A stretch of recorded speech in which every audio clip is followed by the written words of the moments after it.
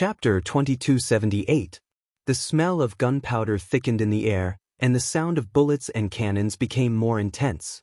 Rushing out of the alley, the four ran into about 10 civilians who were running for their lives.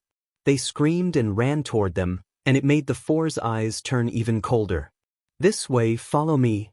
The alley was like a maze, and V8 was like the maze's owner, always able to find the right exit in the shortest time possible. "Someone's coming." In the dark, Yiqian heard several panicked footsteps coming from behind them. Someone had chosen the same escape route as them. Up ahead, another squad of 10 ran past the alley. V8 covered the mouth of a 13 or 14-year-old girl tightly, stopping her screams in her throat. All that could be heard was her muffled moans. Next to K7 was a middle-aged couple carrying a child, and behind them was an old man in his 60s. This was a family of 5. They had escaped from the center of the war and were planning to run to the child's aunt's home. "I'll let go now.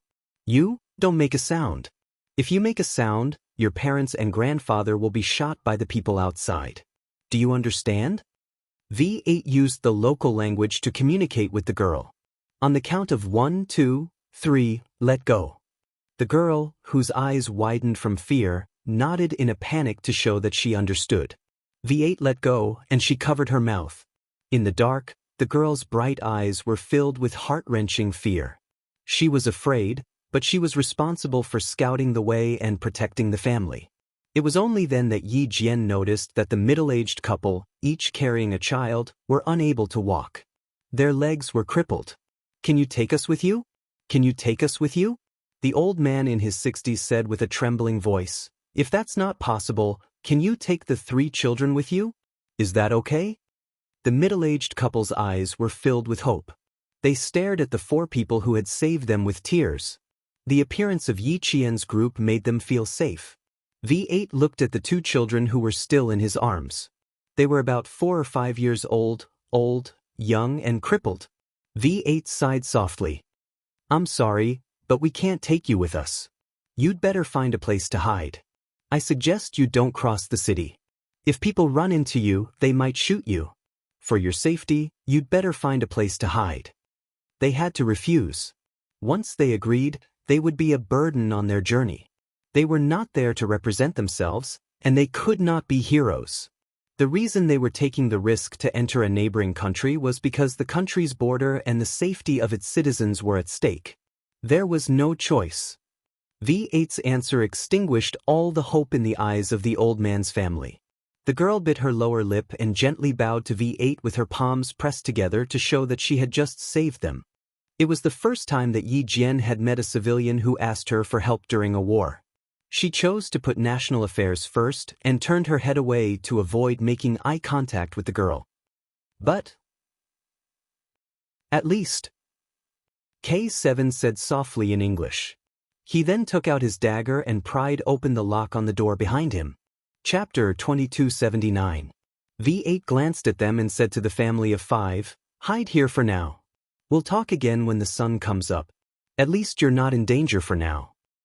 Thank you. The old man was the first to express his gratitude.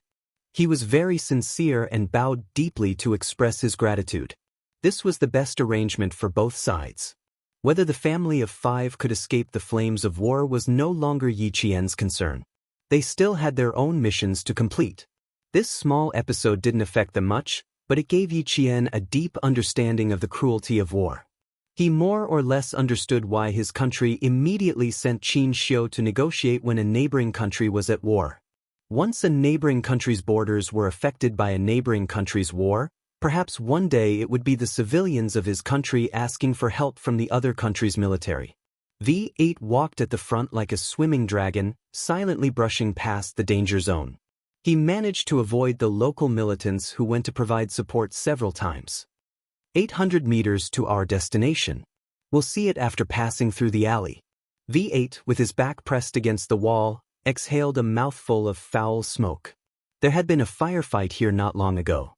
The smell of smoke and blood lingered in the air. They needed to go to a school.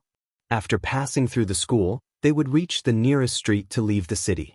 Yi Qian had already loaded his gun and was ready to fire at any moment. Her hand was tightly gripping Qin Xiu's hand and didn't let go for even a second. The four people hiding in the dark passed through two alleys. The school was right in front of them. The main entrance is guarded. Go around and climb over the wall. V8 saw several armed soldiers standing at the school's main entrance. His eyes darkened as he quickly retreated. The school has been taken over. I'm afraid the city is completely divided. We need to leave as soon as possible. The city was divided. Some people supported the reactionary old regime while others supported the current ruling party. Once Qin Xiu's whereabouts were exposed, he would most likely become a target. Qin Xiu rarely spoke. At times like this, he only needed to follow the soldiers who protected him with their lives. The only thing he could do was make sure nothing happened to him. They couldn't pass through the school's main entrance. They had to climb over the wall. V8 was very familiar with the school. He went around the main entrance and arrived at the wall on the left. He bent his knees slightly and placed them on top of each other. He signaled Yiqian to go first. Step on my shoulder and climb over the wall. K7 was in charge of being on guard. His eyes were sharp as he looked around. Yiqian nodded and let go of Qin Xiu's hand. She ran up and stepped on V8's palms. As V8 lifted his hands, she quickly climbed up the wall. She leaned against the wall and gestured for Qin Xiu to come up. After all, Qin Xiu was a man. His body weight was much heavier than Yiqian's, and he was not as skilled as Yiqian and the other two. Although he had some martial arts skills, it was only limited to fighting. He could not leap onto roofs and vault over walls. Seeing that Yiqian was as light as a swallow and only needed a run-up to nimbly flip over the wall, he took a deep breath. He could only step on the V8's knee and extend his hand to Yiqian. With V8 and K7's help, Qin Xiu successfully climbed over the wall. News of the city's internal strife quickly spread back to China. The atmosphere at the border became even more tense. More troops were sent to the border and heavy weapons were mobilized. The military issued a military order overnight. They ordered more troops to be sent to the border just in case. Send 1 armored regiment and 2 infantry regiments to the northern border for a drill. Increase the number of troops at the border. Evacuate all citizens 30 kilometers away from the border. Chapter 2280. Report. The local ethnic militants have split. Our ambassador and 3 accompanying people have called. They have driven out of the civil strife city. Could keep in touch with the ambassador at all times. Hearing the news, the deputy commander of the Yun province military region relaxed a little. Now the neighboring country was in chaos, and several cities had become the focus of the war. It was always the civilians who suffered in the civil strife. The sound of gunfire scared them, and the sound of gunfire scared them even more. The unarmed civilians didn't dare to stay. They had to leave if they didn't want to leave their homes. There was still a faint smell of blood in the car, which couldn't be washed away even if they washed it several times. This was the smell of blood left by the car owner who was killed by a stray bullet. Qin Xiu sat upright with his thin lips tightly pursed. His initial elegance was gone, replaced by coldness and sharpness. Please speed up. We need to get to the negotiation point in advance. The civil strife in the neighboring country was deeper than imagined. The split of the ethnic militants in the city meant that the old government had instigated the ethnic militants. Once the war broke out, the border of our country would definitely be in chaos. Instigated without warning. It was not only the power of the old government and the anti-militants, but also the support from the outside. Qin Xiu had quickly adjusted the negotiation plan in his mind. He had to express his determination to defend the country's territory and protect the safety of our citizens with an absolute position and a strong attitude. Morgenthau talked about diplomacy in the book Politics Between Countries, Power Struggle and Peace. He pointed out that diplomacy was the art of persuasion, compromise, and using coercive force. He wouldn't compromise this time, only coercive force. Moreover, he was going to negotiate instead of talk. The difference between the two was like heaven and earth. Negotiation had a very obvious purpose. He had to fight for every benefit for his country. Talk was like a chat in a tea room. No matter the result or other gains, The whole process was to understand and find out what other people thought. The former was clear, while the latter was vague. Halfway through, the Ministry of Foreign Affairs called and once again clarified the purpose of the negotiation. This is a political negotiation, which involves the homeland security of our country and the safety of our citizens. We hope that the neighboring countries can sit down and negotiate with each other first to achieve mutual understanding and understanding. Our country doesn't participate in the politics of other countries, so we will always adhere to the idea of peace. The neighboring countries must fight with each other and ensure the peace of our borders.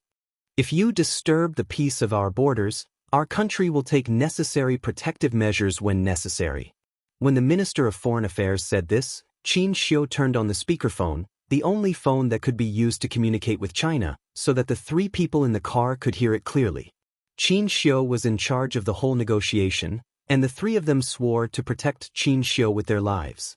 At 2 o'clock in the morning, the car with bullet holes on the door finally arrived at the negotiation location on time. Someone had already come to pick them up. Yiqian saw another familiar comrade. J5. He winked at Yiqian quietly, and then shook hands with Qin Xiu with a serious expression. Let's go in first. I'm afraid there might be some changes in the negotiation. A deputy commander came to us 10 minutes before you and only asked if you were here. He didn't tell us the details. There was a change in the negotiation? Qin Xiu, whose face suddenly darkened, walked with a swift and fierce wind, and the corners of his suit fluttered even though there was no wind. At this moment, as a diplomat, Qin Xiu attracted everyone's attention. Chapter 2281. Yi Jian followed closely behind him. Qin Xiu walked quickly and hurriedly. He was calm even in the war zone. When he reached the top of the stairs, he moved his long legs and took 3 steps with each step. He entered the 3-story building that was temporarily controlled by the Chinese soldiers as fast as he could. In the car, Qin Xiu had already tidied up his clothes. His bow tie was carefully tied and his collar was meticulously smooth. His black suit jacket was so smooth that it looked like it had been ironed. There was no panic, only calmness. Only then did Yiqian remember that Qin Xiu had been running with his suit jacket hanging in the crook of his arm. So when he appeared at the meeting point, his neat clothes made him look even more composed. A diplomat represented the country. The details of his attire and appearance had to be meticulous. Just like a soldier, he gave people a sense of calmness and inviolability. As a diplomat, Qin Xiu had done everything perfectly from the very beginning. He walked very quickly. His shiny and dust-free leather shoes stepped on the wooden floor, making thump-thump sounds. When he reached the 2nd floor and approached the room where someone was waiting, Qin Xiu slowed down his footsteps and adjusted his already slow breathing. Then, he turned around and said to Yi Jian, "Is there anything wrong?" He was asking if his attire was messed up. Yi Jian looked quickly and finally pointed at his bow tie. "It's a little crooked to the left. Just straighten it." Yi Jian straightened his bow tie with his fair, slender fingers, then straightened his collar and tugged at the hem of his shirt. Looking at him up close, Yi Jian was full of respect for his details.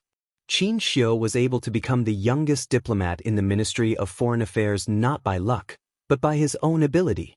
The elegant and gentle Qin Xiu straightened his clothes. As his expression became more serious, his eyes darkened. Even his gentle and elegant temperament had changed greatly. He was fierce, calm, and orderly. This was a qualified and excellent diplomat from our country. We don't all have to go in together.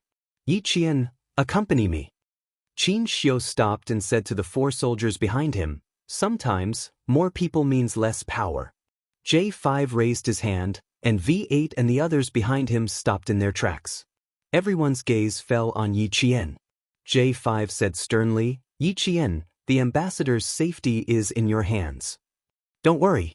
Yi Jian gave the order and walked with Qin Xiu to the room where someone was waiting. Qin Xiu's footsteps were very steady. Every step seemed to be carefully calculated. The distance was surprisingly consistent, and the rhythm of his steps was very strong. Just by listening to his voice, one could feel that he was a mature and steady man with a deep mind. "I'll open the door." When they were about to reach the door, Qin Xiu said gently, The fierceness in the corner of his eyes faded a little as he looked at Yi Qian, revealing his gentleness. "Come in after me." This was when Qin Xiu was in charge, and Yi Qian obeyed him the whole time. When he knocked on the door, Yi Qian, who was paying attention, saw him raise his hand. The gentleness that he had when he spoke to him disappeared instantly, and only coldness remained. The door opened immediately. It was obvious how anxious the person waiting inside was. Inside was a middle-aged man in a khaki military uniform. When he saw Qin Xiu standing at the door, the anxious middle-aged man's eyes lit up. "You're the ambassador sent by China, right?" He spoke fluent Mandarin and was the deputy commander of the Democratic Alliance Army in the 2nd Special District of the neighboring country. "I've received news that the old regime has no intention of negotiating. Mr. Ambassador, for your safety, the commander and I suggest canceling the negotiation at 7 in the morning." This news was undoubtedly a bomb dropped on the already turbulent waters. Chapter 2282. Qin Xiu sat down without a trace of emotion in his eyes. He calmly sat down and looked at the deputy commander of the Alliance Army. He smiled and said, "Sir, can you tell me how you found out about the old regime?" He didn't panic and held the right to ask questions from the beginning. The deputy commander glanced at Yi Qian. Before he said anything, Qin Xiu understood. "You can rest assured that no one will know what you say tonight. The new ruling party doesn't want to expand the war. They found out that there are forces supporting them behind the old regime. The new ruling party hopes that your country will continue to remain neutral. Our two countries have been on good terms for decades. The leader of the new regime hopes that our two countries can maintain friendly relations." The deputy commander spoke very sincerely, but Yi Qian secretly clenched his fists. "Continue to remain neutral? Does this mean that the neighboring country hopes that our country can tolerate it even if it endangers our country's territory? They hope that our two countries can maintain friendly relations. This is a threat. They are telling China that if China insists on interfering, the diplomatic relations between our two countries will be broken at any time." He spoke sincerely, but he couldn't hide his contempt for China. A weak country has no status, and a weak country has no dignity. The bandit logic of falling behind constantly reminds us that if we don't want to be beaten, have no status, and have no dignity, we have to constantly strive for self-improvement. As a soldier, Yi Qian lowered his eyes slightly to hide the anger in his eyes. Qin Xiu, he must turn his words into a slap and ruthlessly slap the other party's face. He must tell them that China is no longer the same as before. The deputy commander's words seemed sincere, but he didn't realize it himself. Qin Xiu could naturally hear it and understand the other party's intentions. During a negotiation, the negotiator had to keep a cool head. They couldn't hand their emotions over to the other party just because of a few words. Instead, they had to keep a clear mind and immediately understand why the other party said those words, and what the other party meant by those words. As the youngest diplomat in the Ministry of Foreign Affairs, Qin Xiu's gaze was firm. He calmly said, "I can tell you very clearly that our country has always adhered to the policy of governing the country peacefully. We don't participate in the political affairs of any other country. However, this time your country's intentions are sinister. It's impossible for our country to not express ourselves and not appear. Your country has already pointed its sword at our territory. If we don't express ourselves and not appear, sir, do you think that's possible? I will wait until 7 o'clock. If the negotiators from the old regime and the new regime don't appear, I will immediately convey your country's attitude to the Ministry of Foreign Affairs, Ministry of National Defense, and the military. At the same time, all ports will be closed and completely. This is our country's attitude. According to the original schedule, 7. I hope, if the negotiators from your country, the negotiations will unconditionally. And our country will immediately take necessary measures to maintain the stability of our borders. The Deputy Commander of the 2nd Special Administrative Region Deputy of the 2nd Special Administrative Region of the 2nd Special Administrative Region Regions. It's at the same time, the Deputy Commander of the 2nd Special Administrative Region was helping him. And the Deputy to the OVs, to the 2nd Special Districts, to the of, to help, to the Qin. These have a S's. Twos to negotiate Zion. The domineering Qin Xiu's every word had a certain degree of intimidation, but he did not suppress it all the way. Instead, he first asked questions with the other party's attitude. While expressing their country's position, he did not forget to tell the deputy commander that their country's position was to protect their homeland from being invaded. Chapter 2283. Maintaining a good relationship with your negotiating partner was a key point in diplomatic negotiations. The deputy commander raised his hand to wipe the sweat off his forehead. In his heart, he was cursing the old regime. However, he also felt that it was not appropriate for him to come here. There was no way he could convince the Chinese ambassador to turn a blind eye to the flames of war in his country. Before he left, one of the leaders of the new regime had told him in a very disdainful tone, "China has always been weak. As long as our attitude is firm, they will endure unconditionally like before. You can tell him directly that our artillery might accidentally land in China's territory, but we didn't mean to offend them. Please remind the Chinese side to evacuate the Chinese residents at the border who might be affected by the artillery to a safe area." China has always been the weak side in diplomacy.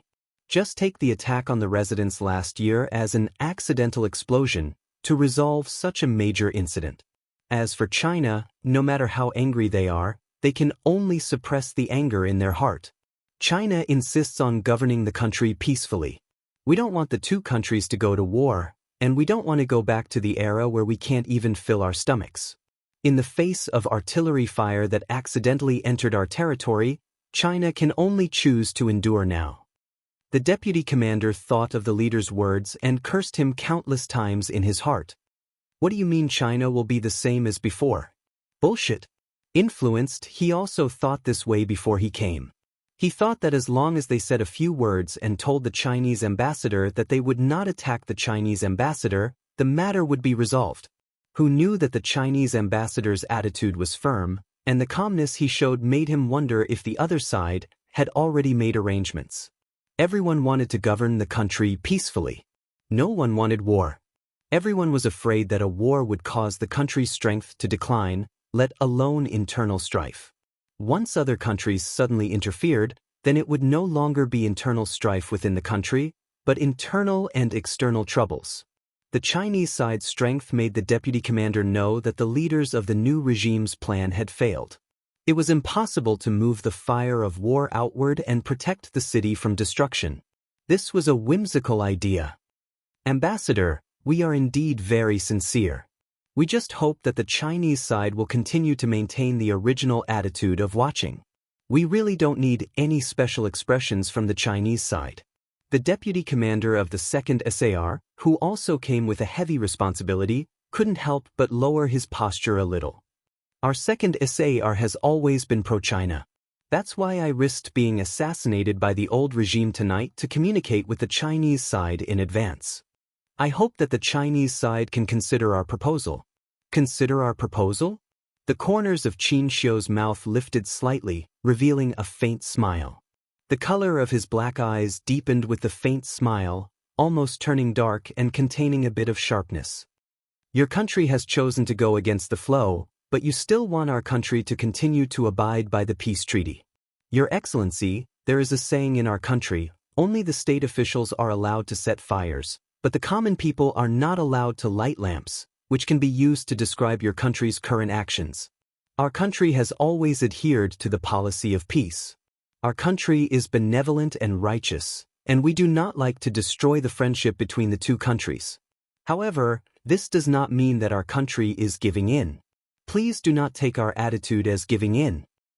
The flames of war have already risen and spread to the borders of our country. Continuing to maintain the original attitude of watching is just your country's imagination. The sanctity of our country cannot be violated. This is our country's only attitude. It's getting late. Deputy Commander, you should go back as soon as possible and truthfully convey our attitude to your country's leaders. Chapter 2284. Qin Xiu stood up with a smile in his eyes. His posture was stern, but he still had the demeanor of a great country. He was sending the guests off. The deputy commander left quickly. He had to convey China's attitude to all the leaders of the new government immediately. He had to tell them that China's attitude this time was strong and that they had come prepared. The room was very quiet. Qin Xiu had been sitting quietly in his original position. Yi Qian, who was sitting on his left, did not disturb him. Instead, he sat quietly with him. She was deeply shocked by Qin Xiu's diplomatic talk. Qin Xiu represented the country's gateway. The strength he displayed was very good at upholding China's dignity. Yi Qian felt very proud to have such a diplomat. Although he didn't know much about diplomacy, he could tell that the deputy commander wanted to take the initiative. In the end, Qin Xiu quietly took the initiative and emphasized that the negotiation time would be at 7 o'clock. This meant that he had grasped the time limit in his hands. It was just the beginning. She could already foresee how serious the negotiation would be at 7 o'clock p.m. sharp. After about 5 minutes, Qin Xiu, who was sitting quietly, looked up and calmly looked at Yi Qian. Yi Qian, please ask the soldiers outside to come in. We have some things to discuss. There was indeed a change in the negotiation at 7 o'clock p.m. The new government and the old government seemed to have reached a consensus. However, the deputy commander of the 2nd Special Administrative Region suddenly came in, indicating that there were internal differences within the new government. If there were internal differences, it would undoubtedly damage the authority of the negotiators. This was beneficial to China. The 5 minutes of silence allowed Qin Xiu to analyze the negotiation situation in more detail. When J5 and the others came in, Qin Xiu spoke of his arrangements with a sharp gaze. It's very likely that the old government will not arrive on time. I need to contact the military now and leak some information about our current arrangements at the border. What he meant was to put pressure on the borders of neighboring countries to let the old government, new government, and national armed forces know China's attitude. J5 nodded. I'll contact the military immediately. I will arrive at the negotiation location 10 minutes in advance to show my sincerity and respect to the negotiators. At 7 o'clock p.m. sharp, if any negotiator does not arrive on time, I will leave immediately. As an ambassador, I represent the country. In such a serious situation, even if the other party is late by even a minute, it means that they have lost respect for our country. And my early departure is likely to indirectly promote the struggle between the old regime and the new regime. When dragons and tigers fight, one is bound to be injured. If the momentum is too great, it will definitely harm the innocent. Everyone, my departure will put you in a dangerous position. Qin Xiu told them everything he could think of and what might happen, so that all the soldiers in the room would feel confident. Ambassador, you don't have to worry too much. Before we came here, we already knew that the situation was dangerous. Everything you do represents the dignity of our country. As soldiers, we have to fight for the dignity of our country. J5's words were cold and heavy, revealing a fearless military might, telling Qin Xiu of their determination. No matter what happens next, we must always remember the mission and responsibility that we shoulder. Qin Xiu smiled slowly. Look, these are the soldiers of our country. It was because of them that he had the strength to face the negotiators of the neighboring countries. With them, he could be fearless. What Qin Xiu did not know was that these soldiers he faced had another important mission. The military learned that the old government was supported by a certain country in America, and this country secretly sent someone to contact the old government in the neighboring countries. J5 was responsible for assassinating this person directly. Chapter 2285. J5 and K7 looked at each other and knew that they could begin their mission now. They could tell from Qin Xiu's words that the negotiation would not go smoothly at 7 o'clock in the morning. China did not interfere with the politics of other countries. Similarly, they would not allow anyone to destroy the peace of China. Since it was all done in secret, then let's do it in secret. Soon, the news of the deployment of additional troops at the border of China spread. There were also a few blurry photos of armored weapons and new missiles that were half covered. The photos were released at 6:40 a.m. The military media had not reported it yet, but the old government, the new government, and the armed forces of various ethnic groups already had these photos. In the building occupied by the old government, a group of people sat around a large conference table with cold expressions and gloomy eyes. One of the leaders sitting at the head of the table had a dark expression on his face. He threw a few photos on the table and said angrily, "What do you think is our attitude? Do you see it? New missiles, armored weapons, they are all here. What else do you have to say? In Chinese terms, you are a group of frogs in a well. China is weak? Can only endure? Can only swallow this humiliation? Do you see it? These are the surface-to-air missiles that China used during last year's celebration. If a few missiles come, you will all be finished. China says it is a drill. Do you believe that this is a drill? Missiles, tanks, armored weapons, 3 regiments, thousands of people suddenly appeared in a drill. Do you think this is a drill?" The leader was so angry that he slammed the table. The people sitting below all held their breaths and endured the anger silently. The ambassador sent by China told the new government that if he does not see any negotiators at 7 o'clock sharp, he will leave on time. "Commander-in-Chief, why don't we wait a little longer? If the Chinese ambassador does not leave at 7 o'clock sharp, we can send someone over immediately." "That's right, Commander-in-Chief. The Chinese ambassador and the others are used to waiting. Since they are used to waiting, let him wait a little longer this time. They want to use a drill to intimidate us. China is not a Western country. We can let him wait. Our negotiators are leaving now and will arrive at around 7:20 a.m. Call them first and say that there is an emergency that needs to be dealt with immediately. That's why they can't arrive in time." "Yes, we will call at 6:50 a.m. and ask the Chinese ambassador to wait for us for 20 minutes. "I think so. Something came up at the last minute, so we called in advance to explain the importance we attach to this negotiation and our respect for China." At 6:50 p.m., Qin Xiu arrived at the negotiation site. At 6:51 p.m., Old Zheng called, saying that there was an urgent matter that needed to be dealt with. He hoped that the Chinese ambassador would understand. He asked the Chinese ambassador to wait for 20 minutes. They would arrive at 7:20 p.m. on time. The call from the old regime made the negotiators of the New Deal and the National Armed Forces heave a sigh of relief. It wasn't that the negotiators of the old regime didn't want to come, but something came up at the last minute and couldn't arrive on time. "I'm very sorry, Ambassador. Please wait for another 20 minutes. The negotiators from the old regime will definitely arrive. We are very grateful for the Chinese side's understanding and support. We hope that the Chinese side can forgive us for this hurried meeting. Sometimes, there are some things that can't be avoided. We can only do our best." The negotiators of the old government did not arrive on time.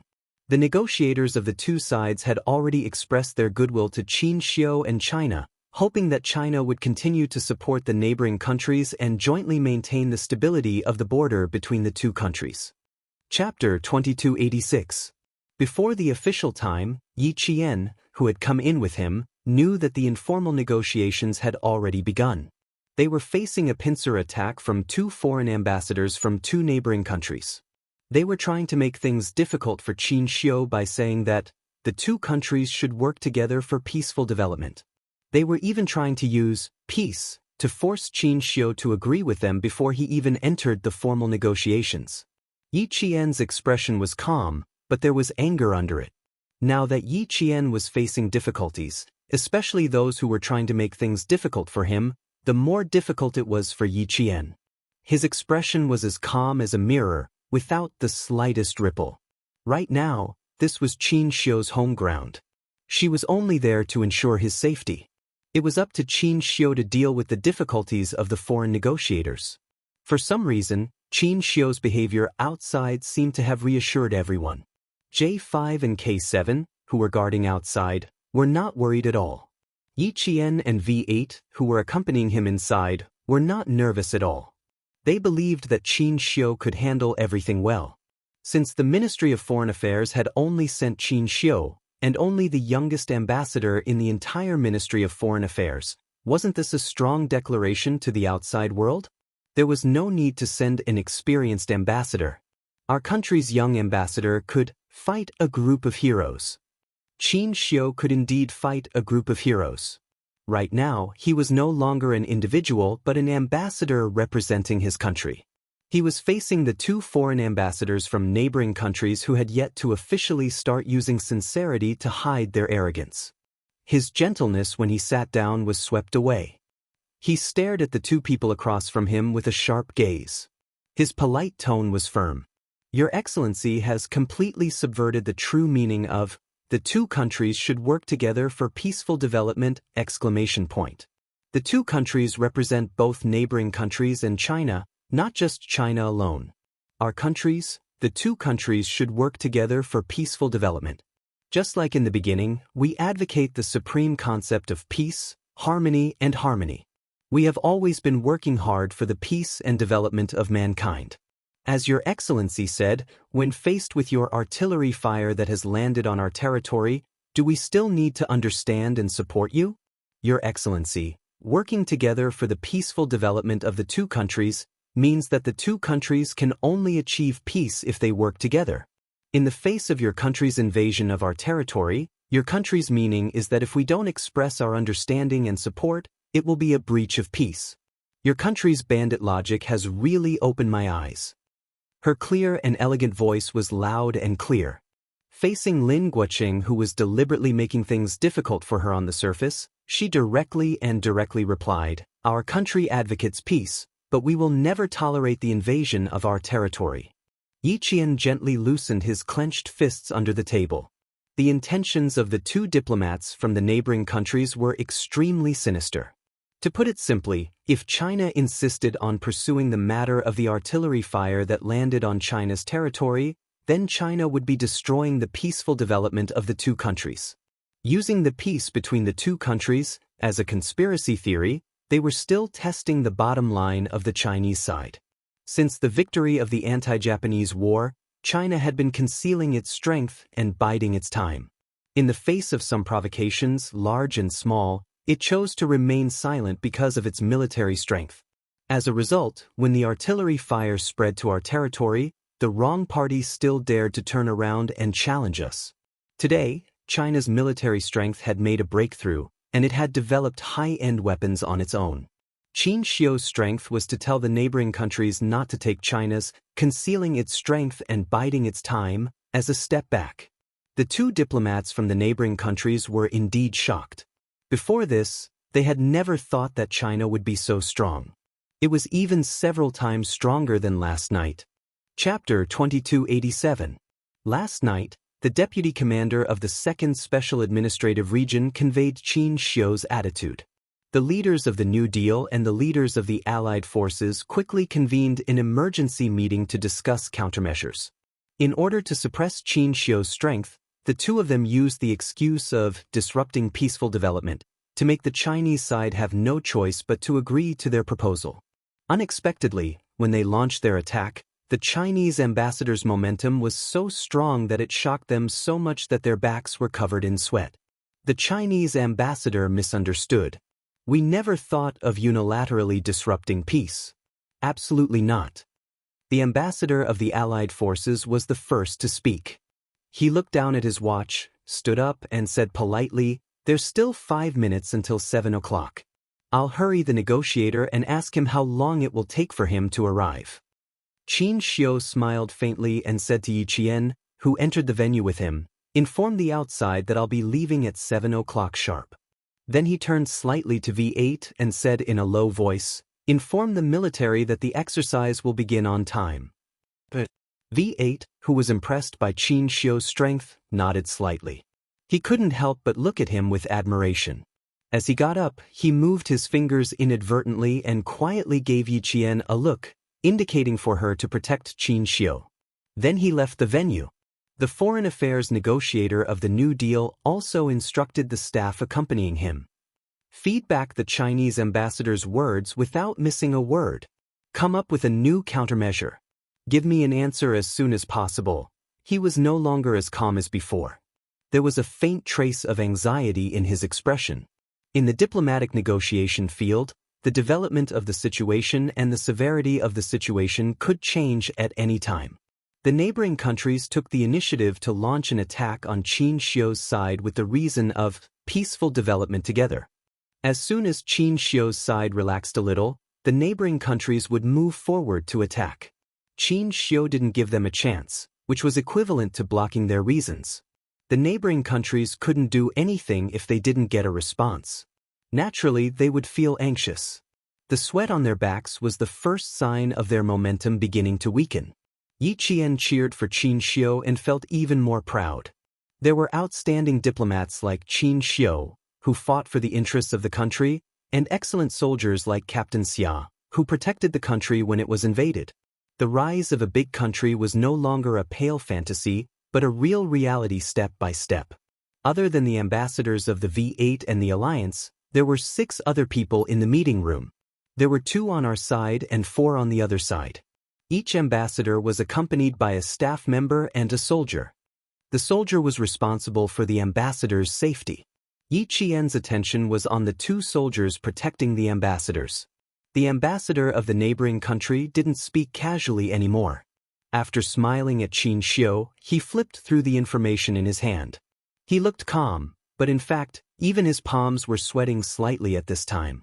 He was a little worried about how the diplomatic negotiators of the Alliance Army would communicate with the negotiators of the old government. The old government was influenced by Rui Lila. Their central thinking was quite extreme. They were the only ones who could betray others, but others couldn't betray them. He didn't know if there would be any changes in the future, but the situation at hand wasn't good. The unprecedented strength of the Chinese side came at the wrong time. It messed up all their plans. So much so that the secret agreement between them and the old government would be changed again. This was the situation they didn't want to see the most. Chapter 2288. If the Chinese side cooperated as usual, there wouldn't be so much trouble. But they didn't cooperate, and their attitude was even stronger than last night, so they were now in a passive position. The neighboring country's ambassador, who was dissatisfied with the Chinese side's attitude, couldn't help but purse his lips. Yi Qian, who was sitting opposite him, saw this and glanced at him indifferently. Finally, he returned a faint smile to the neighboring country's soldier who was staring at him, and calmly looked at the other party. You look at me and I look back at you. This was courtesy demands reciprocity. Yi Qian thought that Qin Xiu was quite outstanding, and Qin Xiu also thought that Yi Qian was quite outstanding. When he turned his head slightly, he saw that her expression was calm as she looked indifferently at the neighboring country's soldier. He couldn't help but laugh. You're very calm, not bad. He leaned slightly closer to Yi Qian and laughed softly. You've made me see you in a new light again. Surprise after surprise was equivalent to surprise after surprise, and it was also equivalent to being moved again and again. When the other party saw this, he consciously looked away. Yi Qian turned sideways, lowered his head, and replied with a faint smile, Same here. I don't know how many times I've applauded your answer just now. If I could clap my hands, my palms would definitely be red. The girl smiled sweetly. Her lips were as red as cherry blossoms, which contrasted with her fair skin and rosy skin. She was like a ripe fruit, tempting people to take a bite to see if there was too much juice or too much sweetness inside. It wasn't time for formal negotiations yet, so Qin Xiu, who was appropriately relaxed, calmly hid the darkness in his eyes. When he suddenly smelled a faint fragrance, he realized that as Yi Qian leaned over and lowered his head, the 2 of them were very close to each other. They were so close that her soft hair brushed against his forehead. That faint, soft touch caused Qin Xiu's eyelids to droop a little. After hiding everything well, he smiled faintly and said, It seems that you quite admire me now. If he said this outside, it would be a bit ambiguous, but at this time, it was as if he needed to be acknowledged. Yi Qian nodded and looked sincerely at the outstanding diplomat in front of him. Everyone admires you, including me. You stepped forward and defended the dignity of our country. You too, Yi Qian. Qin Xiu answered with a smile as he put some distance between them. He couldn't do anything inappropriate in an inappropriate situation. Although the delicate fragrance was tempting, it was not worth mentioning compared to national affairs. Outside, the diplomatic negotiator sent by the alliance was trying to suppress his anger as he spoke to the negotiators sent by the old regime. Where the hell are you now? The Chinese ambassador won't budge an inch, and the time will be completely according to the agreed 7 o'clock. Your delay is the most foolish behavior. There are still 2 minutes left before 7 o'clock. If you don't show up immediately, you don't have to come again. No one will wait for you here. You will also pay the price for your foolish actions. The old regime's diplomatic negotiations were still in the car. He didn't dare to be too careless when he entered the new regime's territory. There were a total of 4 cars, but he didn't sit in the most luxurious car in front. Instead, he sat in the staff car in the back to avoid being targeted by the new regime's snipers. Hearing this, he snorted softly.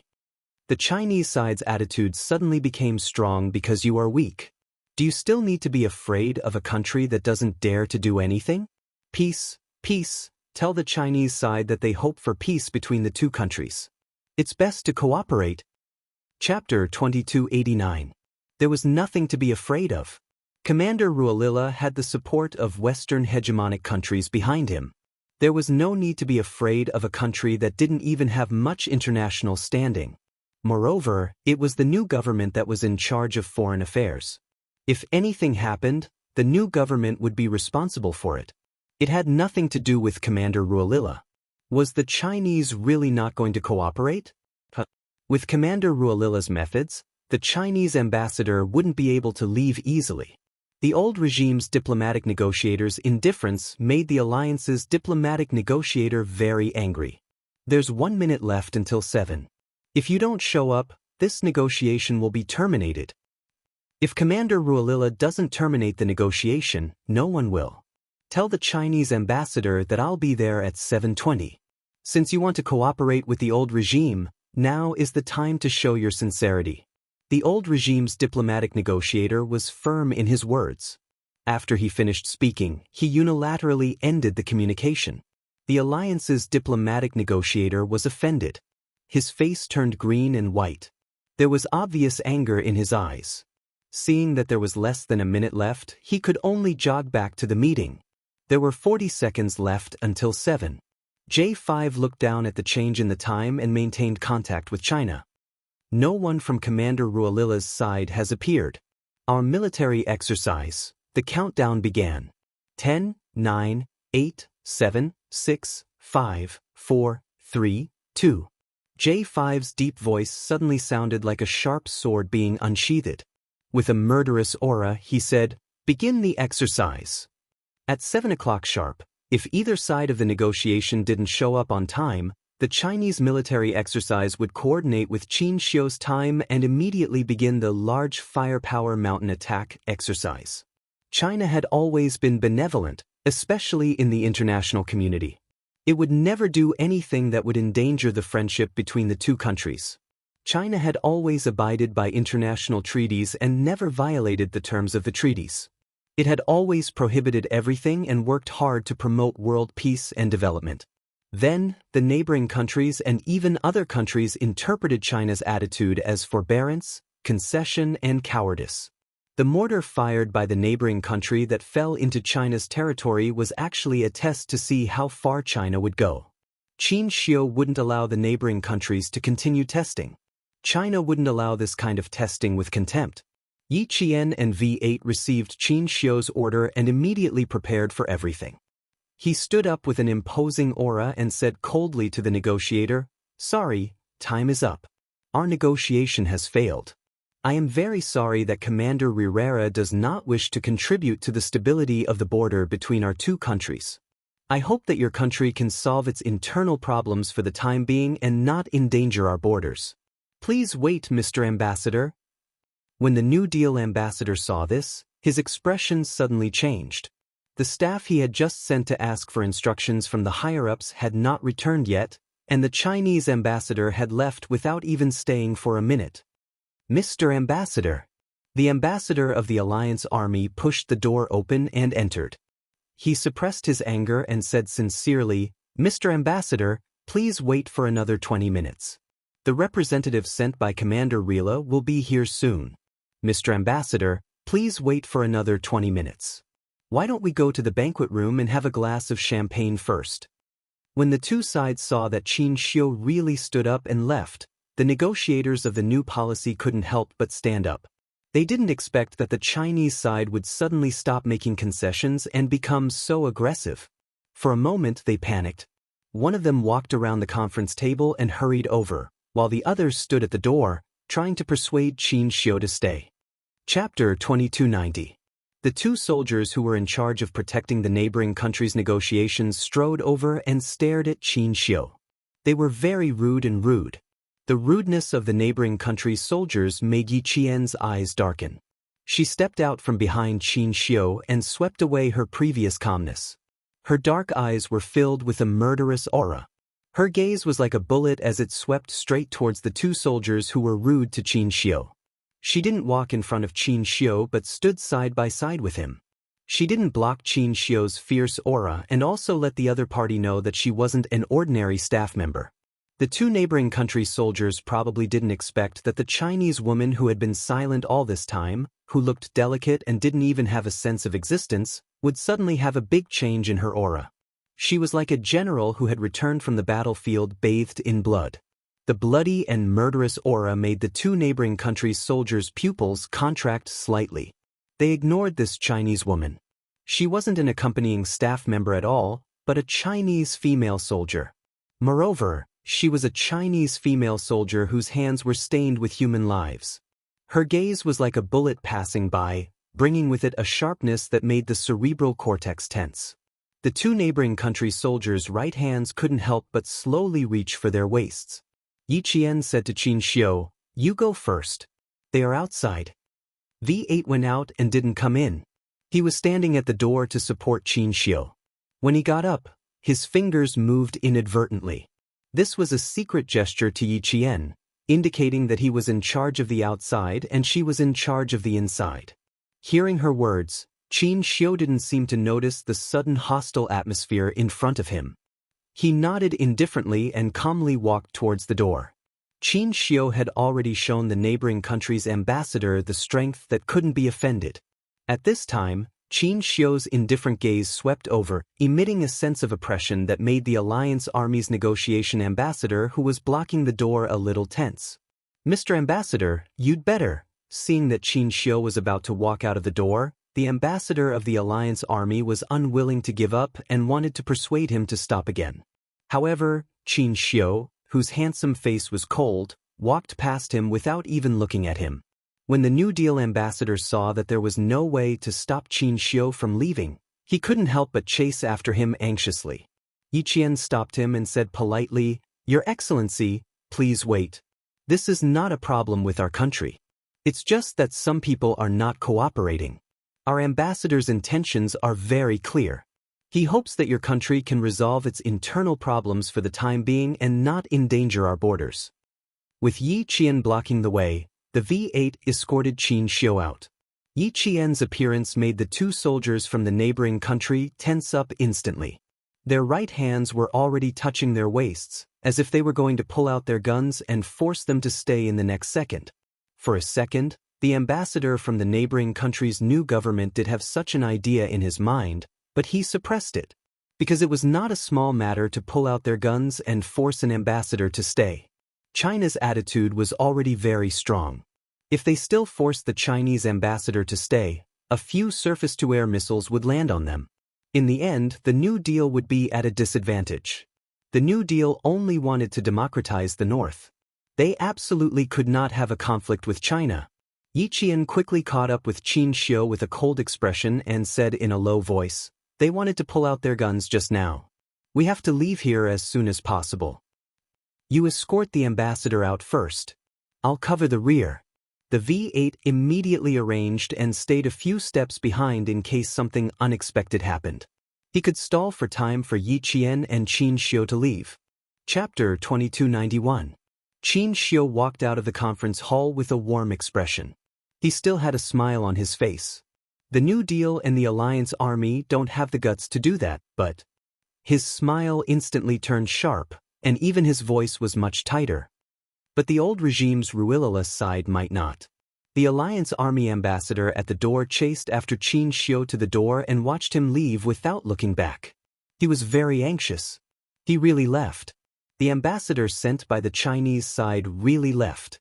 They were used to the Chinese side giving in. They suddenly became so strong. This kind of unprecedented thing happened to them.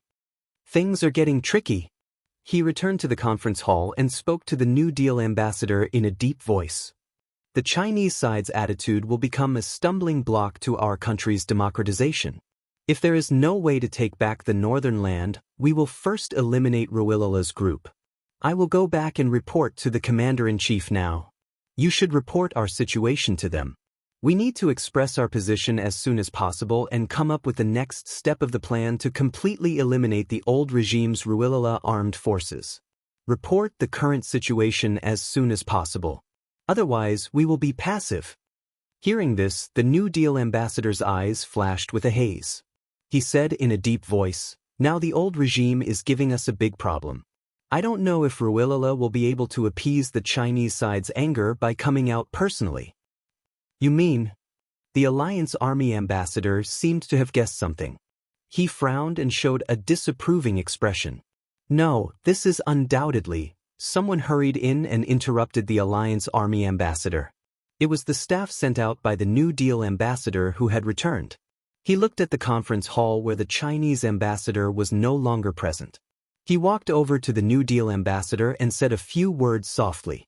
The Alliance Army ambassador saw the New Deal ambassador's frown disappear. The haze on his face also gradually faded. In the end, he even smiled. Could it be that the New Deal leaders have a solution to the current predicament? The Alliance Army ambassador's eyes narrowed. Seeing that the other party was afraid that he would hear, his eyes flashed with a dark light. He simply sat aside and watched coldly. "Okay, tell the higher-ups. I know what to do." The New Deal ambassador nodded. The smile on his face deepened. After the staff left, the New Deal ambassador sat back in his chair with a smile. He smiled at the Alliance Army ambassador who had a cold gaze. The higher-ups already have a countermeasure. Did he have a countermeasure? The ambassador sat up straight and asked, "What's the plan?" "It's similar to the countermeasure I thought of before." The moment the New Deal negotiator opened his mouth, the Allied Army negotiator on the other side frowned even more.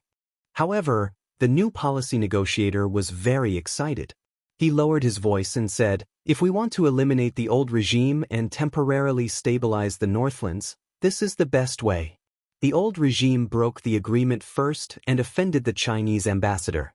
It's also the best time for us to send troops to wipe out the old regime.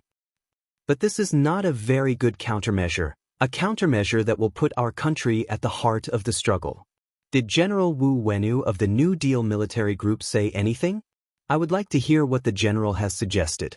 The ambassador of the Allied forces knew that their commander was close to the Chinese side, and he was opposed to the new policy of playing dirty behind the scenes. However, if General Wu Wenu of the New Deal military group agreed, then the alliance would have nothing to say.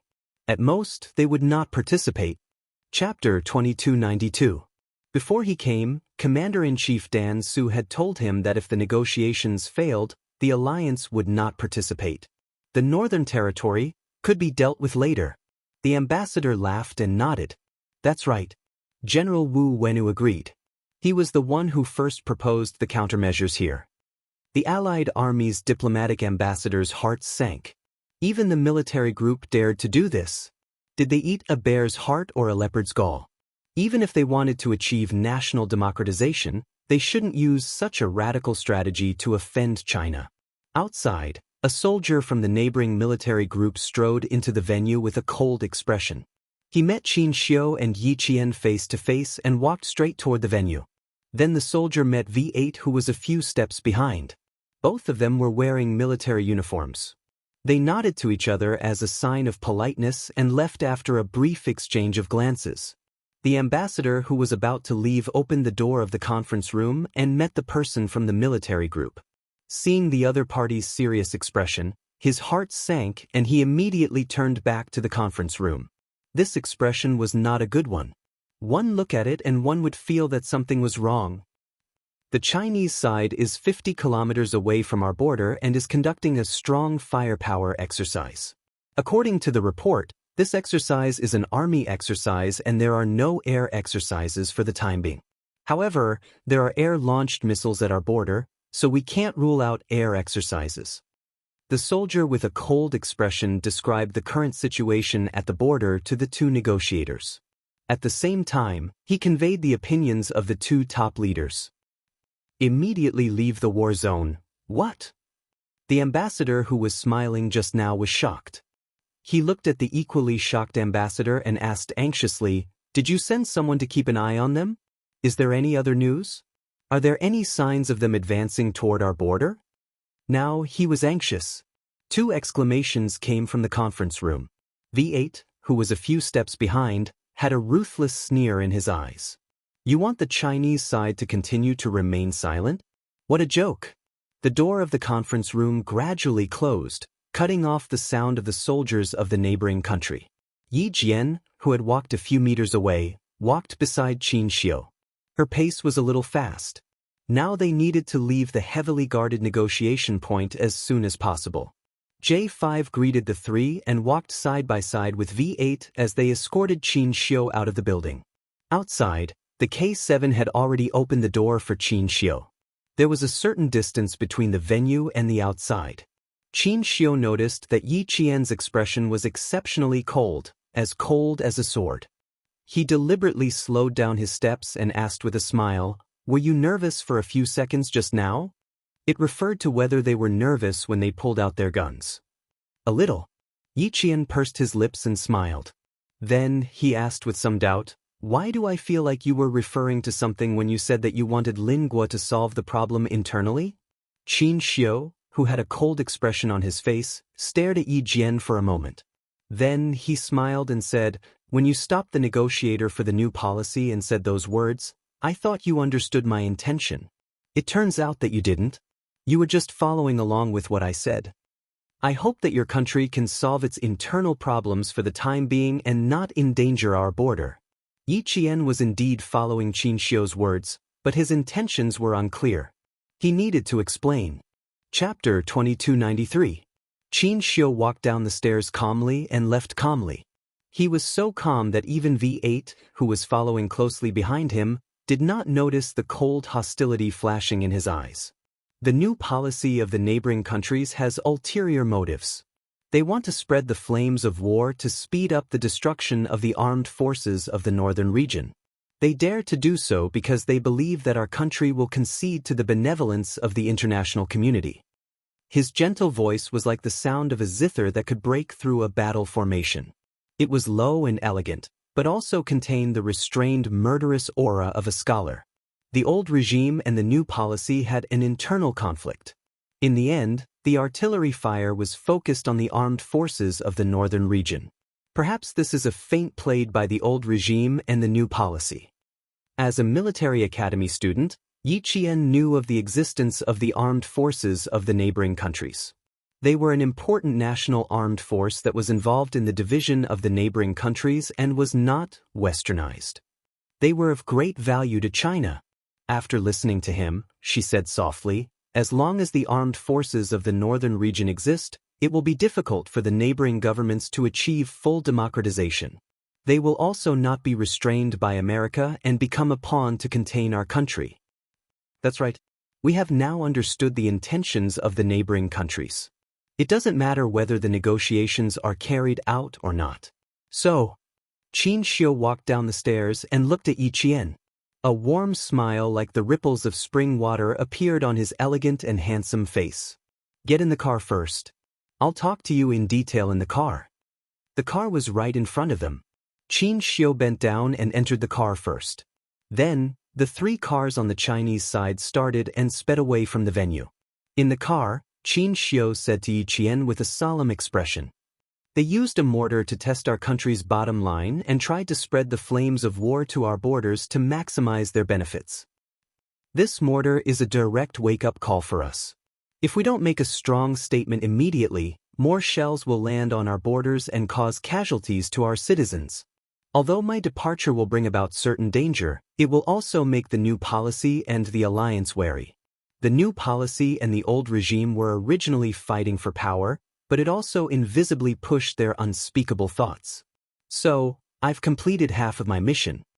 This was an explanation to Yi Qian and the others in the car. It was also a form of consolation.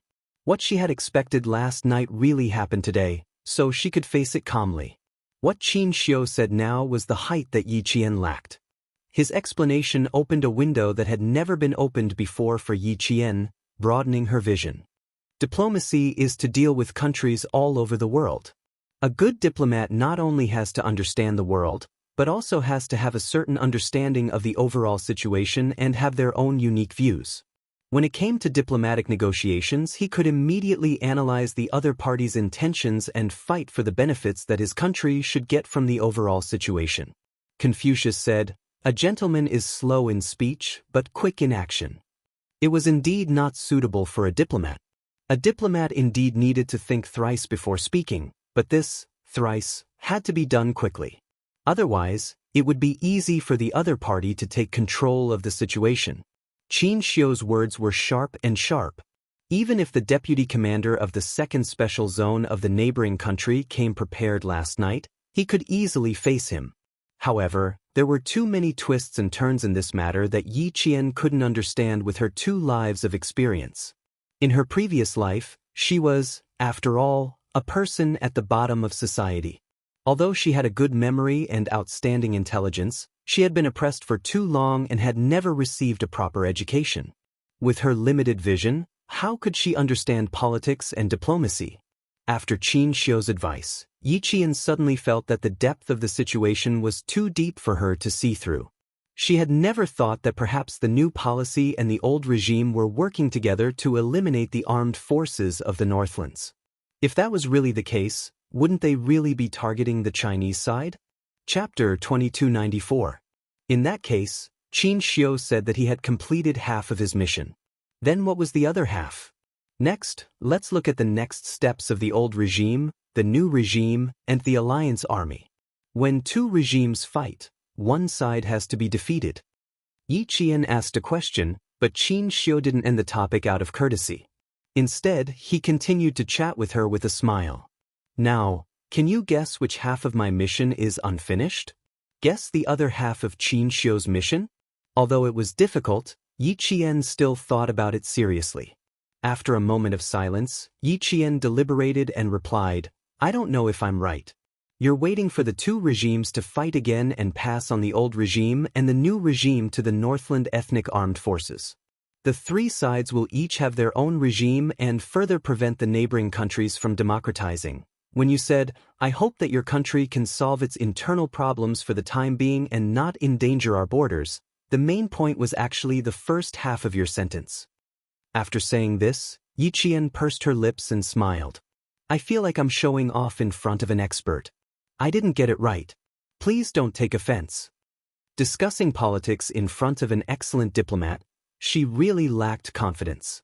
She felt like she was showing off in front of an expert, but Qin Xiu was deeply shocked. He had only asked her to join the conversation out of politeness. Who knew? The girl he had fallen in love with would really answer. It really shocked him. This was the girl Qin Xiu had fallen in love with. She was outstanding enough, confident enough, and capable enough to look down on those delicate girls who only knew how to flirt. "Yi Qian, you're very smart. So smart that I'm shocked." Qin Xiu smiled and shook his head. He was very good at hiding his thoughts. He praised, "What you said is indeed the other half of my mission. But there's one thing you're wrong about. It's not that we passed on the old regime and the new regime to the Northland ethnic armed forces, but that the Northland ethnic armed forces figured it out themselves. Don't forget, our country is a country that never interferes in the politics of other countries. Now it is, and maybe in the future, it will be, but it's not certain. If the country's strength increased in the future, it might be able to influence a country." With a smile on his face, Qin Xiu thought to himself, "Once our country reaches the status of being able to control another country, we will be the overlord of the world." He was also looking forward to that day. His answer caused Yi Qian's eyes to gradually darken. Qin Xiu. He wanted to spread the news that he had entered the neighboring kingdom to negotiate, so as to achieve the goal of letting the armed forces of the Northlands guess the conspiracy of the old government and the new government. Qin Xiu was putting himself in danger. If he released the news now, he would have a slim chance of survival. For the country, he had disregarded his own life and death and did everything to protect the dignity and interests of the country. Such a diplomat made the two special forces soldiers in the car respect him. V8, on the other hand, looked deeply at the diplomat who was also fighting for his country through the rearview mirror and said in a low voice, "Ambassador, Yi Jian and I are here to ensure your safety. Please rest assured that we will return to our country safely." "I always thought that we would return to our country safely." Qin Xiu smiled. This diplomatic negotiation process was not very pleasant. However, with these special forces soldiers protecting him by his side, his mood would always recover quickly. Qin Xiu's phone kept vibrating. When he saw the number, he knew it was from the Ministry of Foreign Affairs. He did not answer the call. V8 and Yi Qian consciously shifted their attention away to give Qin Xiu some personal space. Only the Ministry of Foreign Affairs would call at this time. Chapter 2295. Qin Xiu pressed the answer button. As soon as the phone was pressed to his ear, the familiar voice of the Minister of Foreign Affairs came through. "Qin Xiu, you have completed the important task given to you by the country. The country's top leader personally called the Ministry of Foreign Affairs and told me that you have returned to China." Knowing that the negotiation had failed, the Minister of Foreign Affairs did not wait for the voice on the phone to come through. After the call was connected, he said seriously, "We are all waiting for you to come back." This was the most serious concern, telling Qin Xiu that the Ministry of Foreign Affairs knew about his great feat and was waiting for him to come back. The familiar voice was filled with trust, concern, and hope for him. Qin Xiu slowly raised the corner of his mouth and smiled slightly, making his elegant and handsome face look exceptionally noble. This was the reason why he was so strong and had strong backing. His motherland sent him out and was waiting for him to come back. Qin Xiu smiled faintly and said calmly, "You still owe me a meal. You have to fulfill your promise when I come back." "Of course. You can choose whatever you want to eat from the 4 famous cuisines of our country." The leader of the Ministry of Foreign Affairs laughed heartily. Qin Xiu was the youngest diplomat in their department and also the most promising young man. He was only 27 years old now, but he was already able to hold his own. In time, he would definitely leave his name in the history of our country's diplomacy. Next, the Minister of Foreign Affairs reminded Qin Xiu to follow their soldiers closely and remember not to walk around on his own to avoid trouble. The minister knew that Qin Xiu had a bad sense of direction. After ending the domestic communication, Qin Xiu suddenly saw the soldier who was driving the car talking cheerfully to him. "Ambassador, the military is still waiting for our triumphant return. We should go back safely and have a drink." V8 did not maintain his cold image anymore. He turned his head and promised Qin Xiu with a smile, "With us here, everything will be fine." With an outstanding soldier and an outstanding diplomat, Yi Qian confirmed that everything would be fine. "With an ambassador as capable as you accompanying us, there will definitely be no problems." Qin Xiu looked sideways at her voice, which was as clear as spring water. Her smiling face was like a blooming flower. The color of the flower was simple and elegant, and the stamen was so beautiful that it took him a lot of effort to look away. He chuckled softly, and his unreadable eyes were filled with a smile that could not be concealed. He half-jokingly and half-seriously said, "With you by my side, I really feel quite safe." The girl in front of him was like a blooming flower, bright and beautiful. It was hard to imagine that such a girl would use her life to protect him. He himself had never thought about it. The laughter seemed to have blown away the tense atmosphere in the car. K7, who was driving, was still expressionless. He didn't say a word, but the light in his eyes was enough to show that he was smiling. However, his smile was so subtle that no one noticed it. Qin Xiu had spent a lot of energy on this negotiation. His mind still hadn't calmed down, so he didn't say anything more. He clenched his fist with one hand, curled his index finger slightly, and pressed his forehead bit by bit.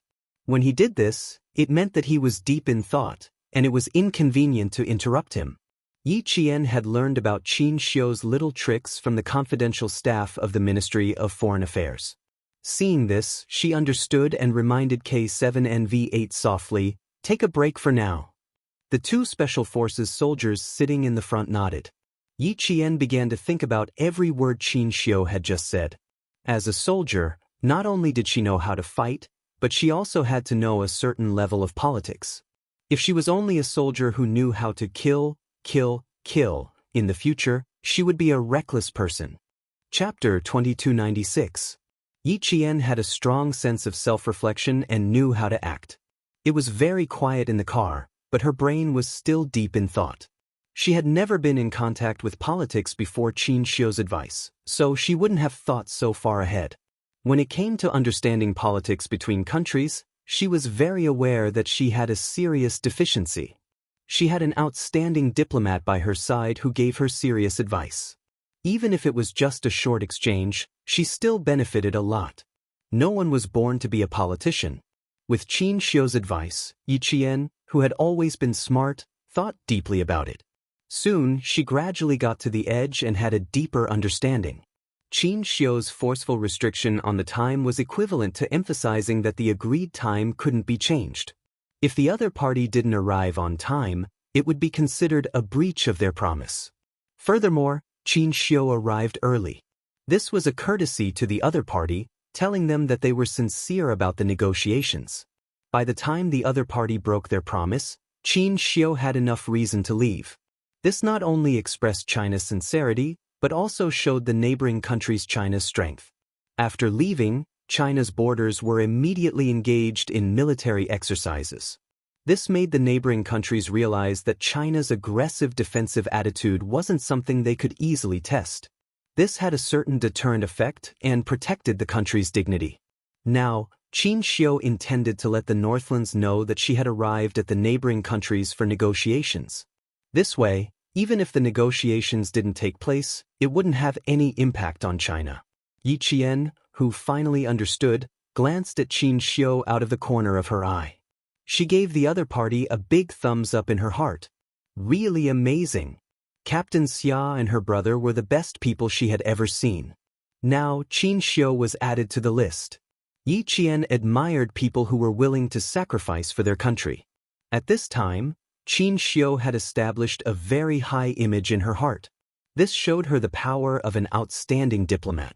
Yi Qian, who finally understood, quietly looked at Qin Xiu, who was still in his original position. She praised in her heart. Really amazing. The Chinese car drove for less than a kilometer. After hearing the latest report from the military group, the ambassador immediately contacted the new policy leader. Before he could speak, the new policy leader said angrily, "Invite the Chinese ambassador to my office immediately. I will talk to him personally." Under normal circumstances, the country's leaders would not easily meet an ambassador unless they had made an appointment beforehand. The New Deal ambassador was in a difficult position. "Please? Where should I go to invite him?" They had already left. By the time he finished speaking, the Chinese ambassador had already left. The leader of the new policy was so angry that he slapped the table. "Send someone to invite him back immediately. No matter what method you use, you must invite him to my office."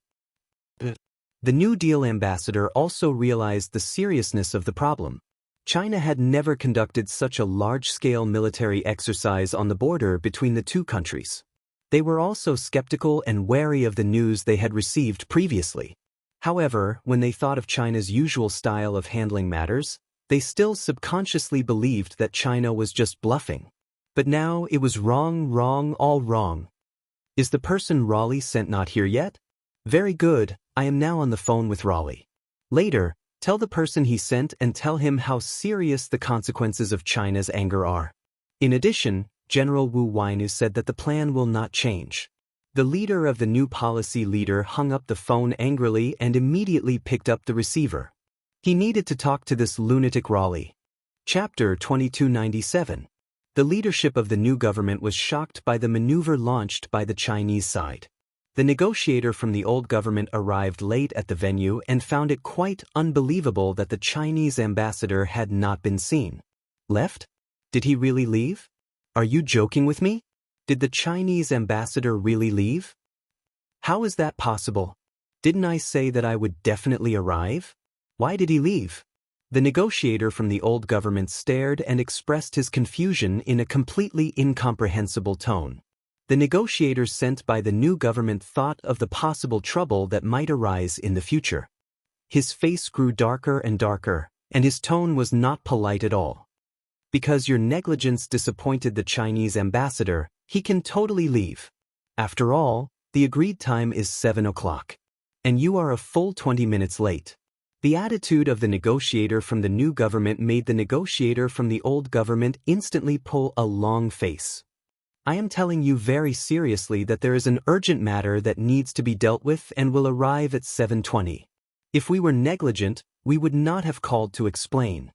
His face was ashen as if he had been offended. The more he spoke, the angrier he became. A few years ago, the Chinese ambassador negotiated with our diplomatic personnel. He waited for nearly an hour and did not leave. When he went to the Western countries, he gave in step by step. We have already called to apologize and explain seriously.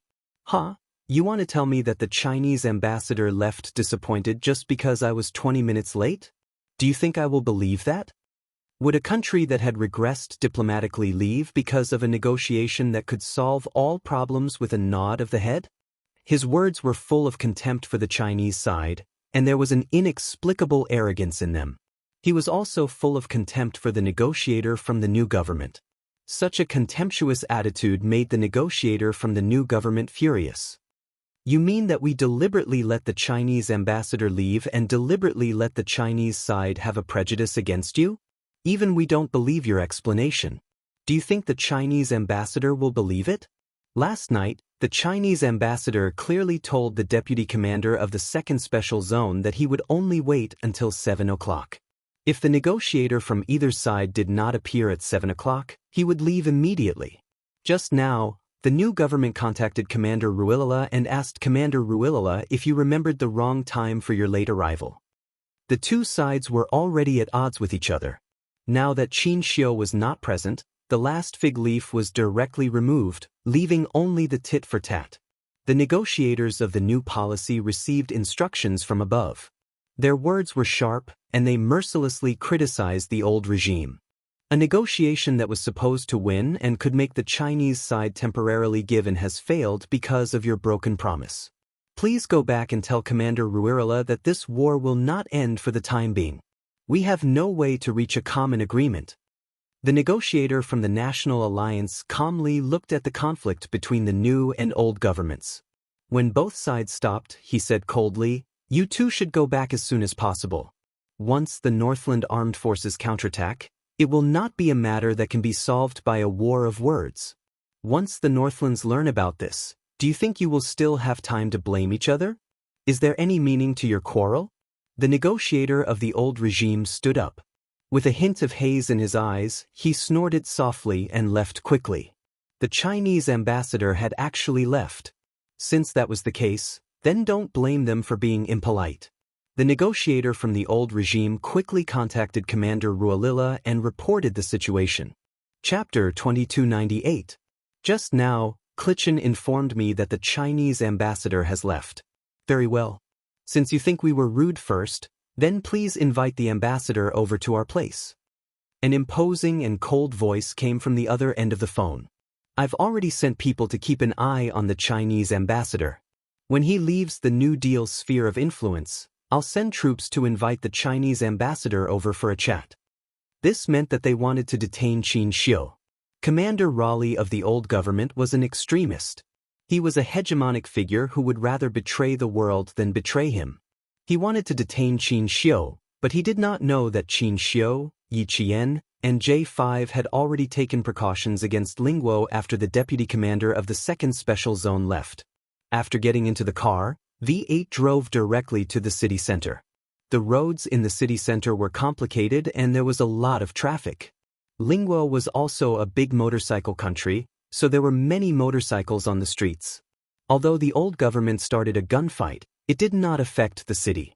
It was still very crowded and lively. When the car drove onto a flat road, they realized that there were cars following closely behind them. Pay attention to the back. There are 4 cars following closely. 3rd intersection down. Split up. Roger. V8 saw a black car following closely behind them from the rearview mirror. He said to Yiqian, "Pay attention to the left and right." Qin Xiu, who was sitting on the side of the seat, leaned slightly to look at the situation behind the car through the rearview mirror. His eyes darkened. "Can you see how many groups of people are following us?" "Only one for now," V8 answered. He frowned slightly and asked J5, "Is there a group of people following you?" "The ambassador suspects that there may be several groups of people following us." Qin Xiu said in a low voice, "Tell them that Raleigh of the old government is a person who likes to kill and has a crazy personality. Once the new government, the alliance, and the armed forces of the Northlands attack him at the same time, he may do something even crazier." Now, it was up to the armed forces of the Northlands to figure out the conspiracy between the old and new governments. Once the armed forces of the Northlands retaliated, the new government would definitely take advantage of the situation and turn around to take advantage of the opportunity to wipe out the old government led by Ruilala. In this way, Ruilala might as well go all out and wipe out the Chinese ambassador at the same time. Even before he died, he would make it difficult for the neighboring countries to explain to the Chinese and the international community. Qin Xiu had already planned for the worst-case scenario. He had told the Ministry of Foreign Affairs everything last night after Yi Qian left. If things really came to this, he hoped that he would sacrifice himself and not implicate Yi Qian and the Special Forces soldiers who served the country. The minister was silent for a long time. Finally, he said in a heavy tone, "We are all waiting for you to come back." How dangerous was it? There might be endless danger here. Ruilala's troops were all fierce soldiers, and there were also some residents in the mountains who supported him. Therefore, even if he was forced to step down by the New Deal military group, the troops in his hands did not decrease by much. For example, in the previous rebellion he only sent out a regiment of troops. The loss of a regiment of troops did not affect Ruilala at all. It was like a small demon causing trouble. It did not affect him at all. The only impact was the military support of the national power. J5 and the Snowfield Brigade member codenamed Snow Eagle, who was driving the other car, both answered V8 at the same time. "Please tell the ambassador that no matter how many groups of people they send out, we will leave safely. They would return to their country the same way they came. Not one less." Chapter 2299. Qin Xiu discreetly glanced at the rearview mirror in the middle of the car and saw the unfamiliar cars behind them that were not afraid of being discovered. He smiled and nodded, "Yes, we will all leave safely." K7, who was driving the car, had a sinister look in his eyes. He said coldly, "There are two groups of people, be careful. I'm going to take a detour now, follow closely." Taking a detour meant that he was going to race. The driver of the K7 stepped on the accelerator and started the engine. Boom, boom, boom. The car left the crowd on the main street like an arrow and turned into a side road. V8 stepped on the accelerator at the same time and chased after them at the same speed. Snow Eagle, who was proficient in the local language of the neighboring country, did a wide drift and swept the rear of the car, scaring the arrogant cars that were following them and causing them to rush towards the green belt on the side of the street. The driver in the car was too shocked and sat in the car for a long time without coming back to his senses. His companions in the other cars asked him hurriedly through the walkie-talkie. When he came back to his senses, the driver still had a dazed look in his eyes as he replied, "I'm fine." The other cars did not have time to stop and check. They stepped on the accelerator and chased after them. The members of the Snowfield Brigade were all very good at driving. Although the car was driving very fast, it was very stable. Qin Xiu laughed and said, "I feel like I'm sitting in a cradle. I'm sleepy now." If he could say something like that, it meant that he trusted V8 and Yi Qian very much. He was indeed tired. When Yi Qian and the others went to rest in the wee hours of the morning, he had been talking to the head of the Ministry of Foreign Affairs, who was also his mentor, without any rest. In the morning, he had been arguing with the two ambassadors from the neighboring country. As he swayed, he really did feel sleepy. He did not mean to say that he wanted to sleep. Yi Qian saw this and laughed. "It's still daytime now, you should rest well. Otherwise, you won't have the energy to sleep at night." This was because they would use the night to meet up with G3 and the others who had completed the assassination mission and then fly back to China. Although Qin Xiu was young, he had also experienced a lot of bloodshed. Hearing this, he nodded. "Okay, I'll sleep for a while." After saying that, he closed his eyes and began to rest for a short while. V8 at the front wanted to whistle. This ambassador, there was nothing to say. He was very much to his liking. Soon, J5 and Snow Eagle were able to shake off the two waves of vehicles. V8 and K7 were the first to shake off their pursuers and enter the road leading to the other side of the city. Unlike China, which had Sky Eyes installed in every corner of the city, V8 and K7, who were familiar with the city, avoided the surveillance cameras on the main road and maintained contact with the vehicles behind them, telling their comrades where to go. They needed to reach a safe place on the other side of the city. The sirens of police cars could be heard from the main road, reminding Yi Qian and the others that the government of Lingguo had already notified the police to look for them. It was also indirectly telling everyone that the group of people who had just chased after them were from the new government. Only the new government could adjust the police and lock down the entire city. The lockdown of the entire city didn't affect Yi Qian and the others much. According to the original plan, they didn't leave the city during the day. The Snowfield Brigade, who were used to fighting at night, preferred to operate at night. Moreover, there was still no news from G3, so Yi Qian and the others weren't in a hurry to leave.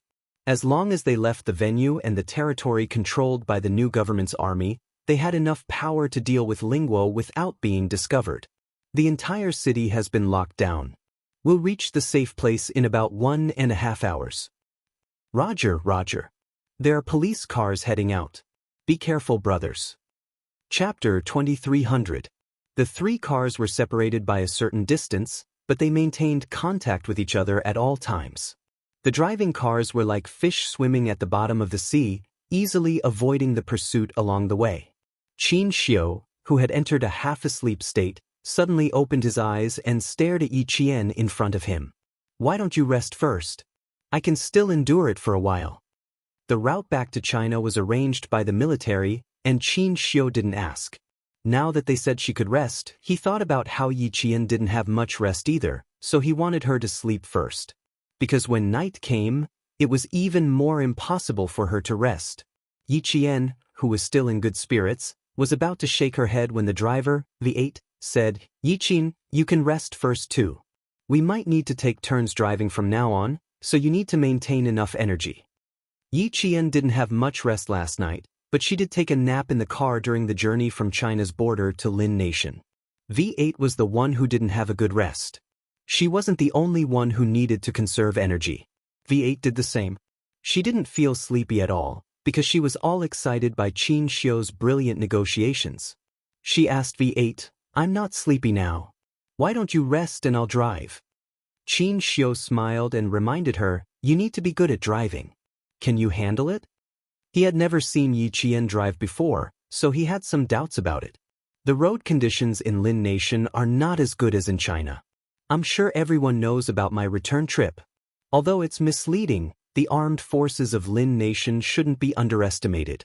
Since they have their eyes on me, they won't give up and will track me to the end. Yi Qian, our journey back to China won't be smooth sailing. Also, are you familiar with the road conditions?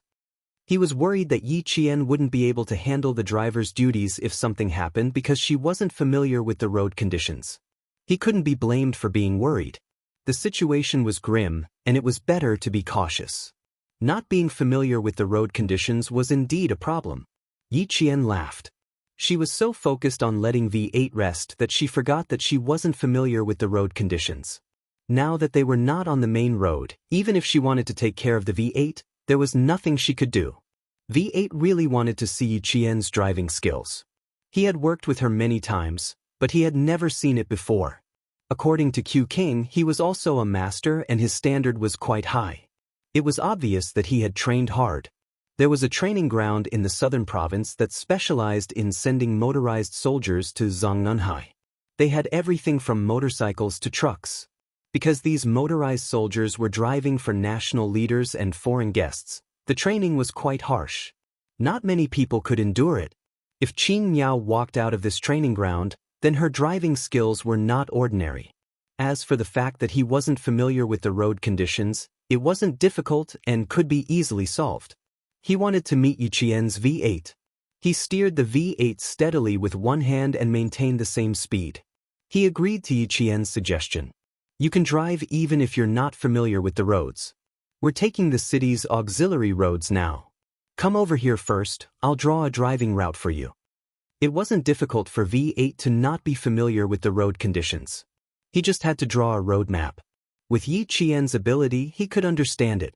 Qin Xiu drew a driving route the moment he heard him. His gaze shifted slightly. He believed Yi Qian based on the Special Forces soldier's tone and demeanor. Could he assume that this Special Forces soldier was actually acquainted with Yi Qian? Qin Xiu didn't ask. Instead, he stared at Yi Qian, who had a light smile on her face as she answered the Special Forces soldier. A confident girl was indeed very charming. Just like her at this moment, her eyes were sparkling. It was as if there was a ball of fire in her eyes. If he stared at her for a little longer, he felt like he would be burned to ashes by that ball of fire. Chapter 2301. Okay, I'll come over now. When you're done, you can rest at ease like the ambassador. I promise you won't get lost. Yi Qian was still worried that Qin Xiu would be worried about him, so he specifically said to him, since I dared to take over driving, I definitely have my own confidence. You can rest at ease. He was confident enough, calm enough, and the expression in his eyes was enough to attract attention. Qin Xiu's smile deepened, and the color in his dark eyes deepened. He said with interest, When I heard you say you were going to drive, I was so sleepy that I flew away. Now, I want to see how good your driving skills are. If he wanted to get closer to her, he needed to understand her better. Since he had the chance now, he naturally wouldn't miss it. Qin Xiu and Xia Jinyuan were undoubtedly the same type of people. They were both very quiet and powerful people who knew everything in the palm of their hands. They didn't make a move easily and liked to plan before making a move. They would slowly encroach on the opponent's territory until the opponent had nowhere else to retreat to. Only then would they appear and take down the opponent in one fell swoop. Although Yi Qian had lived 2 lives, he was still a little inexperienced in front of the two of them. He had a pair of eyes that could see through people's hearts, but he couldn't instantly see what Qin Xiu, who could chat and laugh with other countries on diplomatic occasions and fight for the interests of the country, was thinking. She couldn't see through him in time, and Qin Xiu, an excellent diplomat, couldn't let her see through him either. The V8 and Yi Qian didn't even need to stop the car when they swapped positions. The car was still moving, so the two of them quickly and smoothly completed the swap. It wasn't rare for a SWAT member to swap positions to protect himself, but Yi Qian was only a military school student. For him to be in such a position and be able to work so well with the SWAT member, this surprised Qin Xiu. There wasn't the slightest bit of unfamiliarity. One look, one movement, and he knew what the other was thinking. Qin Xiu was even more certain that the SWAT member and Yi Qian actually knew each other, but for some reason, they couldn't publicly know each other. Yi Qian was just a military school student, but he actually knew a Special Forces soldier. Qin Xiu raised his eyebrows slightly. His interest in Yi Qian did not diminish. We'll let Yi Qian drive now. Brothers, stay close to her. She looks like a pro too. The V8 who was sitting at the back did not forget to inform his brothers in the other 2 cars. J5 raised his eyebrows. Is that so? Then I really want to see it for myself. There was no doubt, only trust. This was Shui Ying's first time working with Yi Qian, and they had only exchanged glances with each other this time. When he heard that it was Yi Qian's turn to drive, his interest was piqued. I'd like to see it too. They all believed him and did not question him at all. They did not even ask him if he was familiar with the roads. Qin Xiu was already certain that Yi Qian was a Special Forces soldier and came from the same unit as these Special Forces soldiers. A military school student entering the Special Forces in advance? It was definitely a special case. Qin Xiu narrowed his eyes slightly when he thought about the first time he met Yi Qian. It was at a Chinese hotel in Pakistan. The leader had summoned Yi Qian and had a cordial conversation with her. At that time, the leader was accompanied by SWAT members. Facing the leader and a group of murderous Special Forces soldiers, Yi Qian was not afraid at all. She faced them calmly. At that time, Qin Xiu couldn't help but notice her from the side. Now that he thought about it as a high school student, Yi Qian must be extraordinary to be able to accompany the leader on an overseas visit. Furthermore, based on the company this time and the calmness she showed last night, he was afraid that the Yi Qian he saw was not the real Yi Qian. Chapter 2302. No, it couldn't be said that it wasn't the real Yi Qian. It should be said that the Yi Qian he saw was only the Yi Qian that people could see on the surface. It seemed that it wasn't easy for him to pursue Yi Qian. Without understanding her, he couldn't cater to her tastes and communicate with her according to her ideas. After returning to China, he couldn't see her every year or so. If he had the time, he should visit the National University of Science and Technology. Only by meeting and communicating could he understand her and get closer to her. Yi Qian didn't know that Qin Xiu was trying to figure her out. He gripped the steering wheel smoothly and drove forward at the same speed as the V8. About 10 minutes later, the V8 had drawn out the rest of the driving route and marked out the number of meters they would need to turn onto which road. With a detailed road map, it was easy to remember and understand the distance they needed to take another road. Yi Qian memorized it in a few glances and sped up. J5 and Snow Eagle, who were chasing behind, saw this and couldn't help but widen their eyes. Damn, that's fast. At this time, with the Chinese side conducting a drill at the border, all the armed forces in Lin Kingdom knew that the Chinese ambassador had arrived overnight to negotiate with the People's Government, the old government, and the National Alliance. Due to the old government's arrogant attitude, they didn't arrive on time. The Chinese ambassador, who arrived 10 minutes early to show his sincerity, was greatly disappointed and left without waiting for the old government's negotiator. When the armed forces in the north of Lin Kingdom found out about this, the higher-ups were furious. When the old government was fighting with the new government, artillery fire spread to the north and a mortar was fired into China's territory. When the Chinese ambassador arrived overnight to negotiate, the old government deliberately broke their promise and caused the negotiation to fail. It was obvious that the old government had no sincerity in negotiating. Behind their lack of sincerity was that they didn't want to solve the actual problem and let the artillery fire continue to spread to the north. The war between the old and the new government was between the two governments. But what did it mean when they fired into China's territory and didn't want to negotiate? It meant that they had made up their minds to start a conflict in the north and deliberately let the artillery fire into China's territory. What was their reason for doing this? They wanted China to remain silent. So silent that they didn't stand up even when the old government and the new government's artillery fire occupied the north and accidentally entered China's territory. This was their shameless and self-righteous scheme. In the end, the Chinese side displayed an unprecedented display of strength and directly sent their troops to the border for an exercise. Furthermore, the border was less than 30 kilometers away from the Northland's armed forces. Once the artillery fire of the new and old governments landed on China's territory again, and if it accidentally landed on the Northlands during China's military exercise, the senior leaders of the Northland's armed forces in the emergency meeting had solemn expressions. The upper echelons of the Northland armed forces had a heated discussion about the Chinese military exercise. Obviously, the reason why the Chinese suddenly started the exercise is to remind us to be careful of the conspiracy of the old and new governments. The old regime is trying to provoke a firefight between our armed forces and the Chinese. Once the two sides exchange fire, the new and old governments in the northern lands will take advantage of the situation and attack the northern lands. Both the new and old governments have a common goal, which is to realize the full democratization of our country. Judging from the current situation, it is very likely that the new and old governments have reached an agreement that is unfavorable to the Northlands. They want to divide the Northlands. Chapter 2303. They must not be allowed to do this. The military group fears the American hegemonism and wants to achieve democratization through hegemony. They want to divide and eliminate all of our armed forces. This is a conspiracy against the people of the North. We cannot remain silent. The upper echelons of the armed forces of the North gathered together and started a new round of intense discussion about the war between the old and new governments. Soon, they came to a conclusion. The old and new governments had reached a conspiracy agreement against the North. The Chinese maneuver was a reminder to the North. With a clear result, the armed forces of the North naturally could not sit still and wait for death. While secretly deploying, they told the old government, new government, and allied forces that they already knew about the conspiracy of the three parties. What? How did they know? Who leaked the news? Who? The leader of the new government jumped up from his office chair.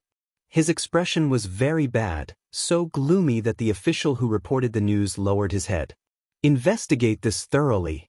Who is the one who leaked the information? You must find this person and sentence him to death. Only a few people knew that the Chinese ambassador was coming. How did everyone know about it now? The official did not dare to look directly at the leader. He lowered his head and replied, I'm afraid that even the armed forces of the North already know that the Chinese ambassador has arrived in our country. We are a little passive now. It was not a little passive, but rather quite passive. It was equivalent to letting the armed forces of the North know that the armed forces of the North could no longer stand by and do nothing. They would definitely deploy and resist. Ruilala. Ruilala. Damn it.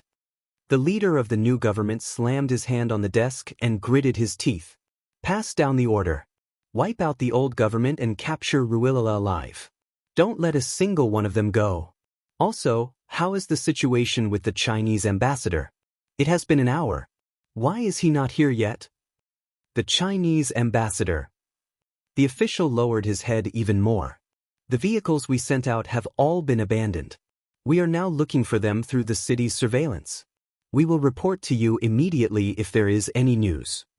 The leader of the new government, who was already in a mess, gritted his teeth and said sinisterly, no matter what, don't let him leave our country.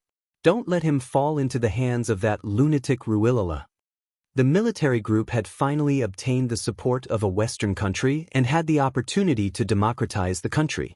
In the end, the old government Ruilala was full of himself and caused the situation today to be passive. The official replied, yes. He immediately contacted the commander-in-chief of the New Deal military group and asked him to come to the leader's office to discuss the next step. At this time, the government had already forgotten what they had said about the Chinese side at the time.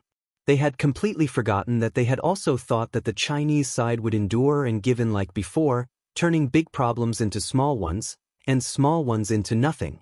In the end, the Chinese side acted out of character and didn't give them any chance to negotiate at all. They showed an unprecedented strength, which instantly made the neighboring countries panic.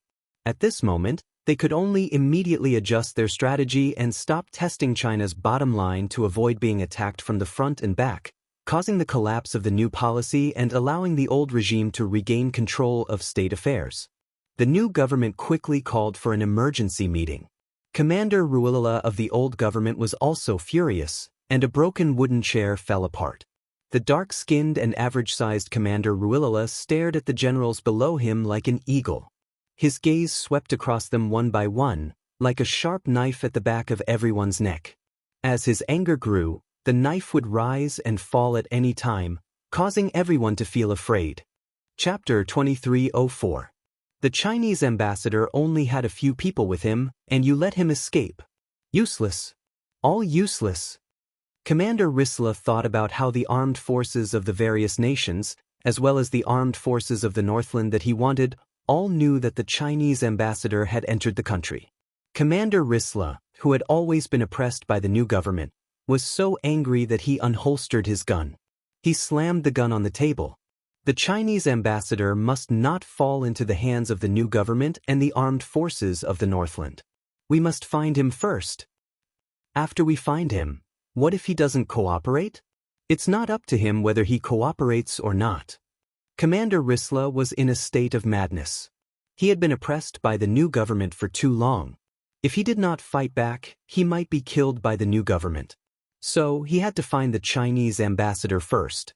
Not cooperating? He would make him cooperate obediently. When the people below heard this, they looked at each other.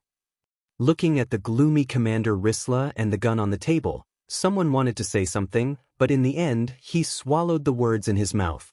It's not up to the Chinese ambassador whether he cooperates or not. Do you dare to kill the Chinese ambassador? He did not dare to say it out loud. He was afraid that if he said it, Commander Risla would have such a crazy idea? No matter how benevolent and righteous China was and how they usually gave in for international peace, if they killed the ambassador they sent over, China would definitely fight back. Even the international community would denounce Commander Risla. At that time, not to mention regaining control of the country, even his life would be in danger. It was unlikely that they would do that. No matter how crazy they were, they would not kill an ambassador. The officer who wanted to remind Commander Risla secretly thought that he was lucky. This subordinate had overestimated Risla. With the armed forces of the Northland as the main force, they directly attacked the new government and the old government at the same time. Risla was like a mad dog that would bite anyone he caught. In his words, no matter who it was, as long as they were targeted by him, he would bite off a piece of meat at any cost. Yi Qian and the others became one of the targets of Risla's crazy revenge. Boom, boom, boom. The sound of car engines came from all directions. The sound came from afar and approached at a speed that would make one's face change color in shock. Just by hearing the sound, Yi Qian knew that these cars did not come with good intentions. As the vehicles converged into an intersection, the J5 found that something was wrong and immediately shouted, "It's another wave of people." In the car, Yi Qian, who was holding the steering wheel, observed the situation in the rearview mirror. There were at least 10 cars surrounding them. "Qin Xiu, I'm sorry, but you can't have a good rest. Let's see if we can take a break after this." Yi Qian, who had stepped on the accelerator to the maximum, said to Qin Xiu, who was sitting in the back, dressed neatly as if he was going to attend a banquet, with a smile, "Everyone wants to see how good your driving skills are. See, the opportunity is here." The atmosphere was tense, but she could still smile and joke around. It was obvious that she had a strong mentality. Qin Xiu, who was also tough, curved her thin lips slightly. Her smile was like water and mist, as indifferent as a mirror. Even if she heard the rumbling sound of the car being chased nearby, she was not surprised at all. He said, "I look forward to it. I'm looking forward to seeing the other side of you. I like knowing more about you." The V8 also responded in the same way.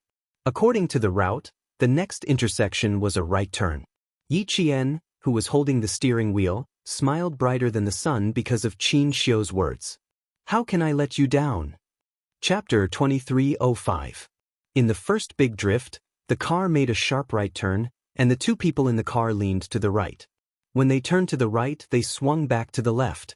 It was as if the two of them had lost their balance. Even though they had their seatbelts on, they were still swung so hard that their shoulders slammed into the car door. Before the V8 even sat up, he gave Yi Qian a thumbs up. That drift was beautiful, perfect. Without slowing down, a 90-degree turn without slowing down the brakes, and with the accelerator pressed hard to complete the entire maneuver. That was not something that could be done just by being careful and daring. It required superb skill. Yi Qian had practiced this type of 90-degree turn countless times at the Southern Province Automobile Troop Training Base. Not only were there 90-degree turns, but there were also 180-degree turns. She had practiced all of them, and her results were amazing. That kind of training was when she practiced with her own people. Now, she was fighting with the enemy. It was a completely different feeling. There was no sense of danger in the former, but in the latter, she had to fight to the death. When they turned to the right, there were 3 cars in front of the intersection. The car in front of the intersection was the first to notice the Chinese car rushing over. It immediately called for the other 2 cars to drive over. The cars on the left and right of the intersection turned out to be patrols. After receiving the call, they turned one after the other, stepped on the accelerator, and sped over at the speed of an arrow. "Yi Qian, charge forward. I'll bring up the rear. Shuang, lure the cars on the left." The J5 in the middle shouted, "Charge out of the intersection. I'll break through on the west side." These cars came with the intention of perishing together. They attacked from the front, back, left, and right in an attempt to get rid of Yi Qian and her car in one fell swoop. Yi Qian replied calmly, "I'll be in front. Attack from the left and right. Take care of the left and right sides, then break through on the west side." The west side was the right side of the intersection. "Okay, I'll follow up and provide support. Shuang, clear the cars behind." The J5 saw that Yi Qian's voice did not change at all. She maintained her stability. He did not need to look to know that her skills were quite good. The beautiful 90-degree turn just now could be seen clearly. The first two waves of cars that the V8 team had shaken off could only be considered blocking and forcing them to stop. However, the dozen or so cars that appeared now were all recklessly rampaging around. It was obvious that these people were here to get rid of Qin Xiu. Knowing that the Chinese ambassador was sitting in the car, he still dared to be so arrogant. Qin Xiu knew that he was sent by the former government. Boom, boom, boom. The cars coming from 3 different directions at the intersection were getting closer and closer. Yi Qian, who had his V8 gun ready, gently pressed the automatic window control button. As the cars coming closer and closer, Yi Qian controlled the steering wheel with one hand and shouted in a low voice, "Fire!" Bang! Bang! 2 gunshots rang out at the same time. The wheels of the 2 cars coming from the left and right exploded. The loud sound of the tires exploding was louder than the sound of the bullets. The 2 cars that were moving at high speed became unmanned. They were completely out of control. The cars crashed and the people died as they moved in an S shape to the side of the road. The people in the car were obviously not as skilled as the members of the Shuiyu team. The car sped out uncontrollably, and the pupils of the 2 men behind the wheel constricted violently, revealing a look of despair.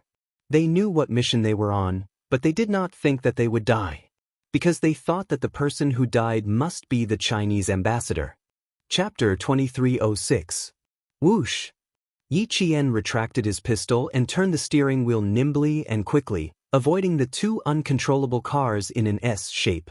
The rubber on the wheels flew off in an instant, and the exposed hubs screeched as they rubbed against the ground, creating countless sparks. When the 3 cars passed by, Yi Qian could almost see the despair in the driver's eyes. Despair? Heh, not only should I make you feel despair, I should make you feel fear. Beautiful! V8 said excitedly, "Beautifully done, Yi Qian." Too beautiful. Not only could she control the steering wheel at such high speeds, she could also shoot accurately. Too beautiful. Almost perfect. Qin Xiu, whose eyes flashed with a strange light, exhaled softly. Yi Jian, who was in the middle of a battle, exuded a charm that deeply amazed him, and her superb driving skills made him feel even more amazed. Yi Qian, you're just a freshman military school student, but you have the ability to subdue the special forces. Your personal charm is enough to amaze the world. The car in front of them was even easier to deal with. The J5 that came to support them directly fired a bullet at the accelerator. Bang! The explosion was accompanied by a rising fireball. Yi Jian turned the steering wheel, and the wheels made a terrible screeching sound as they turned to the left. Behind the car was a raging fire. It was estimated that the car would be burned to a metal frame in less than 5 minutes, and the people inside would be reduced to ashes. There were more than 10 cars surrounding Yi Qian, and 2 more cars rushed out from the alleys as soon as he broke through. Yi Qian, 4 cars come to surround us. I'll take care of 2, you and V8 blow the tires and take care of the other 2. J5's cold voice came from the communicator. Don't give them a chance to go back alive. V, protect the ambassador. Don't worry, they won't be able to return. V8's lips curved coldly, revealing a wolf-like ferocity. Vroom vroom vroom, I'm going to charge out, sit tight. Yi Qian knew that as long as they could get rid of the 2 vehicles that were crazily surrounding them, they would be able to launch a full assault.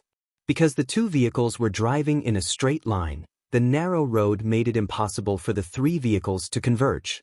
Therefore, before the other party could open fire, not only would they have to finish firing, they would also have to think of a way to break out of the encirclement. They planned to open fire. Yi Qian, get out of the way. V8 gritted his teeth and fired continuously with his submachine gun when he saw that the 2 vehicles were acting strangely. There was no need for Yi Qian to shoot again. The car that was shot at by the V8 dodged to the side and crashed into their own car. The 2 cars collided, and the car that was hit was instantly flipped upside down. The 2 cars stuck to each other, and sparks flew everywhere as they headed towards Yi Qian and the others. Sit tight. Hold him properly. Qin Xiu and V8 only heard Yi Qian say 4 words before the car suddenly drove up a small slope on the side of the road. Then, the car didn't drive on 4 wheels, but 2 wheels on each side. Squeak, squeak, squeak. The chassis of the 2-wheeled car almost brushed past the 2 vehicles that were charging towards them. After charging for tens of meters, Yi Qian turned the steering wheel to the side again, and with a thud, thud, thud, thud, thud, the 2-wheeled car returned to its normal 4-wheel driving mode. After the car was stabilized, V8 and Qin Xiu bounced a few times from the impact.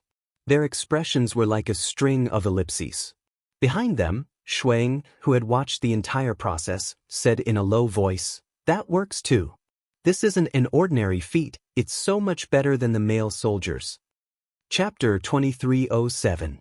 In the end, not a single one of the dozen or so cars was left intact. They were either burnt to a crisp, or their headlights were compressed and couldn't start at all. There were also a few cars that were lying on their backs with their drivers covered in blood. No one knew if they were dead or alive. The burning cars were still on fire.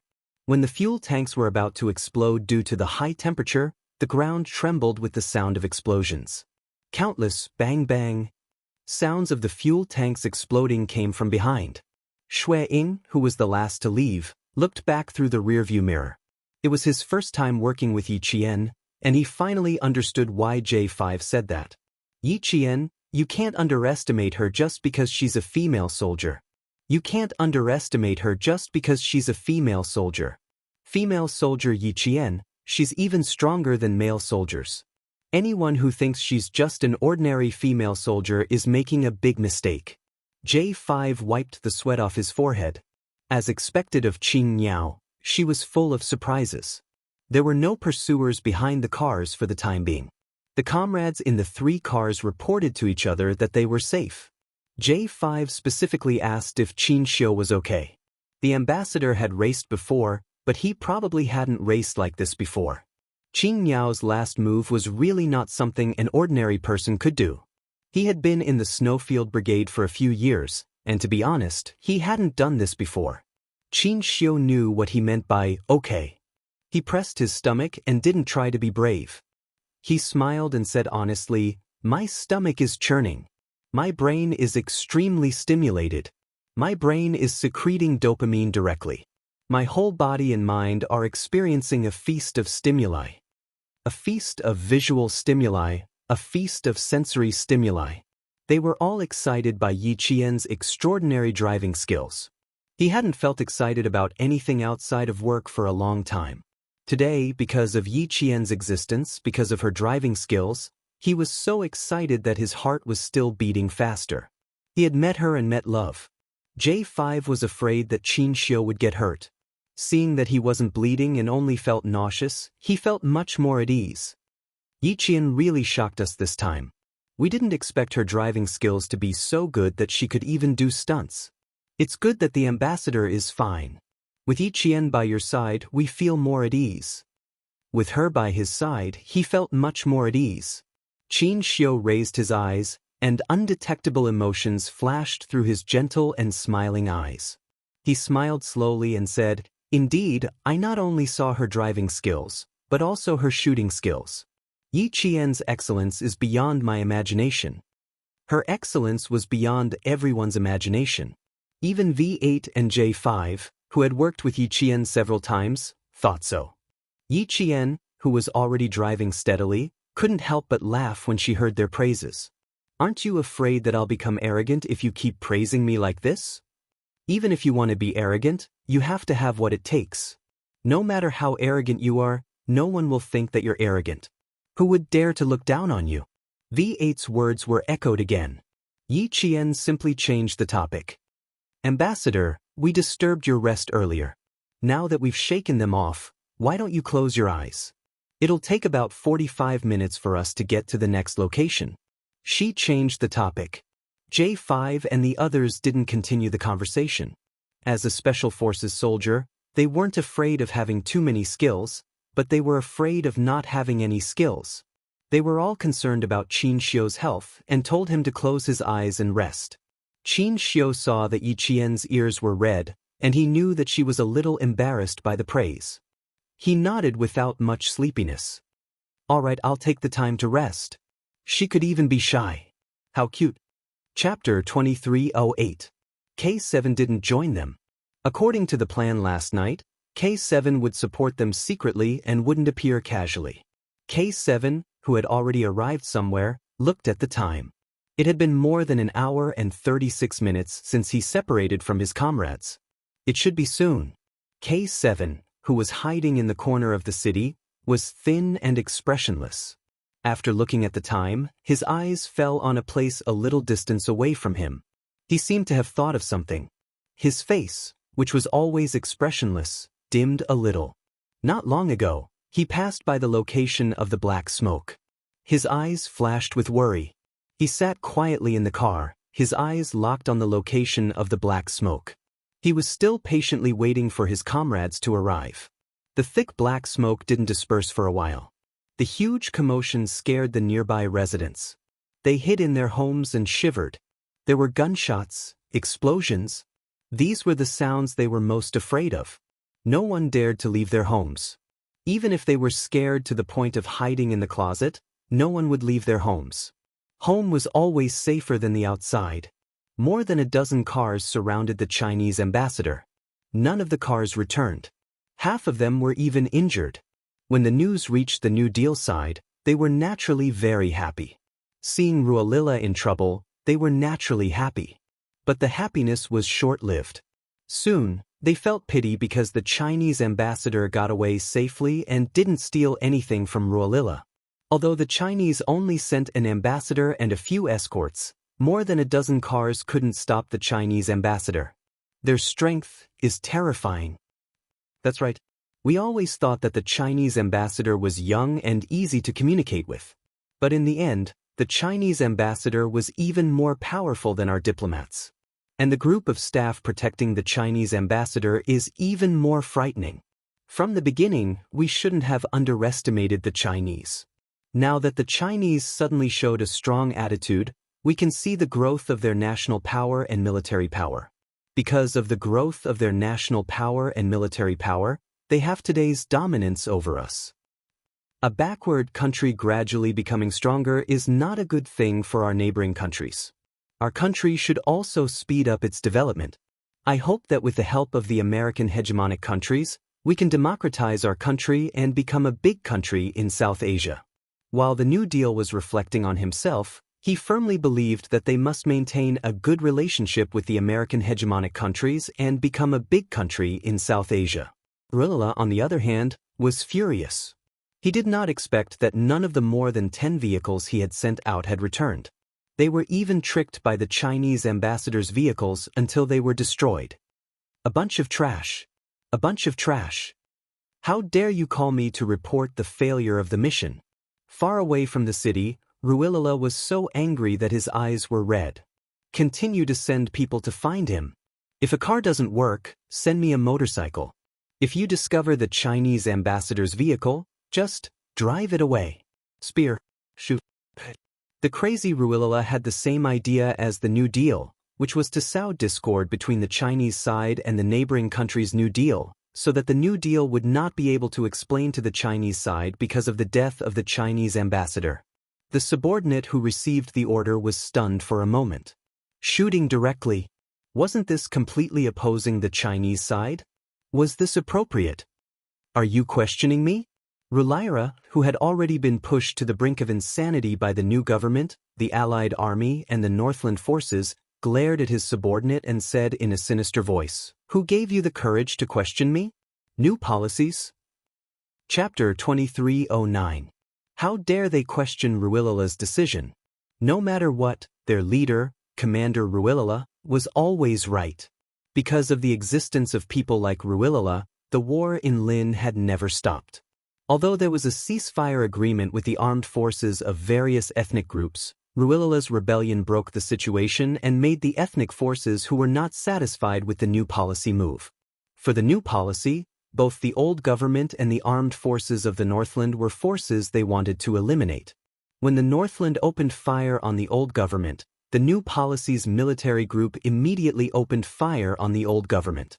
At this time, The civil war in Lin had reached its climax. The new government, Clichin, and the old government, Ruilala, were engaged in a fierce gunfight.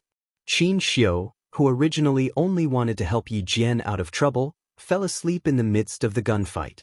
He didn't care about the progress of what happened outside. He was sleepy because there were special forces soldiers in the car and Yi Jian was beside him. Even if the car bumped a few times, he didn't wake up. After some time, he heard Yi Jian gently nudging him. Qin Xiu, let's get out of the car and rest first. They had arrived at their destination. They could get out of the car and rest. Qin Xiu opened his eyes. His brain had already walked out of the chaos and he was completely awake. We've arrived. He had just woken up and his voice was low and slightly lazy. Not yet. The whole city is locked down and there is no way to leave. We will leave after dark. Yi Qian was the only one in the car. She unbuckled her seat belt and explained, the others will leave first. We will leave when they come back. The 3 cars could not be used anymore. After leaving the cars, they would leave on their motorcycles and head to their final destination. Commander Ruilala learned that the Chinese car was abandoned in a remote road in the woods. He, who was attacked by the new policy, the alliance, and the armed forces of the Northland, began to retaliate like a madman. The Chinese ambassador's car has been found? Where is he? Where is everyone? When the civil war began, the leader did not even have time to go home. He, who was always paying attention to the situation, received the latest news and his face lit up with joy. How is it? Is everything solved? Ruilala was crazy, completely crazy. He might do something even crazier. He was a madman. There was nothing he did not dare to do.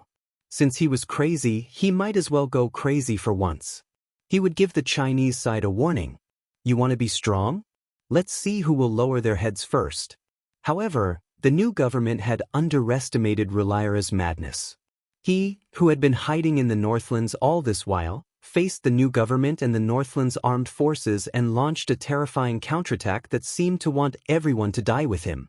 The ethnic armed forces that supported him also began to take action. At 4 o'clock in the afternoon, gunfights broke out in 4 densely populated areas of Lin country. The originally bustling streets were deserted during the day, and all the civilians hid in their homes, not daring to go out. Chaos broke out in the country, the transportation hub was disrupted, and all the ports leading to China were closed.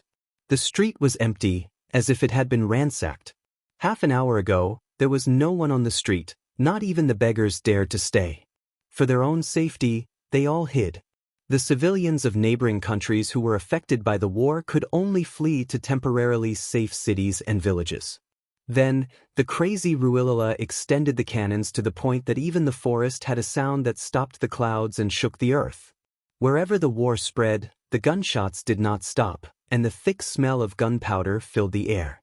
J5, who had abandoned the motorcycles, brought Yi Qian and the others to a motorcycle repair shop in the slums of the city. The shop was not big, but there was a 2-story wooden house at the back. Not many people came out, and J5 brought Yi Qian and the others to the wooden house at the back. Chapter 23:10. J5 was very familiar with the place. The unattended repair shop seemed to have been emptied due to the war, leaving only piles of scrap metal. There were also various scattered parts stained with black engine oil in the corner. Even the air was filled with the oily smell of engine oil, which was worse than the smell of gunpowder. From the outside of the repair shop to the inside, no one else went out except for the few of them. J5 was so familiar with the place that it was as if he owned the shop himself. They passed through a triangular canopy made of raindrops, passed through a small house made of wooden planks, went around a stone wall, and pushed open a self-welded iron door. Finally, they arrived at the 2nd floor of the small wooden house that they could see from the outside. This place and the place they passed through were like 2 different worlds. The outside was dilapidated and messy, but here, an unknown tree with thick branches supported a peaceful green space in the backyard.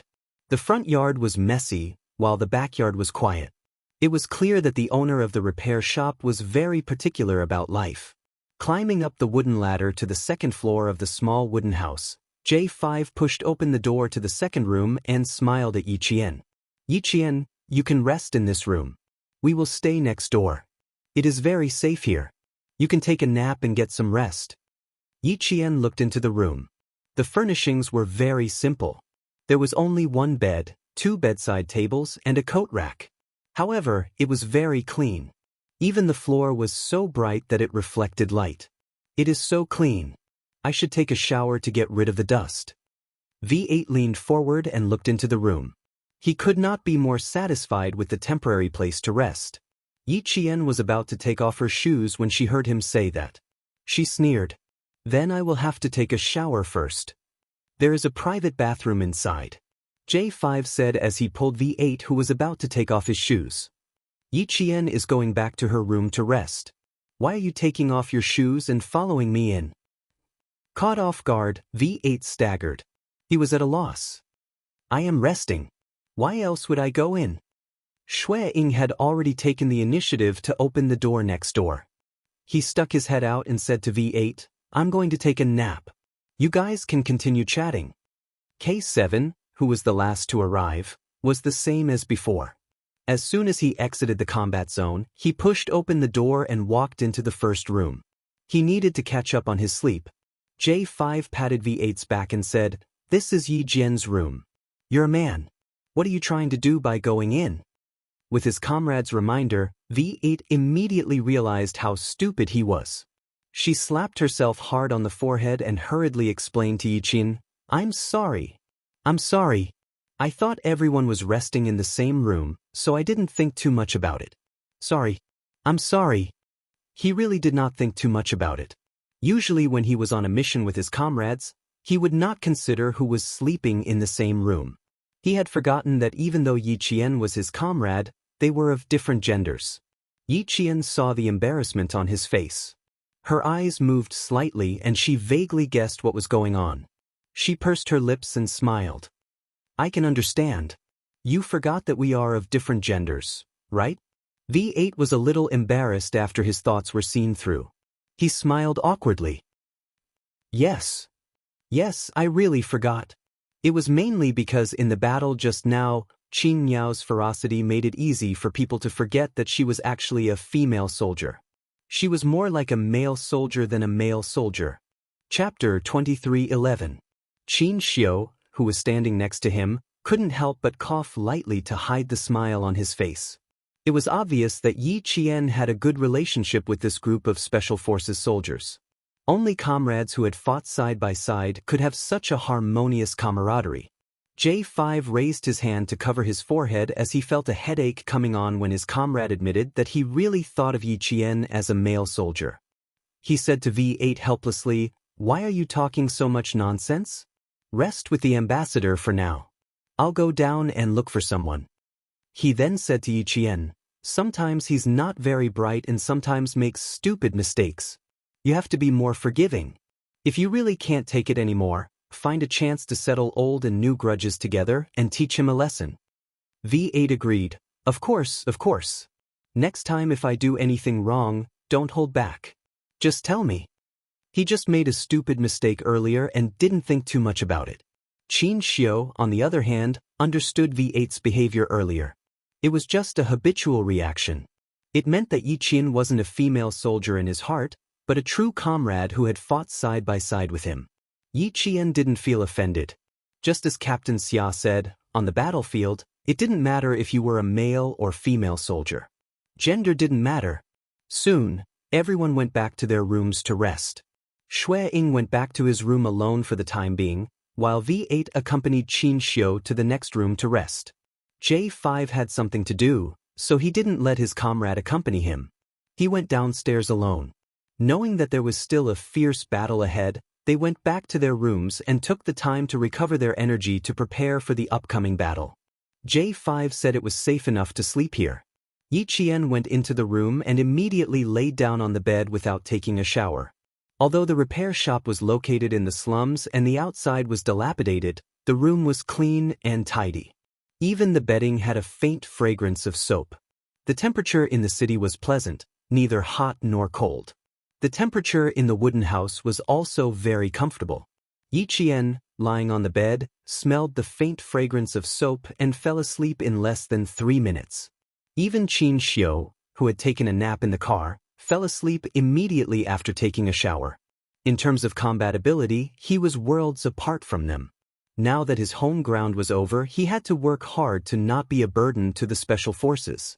No matter how he spent the night, he had to keep up with them. Yi Qian and the others arrived safely at their destination. Ruilala, who had nowhere to vent his anger, took out his pistol and fired randomly at the window of his office. Bang, bang, bang. The sound of dozens of bullets rang out.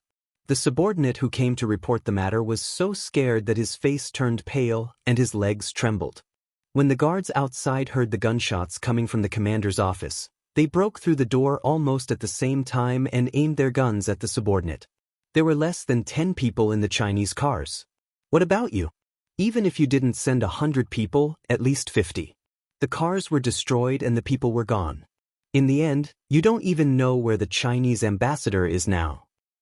I sent you out to solve the problem, not to create more problems for me. I'll give you one more chance. If you don't find the Chinese ambassador tonight, you can kill yourself. Ruilala smashed the empty pistol directly into the office. He smashed it so hard that the pistol bounced up and fell to the ground. The black hole happened to be right in the forehead of the subordinate, who was so scared that he lowered his head and didn't dare to make a sound. The subordinate, whose back was covered with layers of cold sweat, didn't say anything. He turned around and his knees went weak and he almost fell. Chapter 23:12. The guards who rushed in also hurriedly retreated. No one dared to make their commander angry at this time. Klitschin, the leader of the New Deal, frowned when he finally received news of the Chinese ambassador. It's one thing for the 10 cars Ruilala sent out to surround the Chinese ambassador, but now even the people we sent out don't know where the Chinese ambassador went? So many people surrounded the Chinese ambassador, who had less than 10 people with him, but they were all annihilated. Although the results sounded unbelievable, he felt a little better when he thought about how the people who died were sent by Ruilala. Now, even the people sent by the new government couldn't find the Chinese ambassador. What kind of people were the people around the Chinese ambassador? How powerful were they? Since when were the people sent by the Chinese side so powerful? They were so powerful that he couldn't sit still. We also find it unbelievable. After all, the people sent by Ruilala weren't elites. It's normal for them to fail. However, the people we sent out were the elites of the military group, and even they lost track of them. Leader Klitschin, the people around the Chinese ambassador are more powerful than we thought. The situation of the new government official was much better than that of Ruilala's subordinate. Although he was also reporting bad news, Klitschin, the leader of the new government of the neighboring country, would not pull out his gun and shoot. He secretly wiped the fine hair on his forehead and said softly, "General Wu Wainu is very angry." He ordered his men to block the sentry posts outside the city. No one is allowed to leave. In the city, the war between the old government and the new government was not over. The whole city was locked down, and even the civilians couldn't leave. They could only stay at home. Only this city was locked down, and no one was allowed to leave. The other cities did not implement this. The civilians who were afraid of war fled with their families, not daring to stay in their homes that were destroyed by artillery fire. The new government and the old government knew that the Chinese ambassador had not left the city, but so what? They didn't know where the Chinese ambassador was hiding. For the neighboring country, this was definitely a disgraceful thing. The Chinese ambassador was in their country, in the city, but they didn't know where he was. It was too embarrassing. Klitschin also felt embarrassed, but this matter was handled by General Wu Wainu. He couldn't interfere too much in case General Wu Wainu misunderstood that he was questioning the ability of the military group. But what if the Chinese ambassador left and returned to China? There was a Chinese saying, "There is no turning back." They had already made up their minds and did not regret the decision they had made. If the Chinese ambassador discovered their intentions and told the Chinese leaders, the diplomatic relations between the neighboring countries and China were not so friendly. "We will follow your arrangements, General Wu Wainu. The new government will continue to cooperate fully." Klitschin thanked General Wu Wainu, who was close to the Western nation. The new policies and the military were inseparable, and they absolutely could not clash. Since they were both working for a common goal, It was natural to maintain the relationship between both sides. The old government and the new government did not give up on searching for the Chinese ambassador. They fired and sent people to search for him. Yi Qian, who had been sleeping on the bed, was woken up by the gunshot. She leaped up from the bed and quickly rushed to the window. Her slender fingers gently lifted a corner of the heavy curtains. The entire city was in chaos. Even their slums, which were located at the edge of the city and not far from the suburbs, were affected. Chapter 23:13. There was a knock on the door. Yi Qian gently put down the curtains and walked to the door. She heard J5 say in a low voice, "Open the door, it's us." The door opened and J5, K7, Shui Ying, Qin Xiu, and V8 walked in one after another. All 5 of them had serious expressions and their eyes were dark. It was obvious that they were not optimistic about the current situation. Everyone underestimated Ruilala's madness. He has already started a civil war on a large scale. The entire neighboring country has fallen into a civil war on a larger scale than 1994. Sitting down, Qin Xiu's elegant and handsome face was dark and gloomy. Even the habitual gentle smile at the corner of his mouth had disappeared. He might have known that he would be defeated, and before he died, he dragged the new policies of the neighboring country down with him. Our current situation is the worst that I had imagined. His gaze slowly swept across the faces of the special forces in front of him and slowly stopped on Yi Qian's face. He stared at her deeply. I actually had a call with the Ministry of Foreign Affairs in the early morning. Ruilala's existence is a threat to our country. He dared to instigate a rebellion because he has the support of the Western hegemonic countries. He has enough ammunition and military support behind him. Therefore, he must be eliminated. He must not be allowed to contact any of the neighboring countries' armed forces. Especially the new policy. The new policy has always wanted to gain the support of the Western hegemonic countries. If the Western hegemonic countries want the new policy and the old policy to work together, the combined forces of both sides will further democratize the entire country. This is not necessarily a good thing for our country. V8 seemed to have thought of something and nodded in understanding. What you said to Yi Qian in the car before was actually a warning to us in advance, right? In the car, he told Yi Qian that the other half of his responsibility was to see the new policy and the old policy cross fire again. In fact, it was not a last-minute decision made during the negotiation, but a joint decision made with the Ministry of Foreign Affairs in the early morning.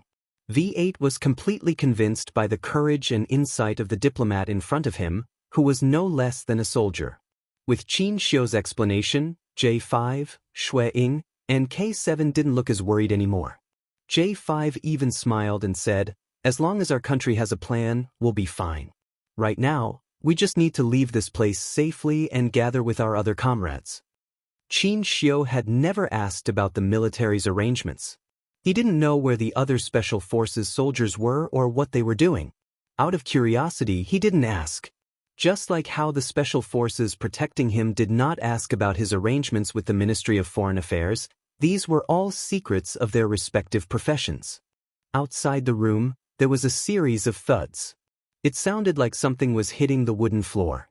It came from afar until it finally stopped outside the room. The J5 in the room said in a low voice, "It's the sound of the shop owner. It should be the things we asked for." Just as he finished speaking, the owner of the motorcycle repair shop hissed, "Everything you need is here. Come down and have a look." After the innkeeper finished speaking, he left without waiting for a response.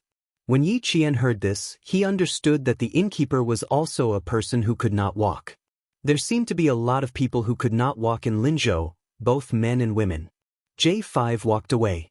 V8 smiled and said, "He's pretty good. No wonder we took such a long detour to find him." He was referring to the shop owner. After leaving for a while, J5 came back. "Everything is here. Come down and have a look. Ambassador, come down and have a look." This was an inconspicuous motorcycle repair shop. The outside was as run-down as a house in the slums.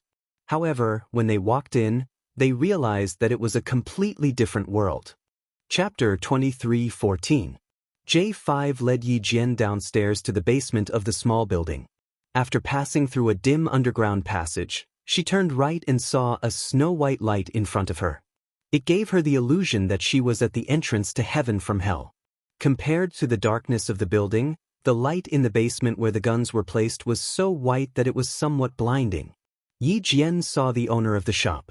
He was a middle-aged man whose right leg was broken and his pants were tied in a knot. He was slovenly dressed. Although the middle-aged man was disabled, he had a pair of eagle-like eyes. His gaze gave off an inexplicable sense of eeriness. 6 submachine guns, 6 pistols, each with 3 magazines. You, compare the numbers yourselves. Come out and tell me. The gun testing room is next door. There aren't many bullets. Try your guns sparingly. The owner with damaged vocal cords spoke slowly and limped away with his cane. When he passed by Yi Jian, he suddenly turned back to look at her. Yi Jian noticed his gaze and immediately turned back to look at him. He did not expect to be caught by Yi Jian the moment he turned back. After a short pause, he looked into Yi Jian's eyes. His eagle-like eyes flashed with a strange light. You are very beautiful. He did not offend or flirt with Yi Jian. His voice was low and hoarse, as if he was reminiscing about something. He sounded a little sad. Yi Jian did not know how to answer for a moment. Finally, he nodded slightly. Thank you. He has a daughter. When she was 10 years old, she was burned to ashes by artillery fire. J5 handed an American-made submachine gun to Yi Jian. Before his daughter died in the explosion, he had about 4,000 soldiers under his command. After his daughter was killed, he disbanded the 4,000 soldiers and went to seek revenge on Ruilala alone. Unfortunately, he didn't get his revenge. Instead, he lost a leg. After recovering from his injury, he became the biggest arms dealer in this area. He's a man of his word. Otherwise, he wouldn't have brought Qin Xiu here to stay. The man didn't seem to understand English. When he saw Yi Jian take the gun, he nodded very lightly as if to show his appreciation. Yi Jian did not look at him again. He lifted the gun with both hands to check if it was okay. As he lifted his hand, the silver wire wrapped around his wrist flashed a silver light under the snow-white light. Behind him, the man who had not left said, "You better not show the silver wire in your hand to us and the Sun Island." Yi Jian, who didn't understand the language of the neighboring country, realized that the man who hadn't left was talking to him. He looked at the J5 who had been communicating with him in the neighboring country's language. J5 was looking at the silver wire in Yi Jian's hand. He always thought that it was Yi Jian's favorite silver jewelry. He didn't expect that it was actually a self-defense weapon. Seeing Yi Jian's questioning look, J5 pointed to the silver wire on her wrist. He said that you'd better not show the silver wire on your wrist easily when you arrive at the neighboring countries and the Japanese island. Yi Jian was shocked. He turned around and looked at the man with his dark, clear eyes. You know where it came from? J5 translated. The man nodded. His dark lips, which had been smoking all year round, moved slowly. I know. It's very powerful. It's very good that you have it. This time, he didn't speak the neighboring country's language. He replied in broken Chinese, pausing every word. Here, it's best not to show it. It's not good. The Silver Wire Summer team had investigated its origin before, but they didn't find anything. A few years later, they didn't expect that an unremarkable arms dealer would recognize it at a glance. Yi Jian was shocked, but at the same time, he became vigilant. Chapter 23:15. You're going back to China. You come with me. The man said in a hoarse voice as he limped out of the basement with his crutches. When he suddenly said, back to China, J5's expression did not change. Yi Jian and the others' expressions turned cold. V8 even raised the gun in his hand. J5 pressed down on V8's hand and stared at the man's back as he slowly walked away. He said to Yi Jian, he doesn't mean any harm. Yi Jian, go with him and see what's going on. His name is Kuan-Dan. You can call him by his name. Anyone who knew Kuan-Dan knew that not only was Kuan-Dan good at keeping secrets, but he also never chatted with the customers who came to him. If the customers wanted guns and ammunition, he would provide them. The guns were good and the money was clear. He would continue to live in this motorcycle repair shop that few people would come to. Yi Jian did not trust the man, but he trusted J5. He nodded and stepped forward to catch up with the man who had a strange expression and behavior. Let's go test the guns first. J5 waited for Yi Qian to pass through the dim underground passage before he said to V8 and the others, hurry up. I'll go take a look. I'm a bit worried. V8's thick eyebrows furrowed. You test the guns with them. Trust me, brother. Yi Qian will be fine. J5 smiled and patted his comrade's shoulder. I can guess why Kuan-dan said Yi Qian is very beautiful. Yi Qian's eyes are a bit like his daughter's. I've seen his daughter's picture. Qin Xiu was also very worried. Someone who could provide firearms, even if one of his legs was disabled, was still a dangerous person. Ambassador, let's test the guns first. Don't worry, I promise that Yi Qian will be fine. J5 had already seen Yi Qian walk out of the basement just now. Even an excellent diplomat like them subconsciously took a small step forward, intending to follow him.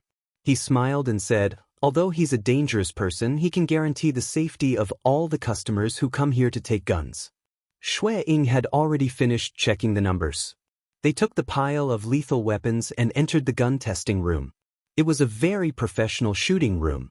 Qin Xiu put on his earmuffs, held the gun in a very standard posture, and fired a bullet. Not bad, there was a bullet hole in the target.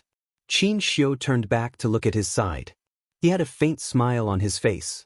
He had held the gun and tried it out, but these Special Forces soldiers had checked the inside and out of the gun before they started shooting. Bang bang bang bang. The few of them finished shooting at the same time. The sound of the gunshots was so loud that he could hear it even with his earmuffs. After the pistol test, the few of them picked up the microguns at the same time. His movements were so neat that it was as if he had practiced it thousands of times and could maintain the same movement without any communication. Bang bang bang bang. Compared to his serious shooting, the Special Forces soldiers' shooting was much more casual. When they picked up their guns, they didn't even see how they aimed before the bullets were fired. This was the difference between him and them. As the saying went, every field has its own specialization. Outside, Yi Qian saw Kuan-dan use an iron hook to hook open a manhole cover. He turned his head and pointed down. Without saying anything, he went down first. Yi Qian pursed his lips, took a light breath, and slowly followed him down. Under the manhole cover was a simple ladder welded with steel bars.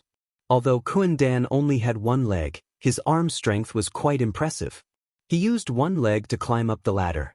The seemingly inconspicuous motorcycle repair shop was full of surprises. Under the manhole cover was a complicated underground air raid shelter that was warm in winter and cool in summer. Kuan-dan lived here and had everything he needed. Yi Qian walked in and stood at the exit. He didn't walk in immediately. Chapter 23:16. J5 said that Kuan-dan meant no harm, but since he knew about Silver Thread's background, it was better to be cautious. Sit. Kuan-dan pointed at a leather sofa that was neither new nor old.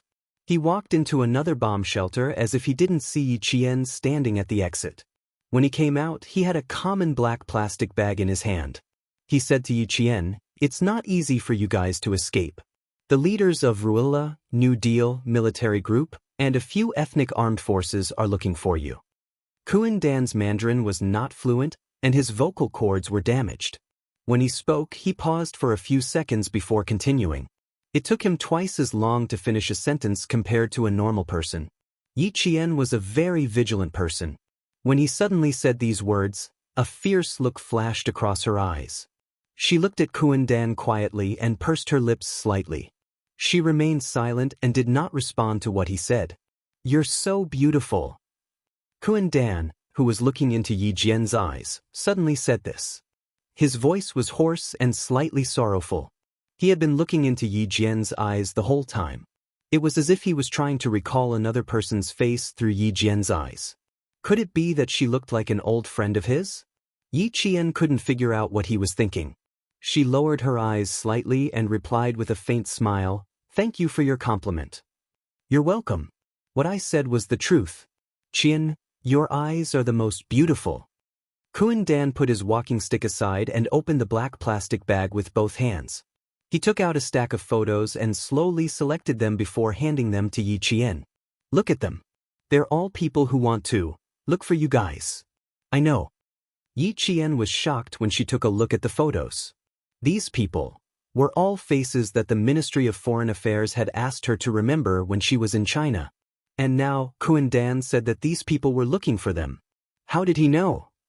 Yi Qian concealed the sharpness in her eyes and asked politely without showing it on her face, "Mr. Kuan Dan, how did you know that these people were looking for us?" Yi Qian didn't want to admit their identities at first, but Kuan Dan was clearly aware of their identities and had deliberately reminded him. Yi Qian didn't sense any malice from the beginning to the end.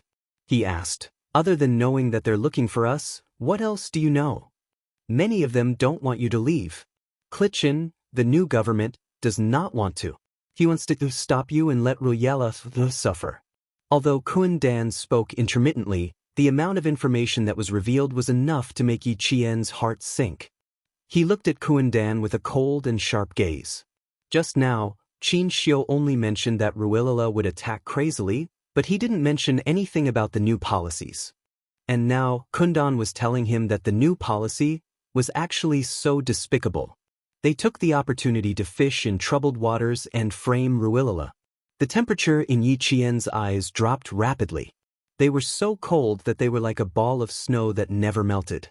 He exuded a chilling aura. "Mr. Kuan Dan, how do you know so much?" "I'm a businessman. I have a lot of information. Someone sold me." "I know when the news comes out," Kuan Dan said calmly. "I'm telling you that it's very difficult to leave. It's even more difficult to leave alive. You can listen to my arrangements. It'll be easier." The entire city was locked down. All vehicles were banned. Even motorcycles were not allowed to pass. It was very, very difficult to leave alive under such circumstances. Chapter 23:17. Yi Qian was a little tempted, but she didn't trust Kuan Dan. However, she didn't mind listening to his arrangements first.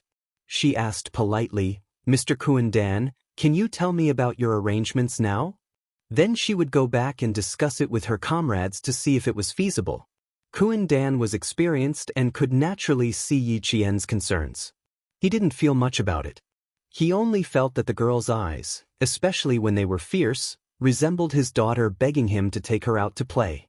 Her watery eyes were like burning stars when she wasn't satisfied.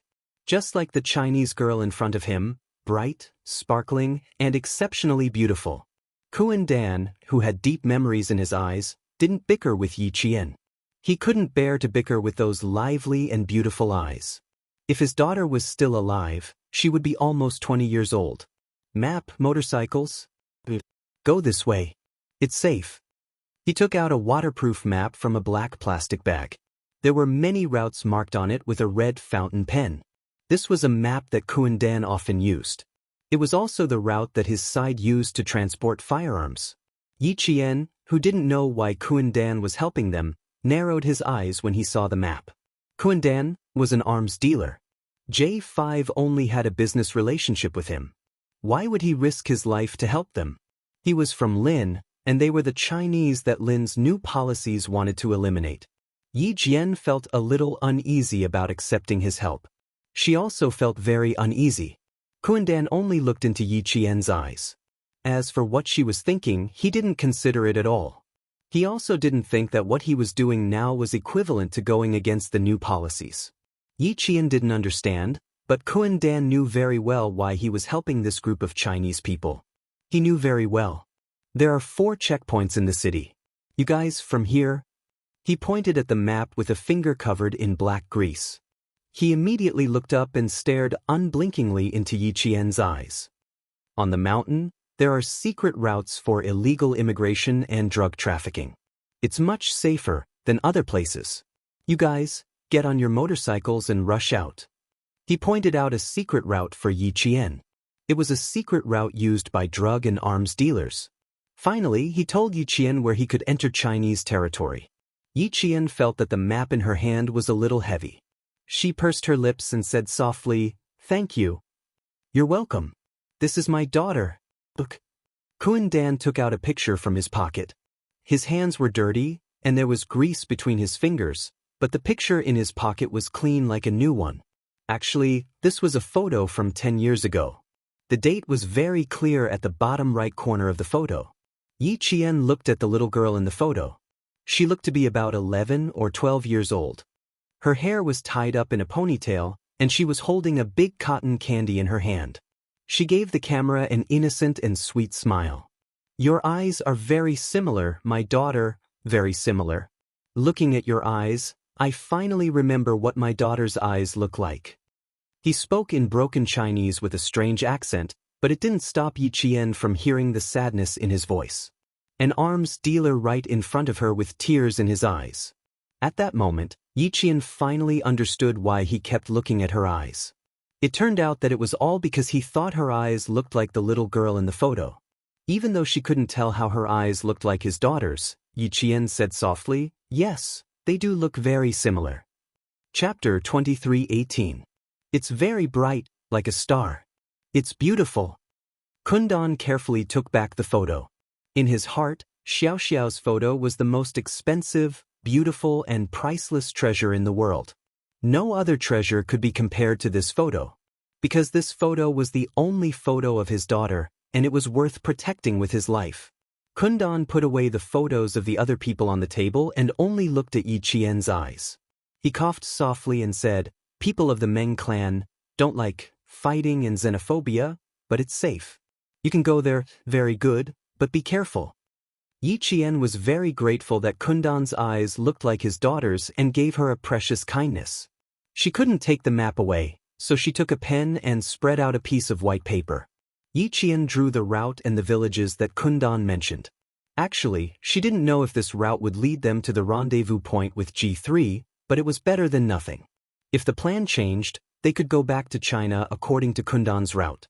It took Yi Qian more than 10 minutes to finish writing. She checked it carefully again and then walked out of the bomb shelter with Kundan, who was waiting patiently for her. Qin Xiu and the others had been waiting in the basement for about 15 minutes. They were relieved when they saw Yi Qian return. Qin Xiu walked to her and asked worriedly, "Are you okay?" "No, he showed me a few photos to remind me to be careful. They are all faces that I remember in China." Yi Qian quietly looked at Kundan, who was finishing the deal with J5. She lowered her eyes and whispered to Qin Xiu, "He's really good. He even showed me a map that could lead us to our country and asked us to leave by motorcycle. I'll discuss it with them when I get back to my room and see if it's feasible." J5 was surprised and said to Kundan in the language of the neighboring country, "Motorcycle? I didn't order a motorcycle in my list." He was checking the list with Kundan, but there were 3 motorcycles in Kundan's list. But he didn't order one. He still had to bring the gun back to China to use. It was not worth it to buy a motorcycle and then abandon it after one trip in the neighboring country. There were a lot of motorcycles that had been thrown to the side during the battle. When the time came, all they had to do was to steal a few of them. Just like today, after abandoning the car, the motorcycles they were riding on were picked up from the side of the street. Many motorcycles were abandoned outside. It didn't matter if they had the keys or not. It was not a problem for the special forces of the Snowfield Brigade. Now that he had it, there was no need for him to resort to underhanded methods. Kuan-Dan replied. Perhaps she had mentioned Yi Qian.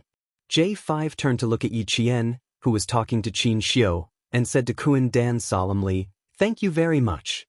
Because of Yi Qian, Kundan promised to give them 3 motorcycles with full gas for free to help them leave. "Is it because my friend and your daughter have similar eyes?" J5 asked with a sigh. In return, he nodded without hesitation. That pair of eagle-like eyes flashed with a very bright light. "You also think her eyes look like my daughter's?" "That's right, her eyes are exactly the same as my daughter's." Switching to the language of her own country, although Kuan-Dan spoke slowly, she was much more fluent. "If my daughter was still here, she would be almost the same. Thank you very much for your generosity."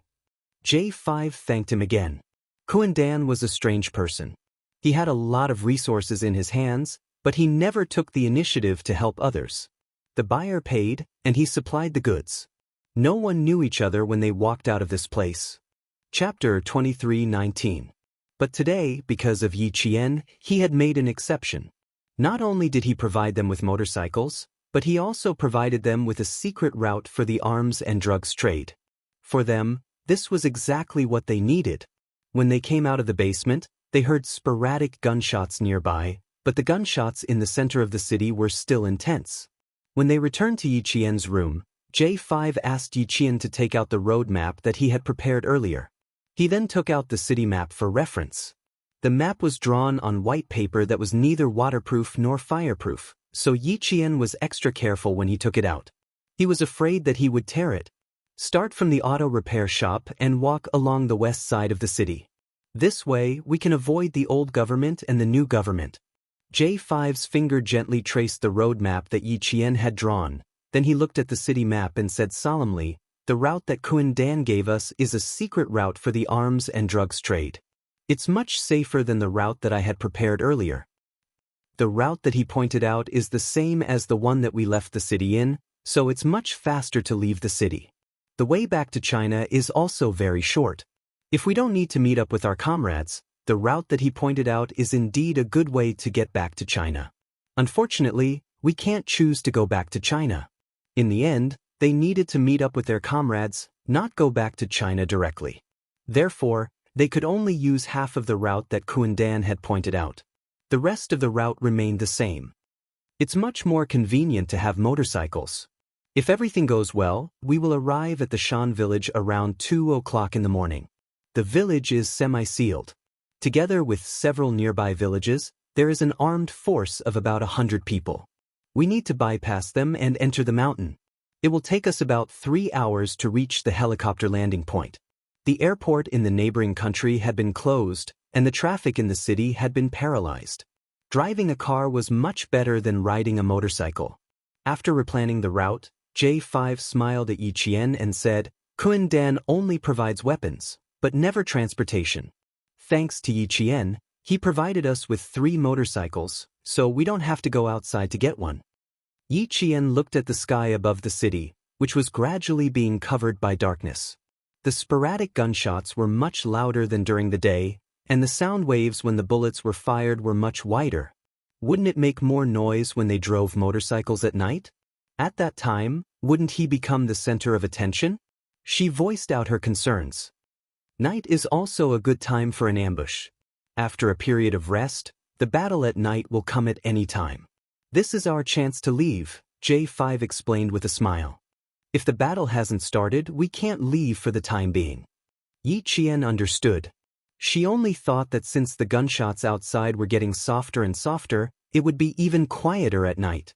She did not think that night was a better time to fight than day. This meant that Kun Dan was trustworthy. Yi Qian did not trust Kun Dan, but she trusted her comrades. There was one more important thing that he had to tell them. A shameful conspiracy about the New Deal. Kun Dan told me that the New Deal wants to take the opportunity to get rid of us and frame Ruolila. Qin Xiu, do you want to contact the Ministry of Foreign Affairs?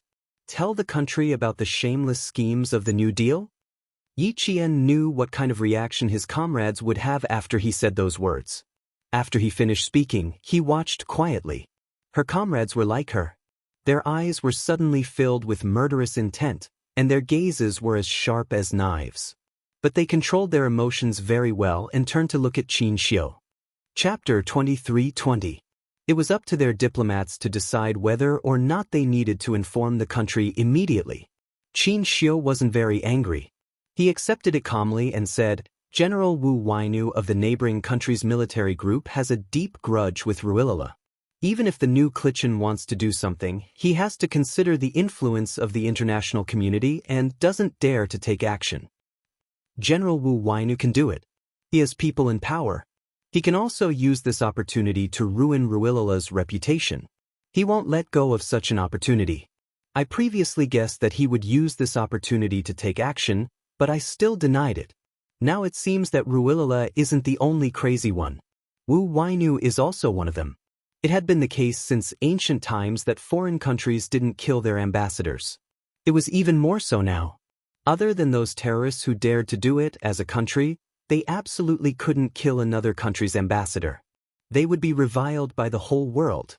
Some countries might even break off diplomatic relations with the neighboring country. However, the neighboring country's situation was different. There was a civil war. If the Chinese ambassador died, they could only express regret and apologies. They didn't want that either. J5 laughed coldly. We will make them pay for their shamelessness.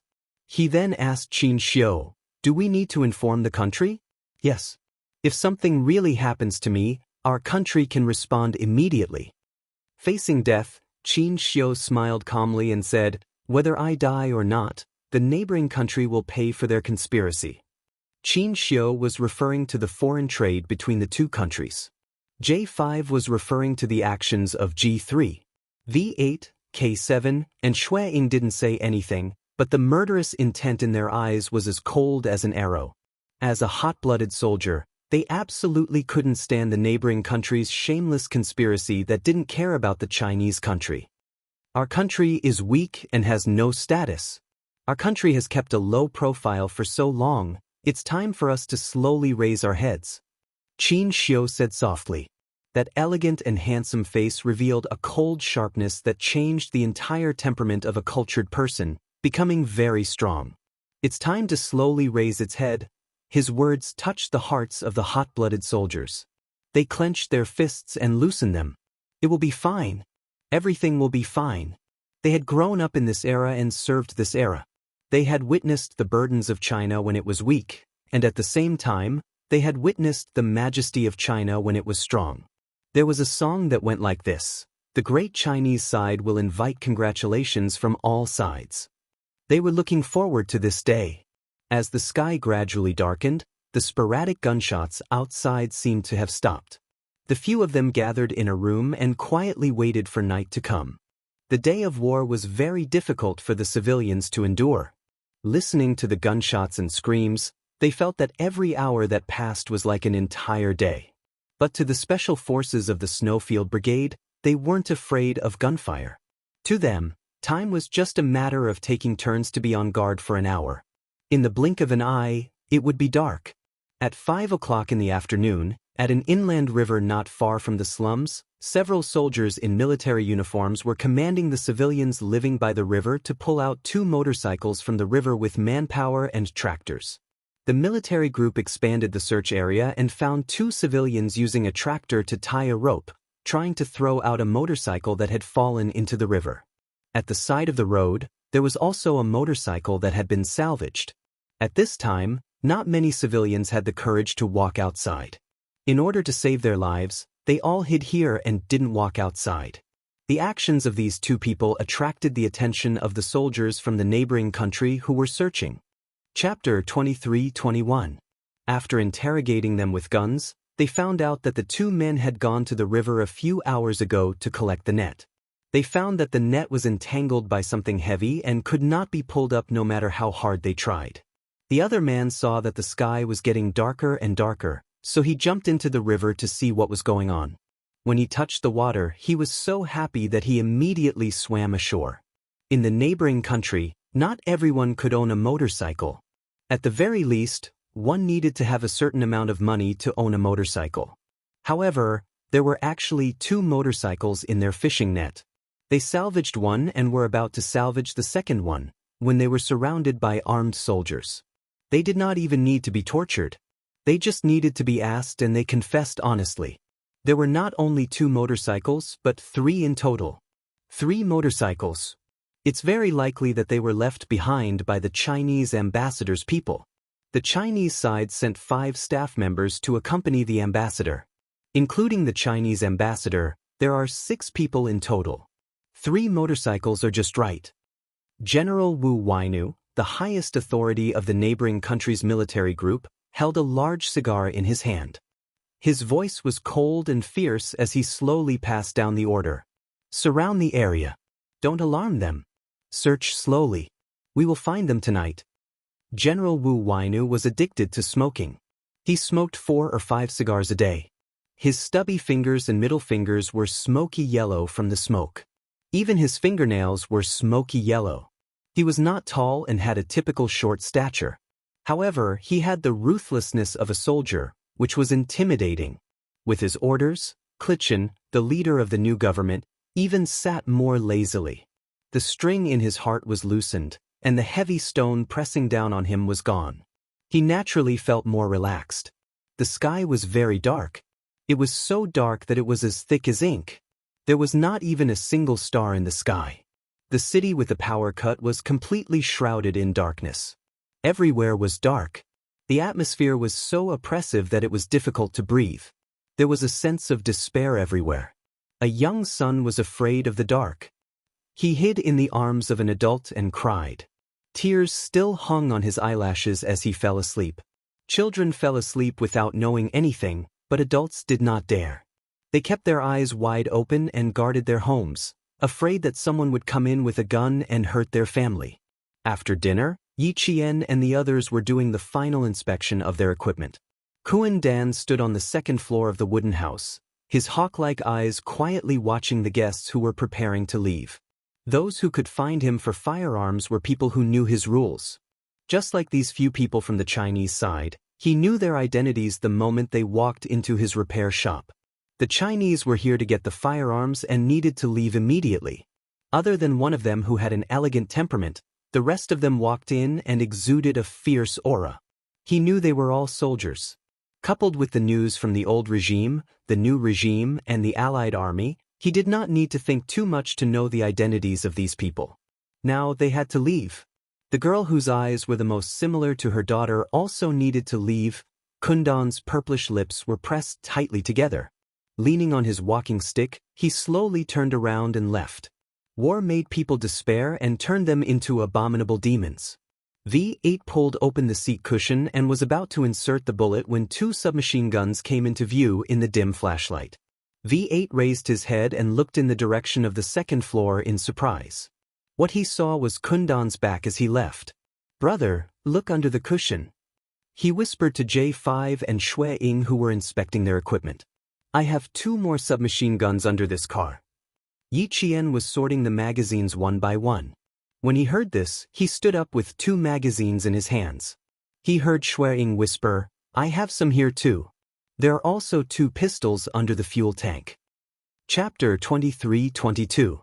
There were 2 submachine guns and 2 pistols under the cushions of the 3 modified motorcycles. These were the extra guns that Kundan had given them.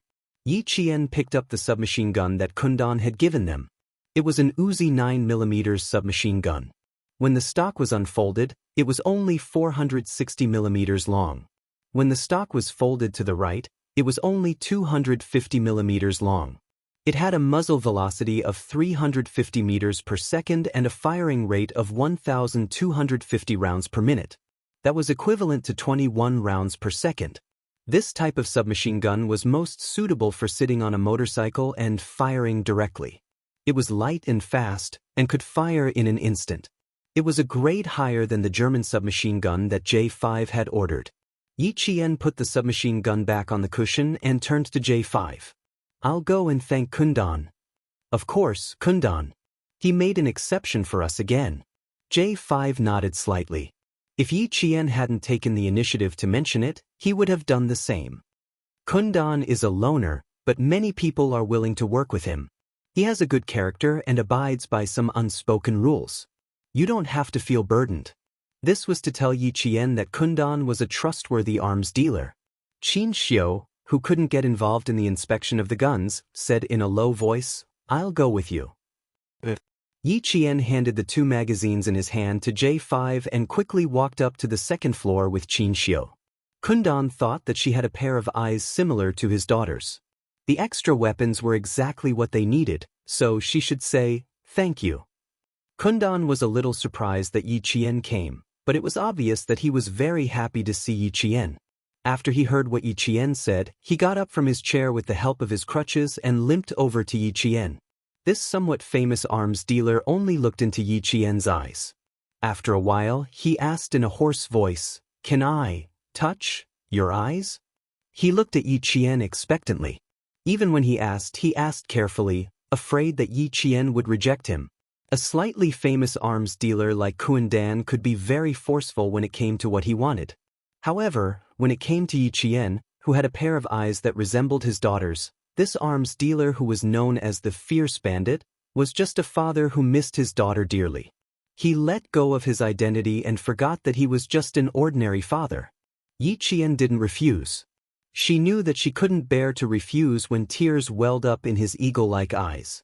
because she understood Kuan-dan's feelings too well. He had lost his daughter, and she had lost her mother and father. When she was young, she saw Sun Dongqing, who resembled her mother. Even though Sun Dongqing hated her and scolded her, she missed her mother and still approached her again and again. Yi Qian did not know what kind of person Kuan-dan was, nor did he know what he had been through. At this moment, he only knew that the person standing in front of him was just an ordinary father. She nodded gently and said, "Okay." Kuan-dan, who was standing in front of her, was so excited that his purple lips were trembling. The fingers that covered her eyes were rough and filled with the smell of engine oil. His fingers were trembling violently, but he didn't stop for long. After a short caress, Kuan-dan retracted his hand. Yi Qian, who had her eyes closed, could still hear him sigh heavily. "Thank you." When she reached the door, she heard Kuan-dan's choked voice behind her. Yi Qian didn't turn around. When he opened his eyes and turned his back to her, Yi Qian knew that this arms dealer didn't want others to see his weakness. Chapter 23:23. It didn't take long. 5 minutes later, Yi Qian and Qin Xiu came down together. They nodded slightly to their comrades waiting for them, expressing their gratitude to Kundan. J5 and the others had already finished their pre-battle preparations. When they saw Yi Qian coming down, they asked her if she wanted to be the rider or the shooter. Yi Qian's flying skills during the day had once again refreshed everyone's understanding of her. J5 had already taken it for granted that Yi Qian would definitely know how to ride a motorcycle. "Either is fine, but I don't have actual combat experience," Yi Qian replied with a smile. She could ride a car or a motorcycle. During her training, Captain Xia had reminded her that there were not only field battles on land, but also urban battles. Motorcycles were one of the city's transportation tools. As a special forces soldier, she had to learn how to ride one. She never objected to his suggestions. She had also learned how to ride a motorcycle when she was learning how to drive a car. "You will be the shooter before the breakout. You will be the rider after the breakout," J5 calmly arranged. This time, Qin Xiu naturally couldn't be with Yi Qian. He was in the same car as V8. J5 and K7 were the riders. Yi Qian and Shui Ying would break through and bring up the rear. As the sky darkened, the vicinity of the repair shop became exceptionally quiet. It was as quiet as death. There was no sound at all. The slums on the west side of the city weren't the focal point of the war. The occasional sporadic gunshots didn't affect anything. However, the overly quiet outside was so quiet that it made people feel anxious. The atmosphere around the inland river 5 kilometers away from the slums was even more tense. The armed military of the neighboring country had already searched the area thoroughly. They didn't even let go of the fishermen's homes who lived by the river. In the end, they didn't find the person they were looking for. At this time, 3 hours had passed since the motorcycle was found, but there was no progress at all. When Klitschin heard that there was no progress from the military, he was furious but helpless. At 7:30 p.m., Ruilala ordered all the armed forces of the old regime to launch the largest attack. The neighboring country soldiers sent by the military to search the inland river left as quickly as possible. They were no longer blocking the river. Klitschin immediately sent the police to take over the search. They no longer searched along the inland river, but expanded the search area. When Kuan-dan received the news that the military had suddenly sealed off the inland river, he knew that something bad was going to happen. He hurried out of his room with his crutches. His footsteps sounded urgent, and Yi Qian and the others, who were waiting downstairs, could not help but look up. J5 and Shui Ying's expressions changed drastically upon hearing Kundan's words. Yi Qian didn't know what he said, but the sudden change in her comrade's expressions made her heart sink. Before he could ask, Shui Ying said in a low voice, 3 hours ago, the military of the neighboring country found the motorcycles we threw into the inland river. They started a search in the vicinity of the inland river and just withdrew their troops. Once the military left, the police who sealed off the news expanded their search area. We are only 5 kilometers away from the inland river. The police could come at any time. As soon as Shui Ying finished speaking, the old regime fired the first shot at the new regime. With a boom, it was like a raging flood rushing out of a dam and wreaking havoc in the entire city. Yi Qian, who had a slightly gloomy expression, gradually smiled when she heard the sound of the gunfire. The military left in a hurry because the old regime had already opened fire. The police came too late. She looked at her comrades with a smile. We should go. That's right. We should go. J5, who had finished communicating with Kuan Dan, turned his head and smiled at his comrades. The police came too late. Chapter 23-24. For the Snowfield Brigade members, who were good at fighting at night, it didn't matter even if the police came. Before leaving, Yi Qian bowed slightly to Kuan Dan, who had helped them a lot, to show his gratitude. Kuan Dan smiled. He seemed to see his own daughter smiling at him. The night battle in the city was even scarier than during the day. The dense gunshots and the rumbling of gunfire shook every corner of the city, making all the residents tremble. For the civilians, the gunfire that broke the peace made them feel even more hopeless. They wanted to escape, but the military forbade them from leaving. If they didn't escape, the gunfire would start at their doorstep, and their lives would be in danger. They had no choice but to stay at home and listen to the terrifying gunfire. The entire city was shrouded in despair. Even the air became extremely suffocating. It was as if there was despair everywhere. Yi Qian and the others didn't stay any longer. Since the war had begun, it was time for them to leave. At that moment, the Linguo police had parked their motorcycles outside the slums and set up barriers at several exits, preventing anyone from entering or leaving the slums. We should have searched this area earlier. Maybe we've already found him. Keep your voice down.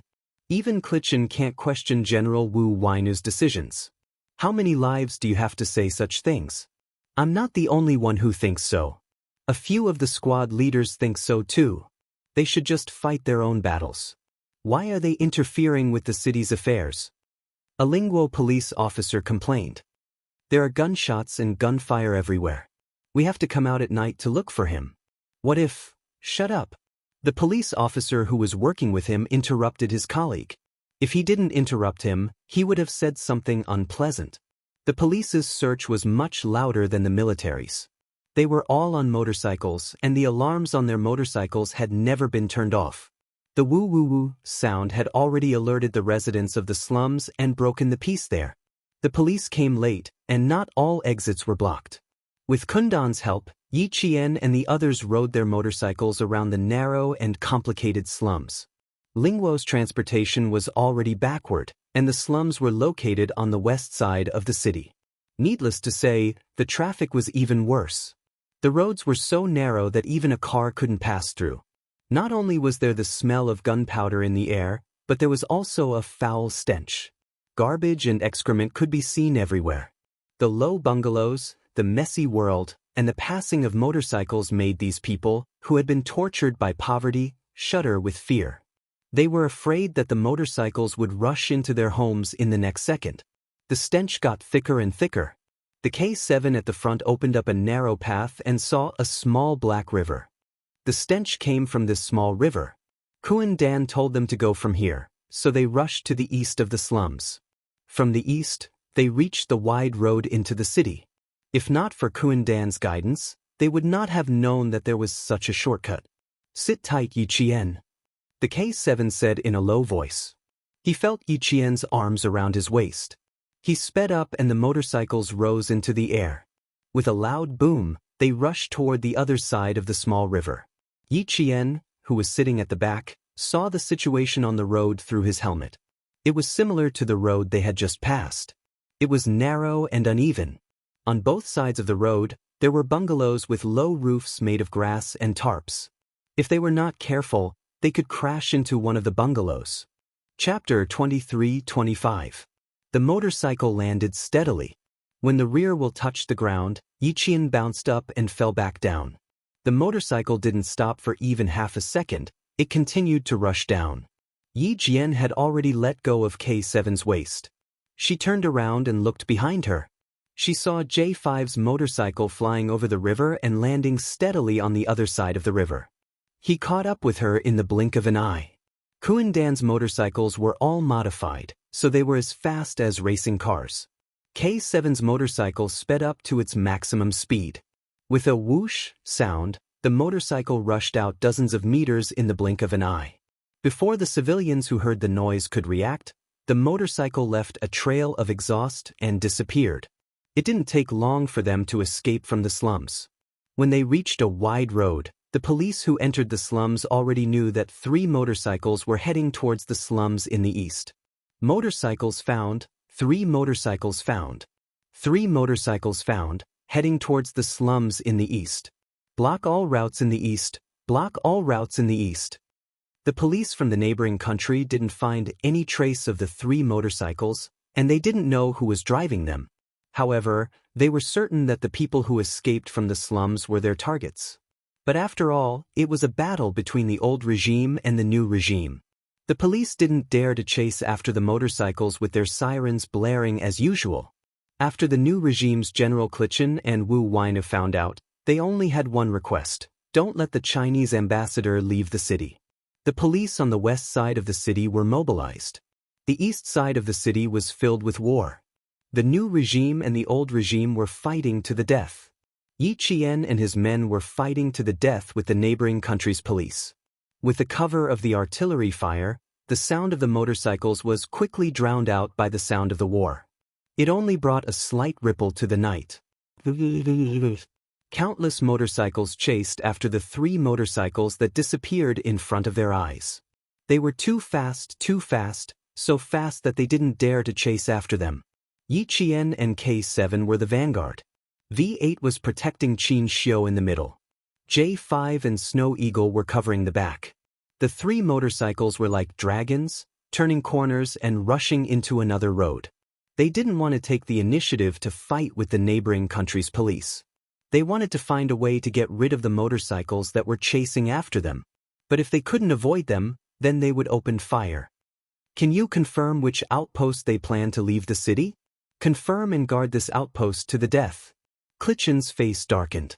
He stood in front of the huge city map hanging on the wall and stared at the area where the Chinese ambassador appeared. Beside him was the police officer in charge of this operation. Hearing this, the officer said with some difficulty, "We can't confirm it for now. Now that the old government of Ruilala has launched a crazy attack, several of the city's outposts have been affected by the war. We can't confirm which outpost they will rush out from.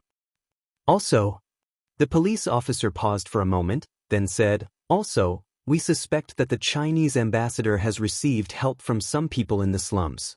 Do you want to get help?" Once these civilians were enraged and colluded with the old regime, it would only make the situation of the new regime even more difficult. Chapter 23-26. After all, the civilians were his own country's citizens. In the midst of a civil war, the new government Klitschin was still afraid. Even if he wanted to clean up the slums, now was not the time. Moreover, his ultimate goal was to prevent the Chinese ambassador from returning to China to frame Ruilala. It was better not to complicate matters. Tell the pursuing officers to not worry about anything. In the end, Klitschin clearly told the police the purpose of the new government. The order was passed down. Even if Yi Qian did not want to fight with the neighboring country's police, it was impossible. Fighting could not be done blindly. It also required planning. The 3 motorcycles turned into a market filled with the smell of rotten fruit. Yi Qian and K7 were in the front. V8 and Qin Xiu were in the middle. J5 and Snow Eagle were in the back. Looking at this situation, I guess the entire city's police force has been mobilized. The entire city's police force has been mobilized to catch the 6 of us. V8 said coldly. There was an obvious coldness in his eyes. I really don't care about this place. Ungrateful things. J5's expression changed slightly. He glanced at Qin Xiu and said in a low voice, "Be careful with your words, brother." It was fine as long as everyone knew. Why say it out loud? There was still a diplomat beside him. Qin Xiu understood as well. However, as a diplomat, it was not appropriate for him to say too much. No matter the situation, a diplomat had to be cautious and not easily criticize another country. Now that they have discovered that we are 3 motorcycles, the ambassador will be escorted away by Yi Qian. The 4 of us will lead the pursuers away. What do you think? J5 suggested. He was the leader of the operation team and played a decisive role in the entire journey. I will be responsible for leading them away. V8 will be responsible for escorting the ambassador. Yi Qian gave his opinion. V8 is familiar with the city. He can quickly find the route that Kuan Dan has planned for us. As for me, although I know the route, I am still half a beat slower than V8. I suggest that V8 secretly escort the ambassador. Also, if possible, lead the police force to the war zone. I believe Ruilala will be happy to make the new government suffer heavy losses. The checkpoint we are going to is almost half of the city. We will have to pass through a few places with concentrated firepower. She suggested faintly, her light voice filled with bloodshed. Since they were so shameless, why should they think for the other party? In the end, a civil war would endanger the neighboring countries, not the Chinese. K7, who rarely spoke, agreed. I agree. I believe it will be very interesting. Yi Qian's suggestion struck a chord with his comrades. J5 raised his eyebrows. Sure, but we have to be careful ourselves. He was well aware of Yi Qian's combat ability. J5, who also wanted to teach the police a lesson, nodded in agreement. Then he turned to Qin Xiu and asked, Ambassador, what do you suggest? If not, then it's settled. Qin Xiu glanced at Yi Qian discreetly. He would listen to the arrangements made by the special forces. I don't have any suggestions, just follow the arrangements. Since he did not object to it, the matter was settled. V8 would then shoulder the heavy responsibility of secretly escorting Qin Xiu away. Before leaving, Yi Qian smiled at Qin Xiu. Then she left on the motorcycle without looking back. It was as if what she was about to face was not danger, but a journey that would allow her to indulge herself. Qin Xiu sighed softly. He wanted Yi Qian to stay, but he could not bring himself to say it. Ambassador, don't worry. Yi Qian is very capable. V8 heard his sigh and laughed. She will definitely come to meet us and return to China together. Chapter 23-27. Qin Xiu, who was hiding in the dark, pursed his lips. This was the first time he asked about Yi Qian. You guys are close with Yi Qian, right? Are you guys in the same unit? He couldn't easily tell anyone about Yi Qian. V8 smiled. Not really. The last time we went to Pakistan, wasn't the ambassador there too? We also met Yi Qian that time. It's even more impossible to be in the same unit. She's also a military school student. But why do I feel like the ambassador is closer to Yi Qian? The change of topic was equivalent to telling Qin Xiu that he didn't want to talk about Yi Qian anymore. Qin Xiu stopped asking and replied with a faint smile. I met her once when she was in her second year of high school. She had a bad sense of direction and had to trouble her to lead the way. We can't say we're close, just that we've met before. They weren't close, and the number of times they met was less than 5 times, but he was actually moved. So that's why. V8 understood. The sound of the motorcycles outside became fainter and fainter until only the sound of gunfire could be heard. V8, who knew that they had left, turned his head. As he spoke, he seemed to be biting something in his mouth. It's about time. V8 quickly left with Qin Xiu. Yi Qian's group went from 2 motorcycles to 4. 2 of the motorcycles were stolen from the motorcycle shop. The 4 of them moved left and right, suddenly turning and suddenly moving. First, they lured the police far away from Qin Xiu's hiding place. It's about time. K7, who was driving alongside her, made an OK sign. The 2 of them suddenly turned left and disappeared from the headlights of the motorcycles chasing them. Snow Eagle and J5 continued to move forward, luring away another wave. The scene of a motorcycle chase was quite spectacular. When the police saw that their targets had split into 2 groups, they immediately adjusted their tactics and split into 2 groups to chase after them. What they didn't know was that as the police split into 2 groups, the nightmare that everyone couldn't forget began. Yi Qian and K7, who turned left, circled behind the first group of police. They stopped and directly aimed their submachine guns at the motorcycles chasing after J5 and Snow Eagle. Shoot, shoot. Everyone shoot. Quick, quick. Behind. Behind. Turn around and shoot. Turn around and shoot. Even though they were suddenly ambushed, The neighboring police who were chasing after J5 were still able to maintain their composure and quickly sent out a portion of the police to deal with the rear. Yi Qian and K7 did not want to face them head-on. No matter how good a dash was, it would not be able to fight against so many guns. After the two finished the first wave of shots, they quickly drove to the left and right and rushed past the sidewalk.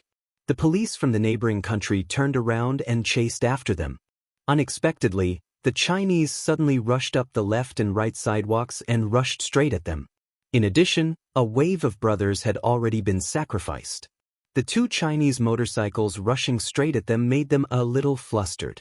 One of the motorcycles reacted quickly and turned around, wanting to give chase. Unexpectedly, before the police officer beside him could react, he suddenly turned around and knocked down the motorcycles beside him. There were a lot of people, a lot of cars, and a narrow road. As long as one motorcycle messed up, the whole place would be in chaos. Before the Lingua police could react, Yi Qian and K7, who had rushed over from the side, opened fire again with their pistols. The two of them attacked the Lingua police from both sides, leaving no blind spots. While driving, they couldn't complete a dash, so the two of them shot at a single target with their pistols. How could the Lingua police be compared to the Snowfield Brigade's special forces? They were shooting blindly, hitting wherever they hit. On the other hand, Yi Qian and K7 were shooting with a purpose. When they saw a target, they would immediately shoot. Often, the overturned motorcycles would also be hit by the police officers who were chasing after them. Chapter 23-28. Get down, get down, get down. Someone yelled and quickly abandoned his motorcycle to launch a counterattack. The sound of bullets, the sound of motorcycles crashing into each other, and the light from the burning fuel illuminated the scene after a fierce battle. A police motorcycle sped into the midst of their own people, and they only had time to shout, "Get out of the way!" Then, after a scream, multiple motorcycles crashed into each other. Bang bang bang! Bang bang bang! The sound of bullets suddenly became more intense, and the police started to fire from both sides. Some of the police had already turned around and were preparing to chase after Yi Qian and K7. However, with Yi Qian and K7 firing, they had no choice but to abandon their motorcycle and launch a counterattack.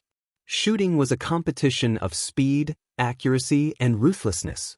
There was only one chance, and if they seized the opportunity, even if there were only two people, they could quickly subdue the enemy. The sound of gunfire caused the police who were chasing after Yi Qian and K7 to rush over. Yi Qian and K7 did not give these people a chance to retaliate. They stopped shooting and drove away. Chase after them. Chase after them. Don't let any of them go. Don't let any of them go. The tragedy of the scene angered the local police. They left some of them to save the injured, and the rest immediately chased after them. There was no other way to deal with heartless people other than to be ruthless. Since Yi Qian and K7 wanted to teach the local police a lesson, they would not let them go so easily. J5 and Snow Eagle had already lured a group of people into the crossfire, and Yi Qian and K7 would take care of the rest. Motorcycles were smaller than cars, and they were more agile. It was Yi Qian's first time riding a motorcycle, and she was not unfamiliar with it at all. She brought out her usual training skills and controlled the motorcycle in an S-shaped trajectory to avoid getting shot. When she turned a corner, she suddenly threw her motorcycle into the center of the road, rolled to the side, and jumped off easily. Then, K7 drove Kuan Dan's modified motorcycle over. When he passed by Yi Qian, he reached out his hand. Yi Qian reacted quickly and grabbed his hand. As the motorcycle sped forward, she was as light as a swallow. She easily straddled the back seat of the motorcycle. With the helmet on, she leaned toward K7's ear. The helmet touched the helmet, and her cold voice drifted into the wind. Once the last wave is dealt with, the mission will be completed. The pursuers behind them had caught up. Yi Qian, who no longer needed to drive, turned around and aimed at the motorcycle she had abandoned in the middle of the road with both hands. 1, 2, 3. The police officers from Lingua, who were hot on her heels, were closing in on the motorcycle in the middle of the road. Yi Qian silently chanted the number 4 in her heart, which sounded like the word death, and pulled the trigger. Bang! The bullet tore through the air, and the air was squeezed into an invisible sharp shape by the bullet. Wherever the bullet passed, it left behind a scorching heat. Finally, it hit the full fuel tank of the motorcycle. Boom! The fuel tank exploded, and a raging fire surged up. Dark clouds of smoke rose and spread rapidly. The motorcycle with the fuel tank exploded, and its parts flew everywhere. The few policemen at the front were engulfed by the fire before they could even scream. Out of the way! Retreat! The incident only happened for a second.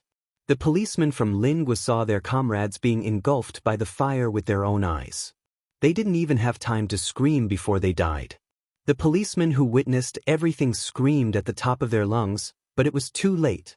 The motorcycle behind them didn't brake in time, and it crashed into the back of the motorcycle in front of them with a loud crash. Chapter 23-29. Bang! Bang! The repeated collisions flipped countless motorcycles over. Some of the motorcycles even had their rear and front wheels separated and fell apart. Open fire! Open fire! Don't let them leave alive! The police officers from the neighboring country were completely enraged as they screamed. They might not know who they were chasing, but they knew that these people were under the orders of Klitschin, the leader of the new government. They were a group of dangerous people who would destroy the peace and stability of the neighboring country. They had to be eliminated. They only knew that these people had to be eliminated. Some of the police officers drove their motorcycles around the fire and rushed over. Yi Qian's submachine gun never moved. In the midst of the fire, she aimed the gun at the fuel tanks of the 3 motorcycles. Some of the survivors were still struggling, trying to pull their right leg out from under the car. Yi Qian's eyes flashed with anger. She pressed her lips together and fired without hesitation. This time, it was not 1 bullet, but 3. With Yi Qian's shooting skills, the 3 bullets seemed to have been fired at the same time. There was only a 1-second gap between when the bullets hit the fuel tank. The explosion was louder than before, and the fire was more intense. The smoke spread and the scene was filled with billowing smoke. Yi Qian and K7 had already driven away. The tragedy of the scene had nothing to do with them. This was war. It was either you die or I die. There was no mercy, only shooting. On the other side, V8 left without a hitch. Wearing a helmet, he and Qin Xiu were like those troublemakers in Beijing racing in the middle of the night.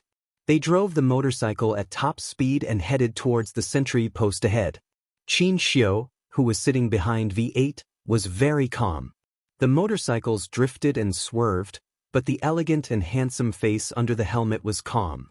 Back in the day, he used to race too. A group of friends rode imported modified motorcycles and whistled. There were a few girls behind them who thought they were amazing and drove their motorcycles across the viaduct. At that time, he also thought that it was very exciting. He was so arrogant that it was as if he could destroy the entire world. What really woke him up was the 2 people who were racing with him. One day, they went out on a rainy night looking for excitement. Their minds were in a mess, and they actually played with their cars in the heavy rain.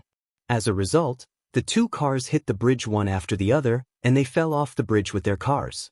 He went to take a look and saw a pile of charred scrap metal. As for his 2 friends, there was nothing left of them. At the age of 17, he suddenly realized that his life was so insignificant in the face of excitement. Who knew when he would die?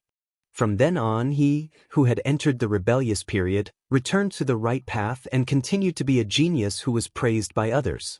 He continued to live in the golden cage that had locked up his youth during the rebellious period. He also understood that the so-called golden silk cage was just an excuse for the weak to think that they were trapped and could not walk out of a free space.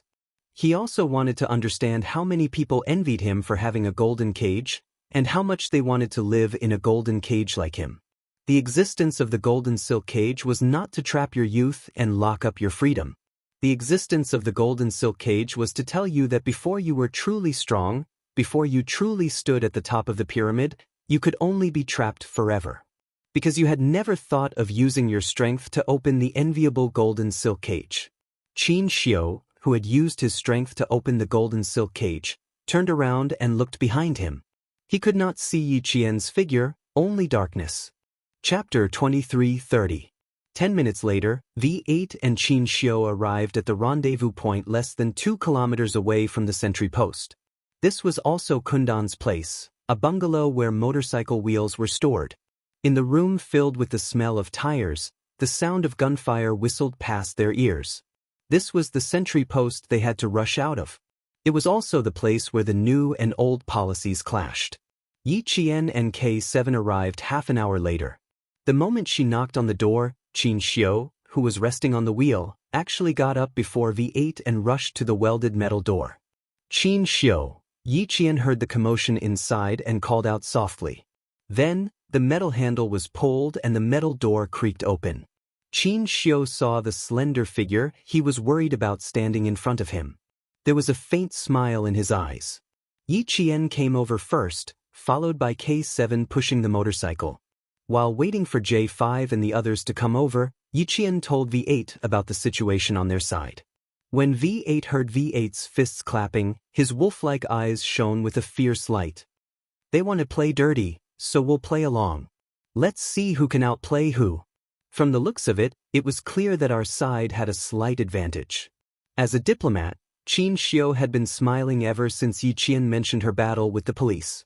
Yi Qian, a military academy student from our country, used her hot-bloodedness, courage, and strength to fiercely retaliate against a neighboring country's disrespect to our country. She used her strength to protect our country's dignity. She represented the countless cadets of our country who were still studying. From her, he saw the future, he saw hope. It was because of a cadet like her that no matter how many difficulties there were, no matter how high the mountain, it would not be able to stop our dream of becoming a powerful country.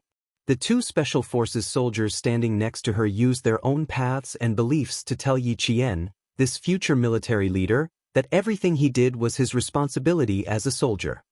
Good job, Yi Qian. Your school is proud to have a military academy student like you.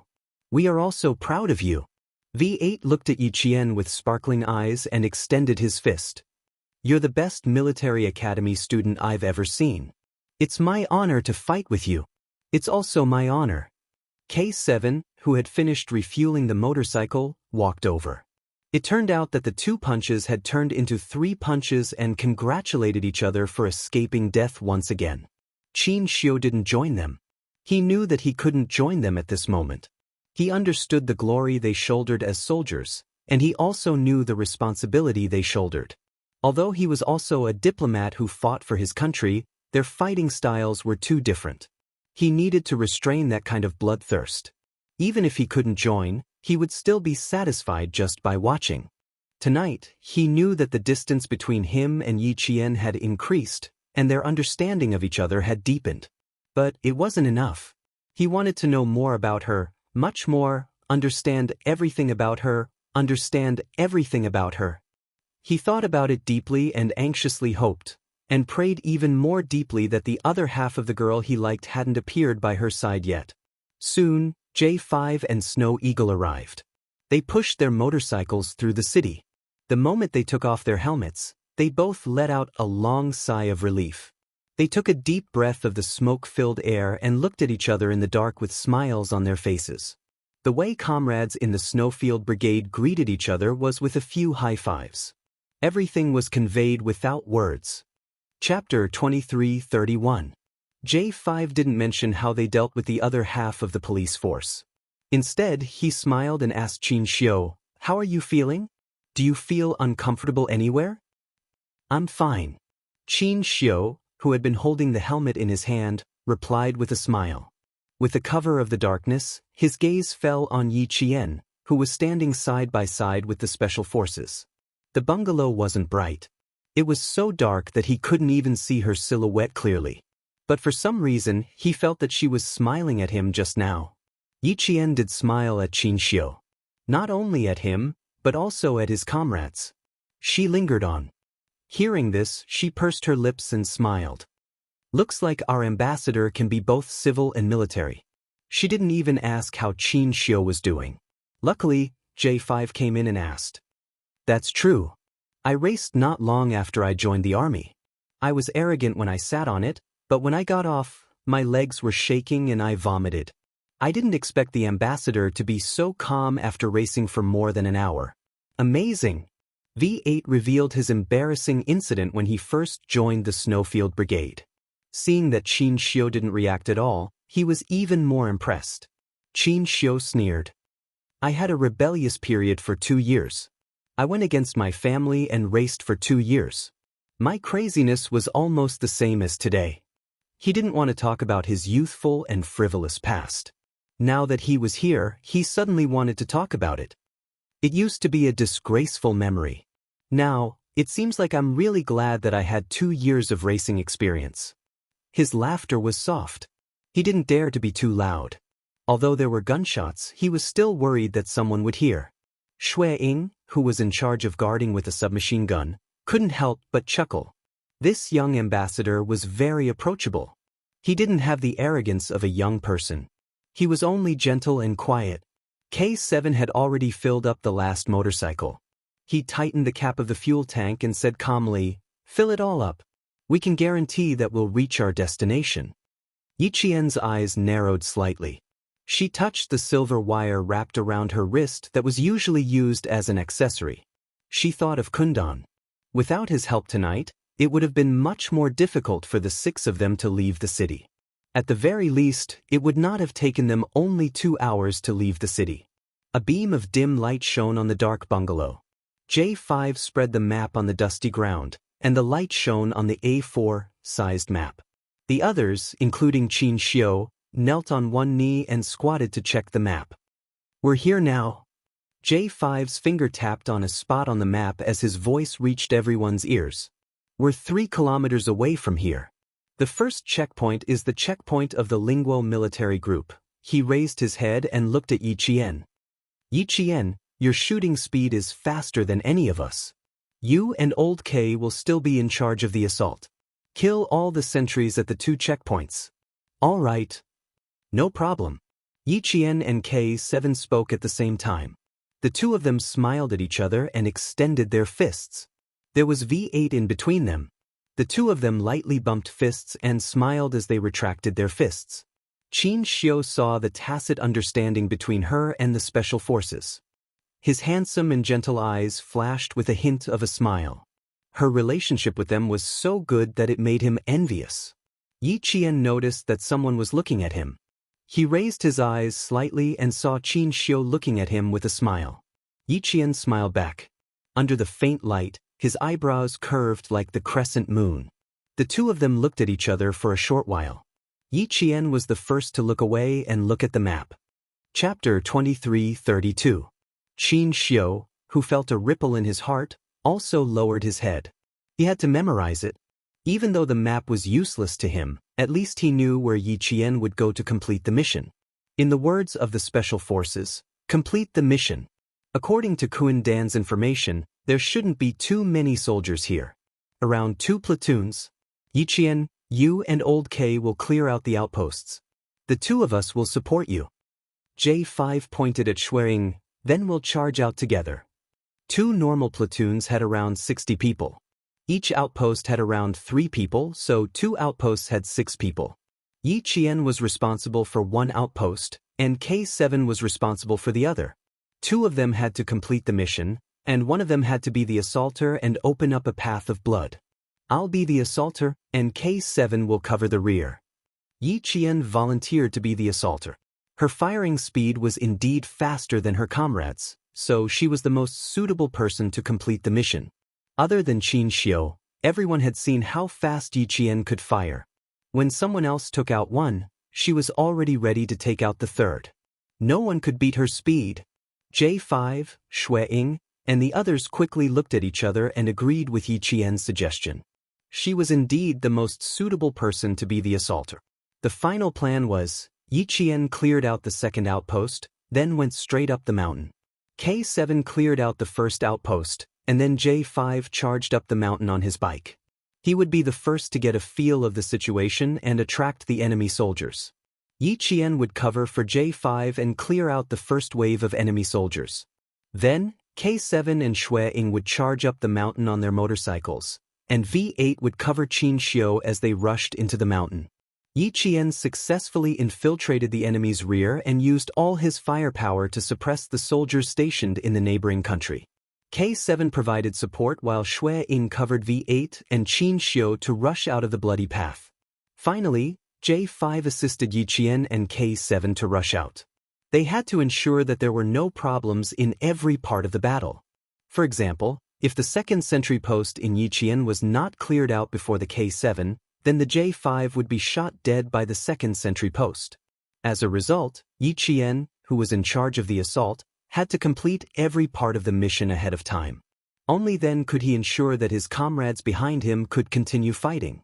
Their communications with the neighboring countries had been cut off, and they did not have any communication equipment. They could only rely on their tacit understanding to fight. Qin Xiu pursed his lips. He couldn't understand why Yi Qian was always at the forefront and doing the most dangerous things. He didn't ask. He wasn't a direct combatant, so he couldn't discuss the battle. Even if he had questions, he could ask them after they rushed out. After the battle deployment was completed, V8 would protect Qin Xiu. He would rush out after his comrades had cleared out a bloody path. The J5 rolled up the map and placed the butt of his submachine gun on the ground. He looked up and coldly glanced at his comrades. Since the military group and the new government are using firepower to besiege us, we don't have to be polite.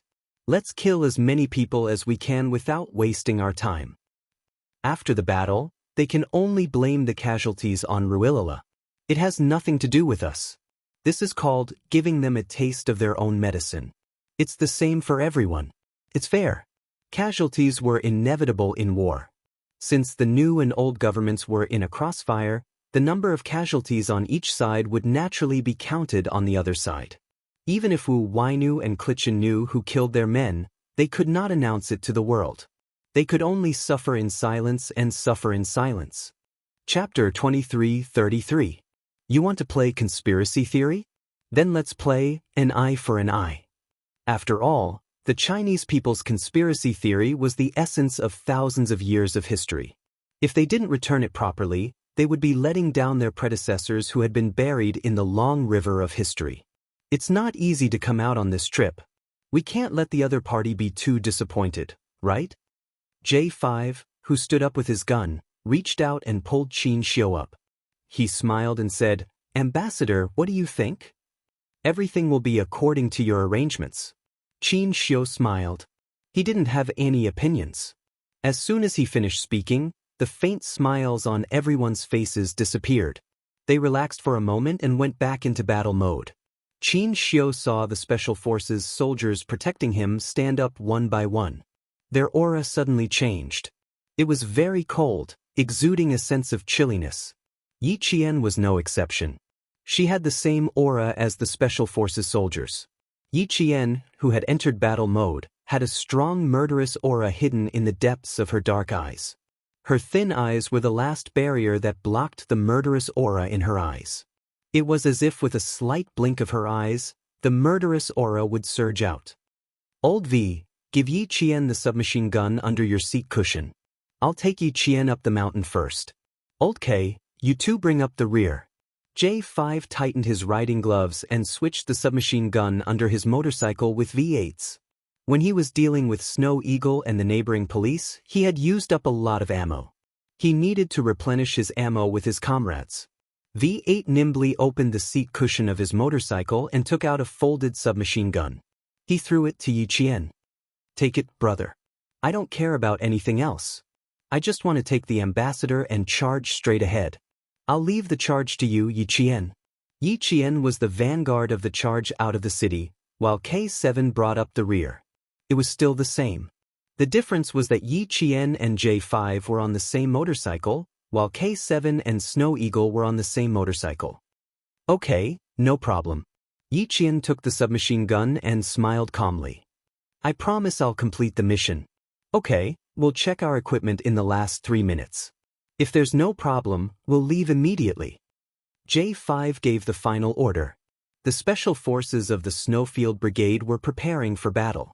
Yi Jian slung the fully loaded shotgun on her back and smiled at them. Her smile was faint, like a blooming flower. She looked delicate but was actually strong. "Okay, you three drive well. K7 and I will cooperate well. Good luck. After finishing their pre-battle preparations, they high-fived each other and encouraged each other. This was also a form of pre-battle tacit understanding. The closed iron door opened, and a cannonball exploded. There was a burst of fire in the dark sky. Qin Xiu subconsciously looked in Yi Jian's direction. He saw Yi Qian look up at the fiery sky. In his eyes, the fiery sky turned into a blood-red color. He also saw the fearlessness of a soldier who was not afraid to sacrifice himself. Qin Xiu, whose heart was trembling, slowly looked away. He lowered his eyes and used his eyelids to hide the undercurrent in his eyes. Yi Qian, who was in full combat mode, was even more dazzling than during the day. She was like a bright star that fell into his arms. He gently and quietly placed her in his heart. From then on, because of her existence, his world lit up. Vroom, vroom, vroom, the sound of motorcycles rang out. V8 took Yi Qian out of the room and headed towards the road that was created by the illegal immigrants. The 3 motorcycles were like arrows that were released from a bow. There was no turning back. Even though they knew there was danger ahead, they still charged forward. No matter if they sacrificed themselves or got hurt, they would not change their decision. Chapter 23:34. The speed of the motorcycle was so fast that the person sitting at the back had no choice but to hug the driver tightly. Qin Xiu turned slightly to look at the speeding motorcycle in front of him. He saw the slender figure behind the motorcycle tightly hugging the driver's waist with one hand. His eyes darkened slightly. His eyes dimmed not because Yi Qian was holding on to the Special Forces soldier's waist, but because she was in great danger. Even though he wasn't a soldier, he knew that the position of an assaulter was dangerous. The distance between the 2 sides was less than 500 meters. Yi Qian and the others rushed into the mountain and made a big turn. From their vantage point, they could see the crossfire between the 2 sides. The crossfire between the 2 sides was fierce. The concentrated gunfire covered up the sound of the 3 motorcycles. The J5 at the front didn't turn on the motorcycle's headlights. Instead, he turned on the modified blue lights. They were close to the enemy soldiers and wouldn't be easily spotted. The 3 motorcycles turned on the uneven mountain road. They couldn't stop in the middle. They had to rush all the way to the bottom of the mountain before they could stop. It was 5 kilometers from the bottom of the mountain to the bottom of the mountain. It was 4 kilometers to break through the defensive line. Yi Qian and K7 had to fight their way out of this 4-kilometer defensive line. With the cover of gunfire and artillery fire, the motorcycles roared like pebbles thrown into the sea, not causing the slightest ripple. The soldiers guarding the mountain only heard the gunfire and artillery fire, but they didn't hear the motorcycles at all. The J5 led Yi Qian to the entrance of the mountain. The others hid temporarily. Yi Qian and K7 continued forward. "Be careful, Qin Yao," he said softly to Yi Qian, who was leaving. "I'll come to your aid soon." But Yi Qian nodded. She naturally believed that her comrade would come to her aid soon. K7 had already gotten off the motorcycle. The 2 of them sneaked into the mountain under the cover of the night. Even though they had the help of Kundan, they still had to investigate carefully in order to pass through the next step. They would only be calm when they had a plan. V8 looked at his comrade's back as he left. His lips tightened. If he could, he wanted to join the battle directly and help his comrade avoid danger. But he couldn't go with them. He had to ride the motorcycle with the ambassador and wait to break out. Motorcycles were the next main means of transportation, so they couldn't be casually thrown away like in the city. After breaking out of the encirclement, there were still 4 kilometers of mountain roads before they could rush to the road that connected to another city. They had to go all the way north to a town called Nanyu. Only when they reached there could they abandon the car and leave. There was no way to sneak out of the city. It was a long journey, and they needed a vehicle. If there are heavy weapons on the mountain, the left side of the call is the best place to hide. K7 lay prone in the bushes and looked up coldly. They were very close to the first sentry post. The first outpost was right in front of them. This was K7's mission. Yi Qian lowered his head and said softly, "This is a smuggling route. According to Kundan, heavy weapons do not exist." "You really believe what he says?" K7 was a bit surprised. He could understand why J5 trusted Kuan-Dan, but why would Qing Miao trust him as well? Yi Qian nodded. She did trust Kuan-Dan. She trusted Kuan-Dan instinctively. He said there are no heavy weapons. I believe him. Kuan-Dan had told them the safest route. The new government basically didn't care about it because this smuggling route was protected by both the military and the national armed forces. The new government couldn't do anything about it even if they wanted to. Chapter 23:35. The path to riches could only be guarded and not destroyed by heavy weapons. Even Ruilala had to abide by the rules. Otherwise, his road to wealth would be cut off. This was the rule of the drug and arms trade. You could not destroy someone's path to riches, or you would be asking for death. This was also why he could ride a motorcycle up the mountain without worrying about being shot by heavy weapons. K7 was silent for a few seconds and said, I don't trust Kuan-Dan, but I trust you and J5. On the battlefield, only the comrades who fought side by side with you could be trusted. Yi Qian smiled at him. She trusted Kuan-Dan, but she was not willing to risk the lives of her comrades. She trusted Kuan-Dan more than she trusted herself. The wind was getting stronger. Yi Qian looked up at the sky that was as dark as ink. There was not even a single star in the sky. It was so dark that it felt like the sky was about to collapse. There was a sense of suffocation. The rain was coming. They had to break out of the encirclement as soon as possible. Yi Qian smiled softly. After we pass the city's outpost, we will be in the country at this time tomorrow night. I will go over first. I will take care of the second outpost in 15 minutes. Be careful. K7 nodded and watched Yi Qian's figure disappear into the forest. The gunshots outside the mountain were so loud that not even the insects in the mountain were chirping. Yi Qian walked through the forest quietly. Without the help of night vision goggles, she used the light from the cannons to reach the second outpost. Assassinations were the only way to clear the outpost. Yi Qian's method of assassination was the same as the Snowfield Brigade's method of assassination. Both methods involved covering the mouth and slitting the throat. Even if two outposts could see each other when they turned around, the Snowfield Brigade's special forces could take care of them silently. The wind blew through the leaves, and the rustling sound was heard. Yi Qian lightly pressed down on a few leaves. She was like a leopard hiding in the dark. Her dark eyes emitted a cold light as she looked around quietly. There were 4 outposts on her side. One of them was further away from the other 3. It was a distant outpost. She cleared them one by one. The few leaves that were pressed down gently swayed a few times, and the person hiding behind the leaves had already disappeared without a trace. In the wind, a faint smell of blood drifted over. The 3 sentries at the front felt that there was something wrong with the outpost.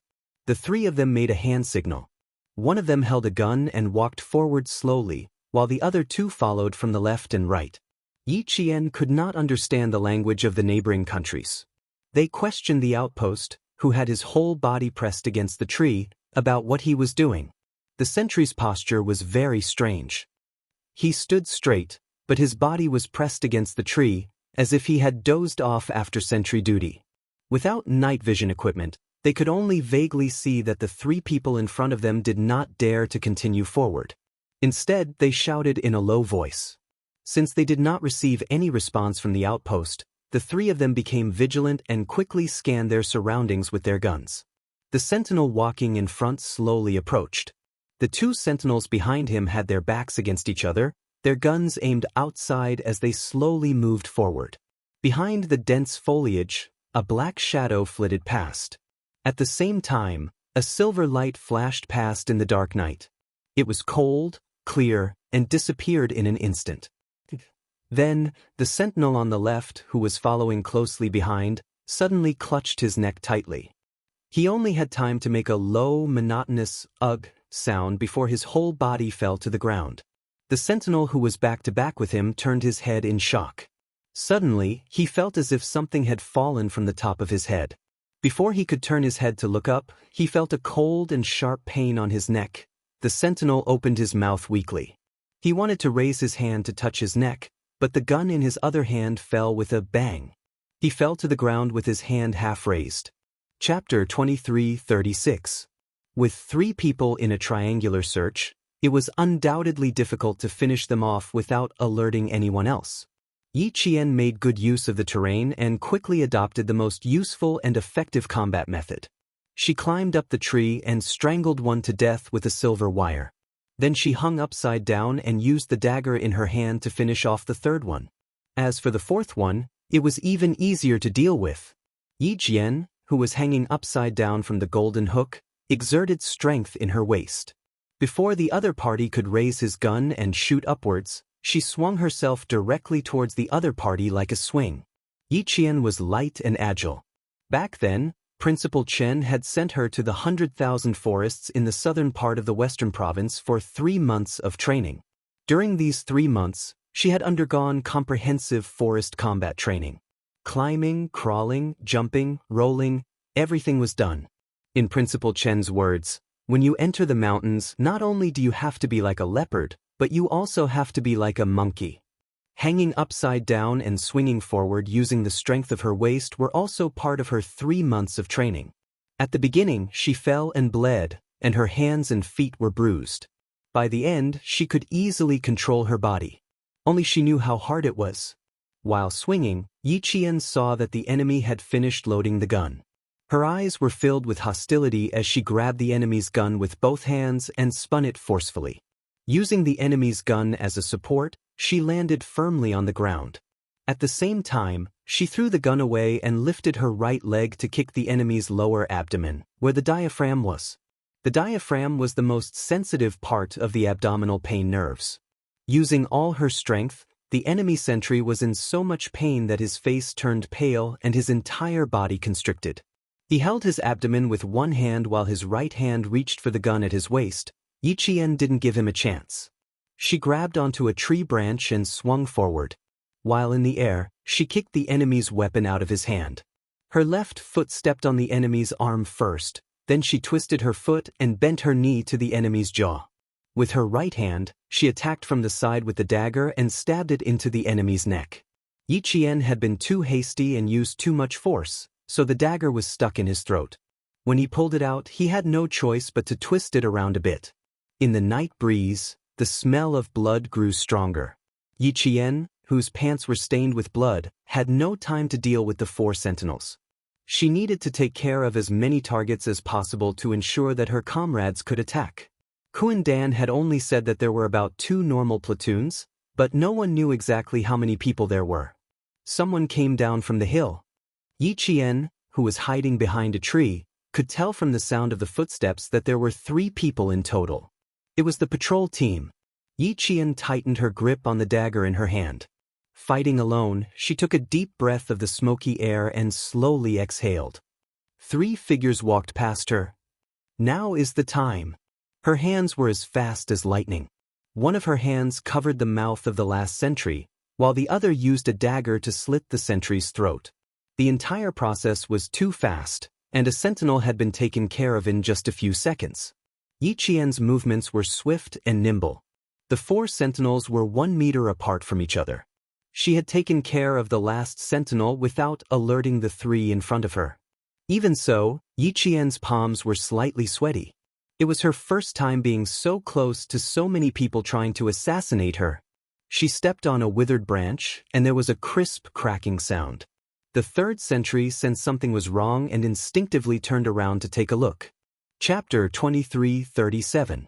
To Yi Qian's relief, these people didn't have night vision equipment. The man said something in the language of the neighboring country, and Yi Qian couldn't answer. Her eyes dimmed, and the sound of water came from behind the tree. When the man heard this, he slung his rifle over his shoulder and said something to the 2 people in front of him. After the sound of water, there was also the sound of water. Yi Qian's mouth twitched.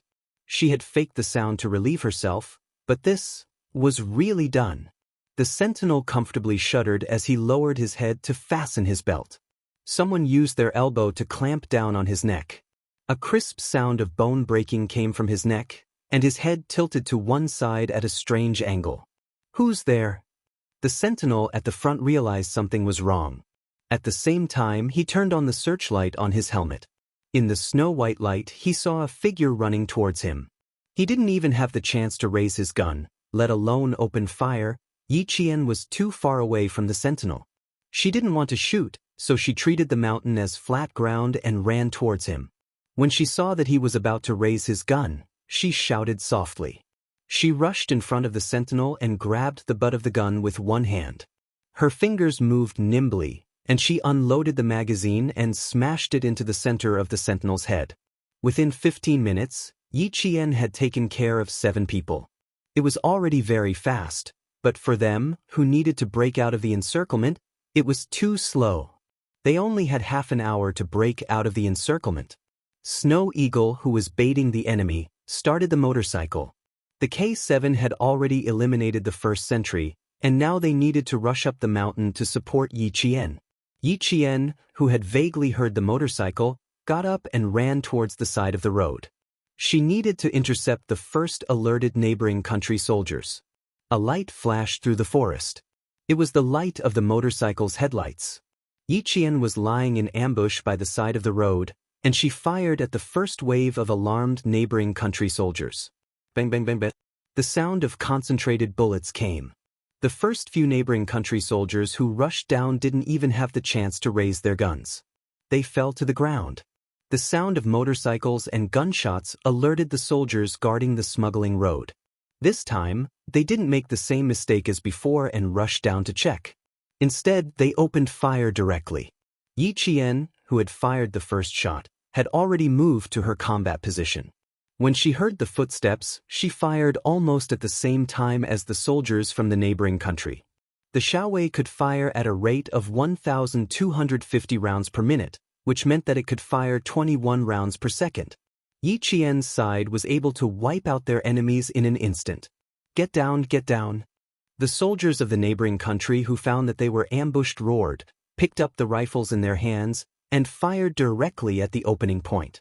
More than 10 rifles fired blindly. Even Yi Qian was suppressed to the point that his entire body was pressed against the ground. Even his face was pressed against the ground, and he did not dare to raise his head at all.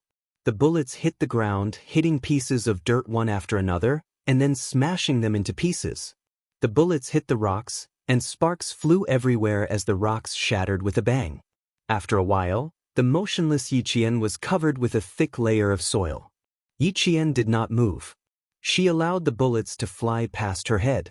Her backup had not arrived yet, so she needed to wait calmly. K7 and Snow Eagle had already rushed up. They were Yi Qian's backup.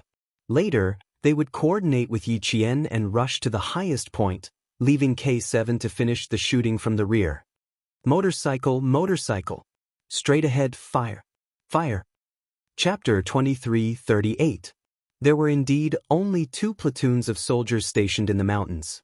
When the K7 came up, more than half of the firepower that had been focused on Yi Qian was directed at the motorcycle. The modified motorcycle was extremely fast. With a sweep of the snow-white headlights, the K7 saw several soldiers from the neighboring country hiding behind the trees. Shui Ying cooperated well. He stepped on the accelerator to the maximum and crossed the crossfire before the soldiers could shoot. He instantly rushed to the rear of the soldiers from the neighboring country. The motorcycle made a turn, and the K7 rolled off the motorcycle. He opened fire and supported Yi Qian from behind. After receiving support, Yi Qian could finally take a breather. She didn't move carelessly. Instead, she stuck close to the slope and rolled toward the side of the road. A normal person wouldn't be able to complete a roll on a slope. Once they rolled, they would definitely roll down. Yi Qian didn't.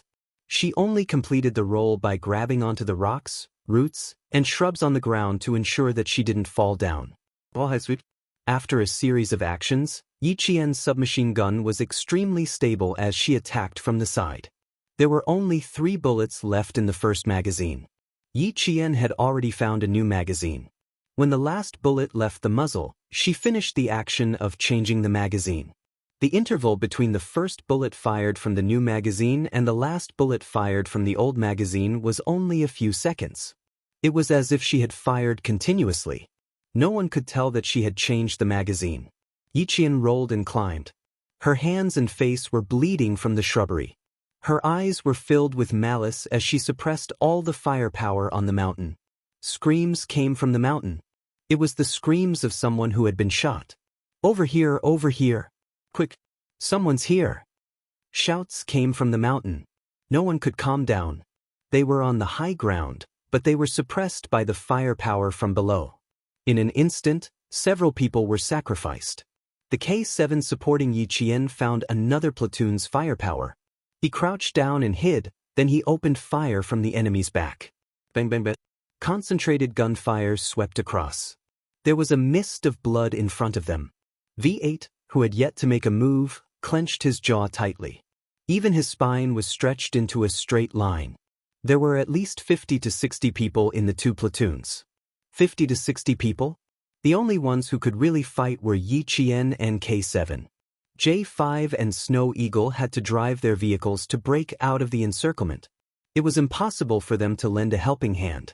Qin Xiu, whose eyes were cold, slowly clenched his fists. At this moment, he regretted not practicing his spear skills. Otherwise, he could have been a support. Let's wait a little longer. We'll rush in as soon as the higher-ups give us the order. The senses of the special forces were very sharp. V8 sensed the change in Qin Xiu's aura and quickly said softly, "It won't take too long. They'll settle it soon." In this battle, other than the camouflage provided by Kundan, they didn't even have night vision goggles. It was undoubtedly risky to fight without knowing how much firepower the enemy had. Fortunately, there were a lot of camouflage in the jungle, which slightly reduced the danger. V8 told Qin Xiu to relax, but in reality his heart had been stretched taut. During the exercise, the special forces of the Snowfield Brigade had specifically gone through combat training without any weapons on them. But in the end, they would take the enemy's weapons for themselves and complete the mission. What weapons did the neighboring countries have for themselves? Even night vision goggles would be enough. Where would there be night vision goggles? K7 opened fire. The stationed soldiers of the neighboring countries immediately concentrated their fire. Snow Eagle drove his motorcycle down. He needed to cover V8 and take K7 with him. Chapter 2339. J5 couldn't make a move. He needed to wait for V8 to catch up so that he could grab Yi Qian and break out of the encirclement. The soldier at the highest point of the sentry post thought the motorcycle was heading straight for them when he heard it. He reflexively turned on the searchlight and wanted to finish shooting. He didn't know what a stupid thing he had done. As soon as the searchlight shone, Yi Qian, who had crept up from the side of the road, shot at the sentry post. K7 broke the pole that was holding the searchlight. The searchlight that lost its support fell down. The shaky searchlight swept toward the camp of the soldiers. K7 put out the searchlight with a shot. Yi Qian, who could see the corner of the searchlight, finished shooting immediately. Everything happened too fast. The two platoons of soldiers split into 4 waves. One wave was aimed at Yi Qian's original position, one wave was aimed at K7, one wave was aimed at Shueying, and the last wave was aimed at Yi Qian's current position. Half of the soldiers had been wiped out, so they didn't have enough firepower.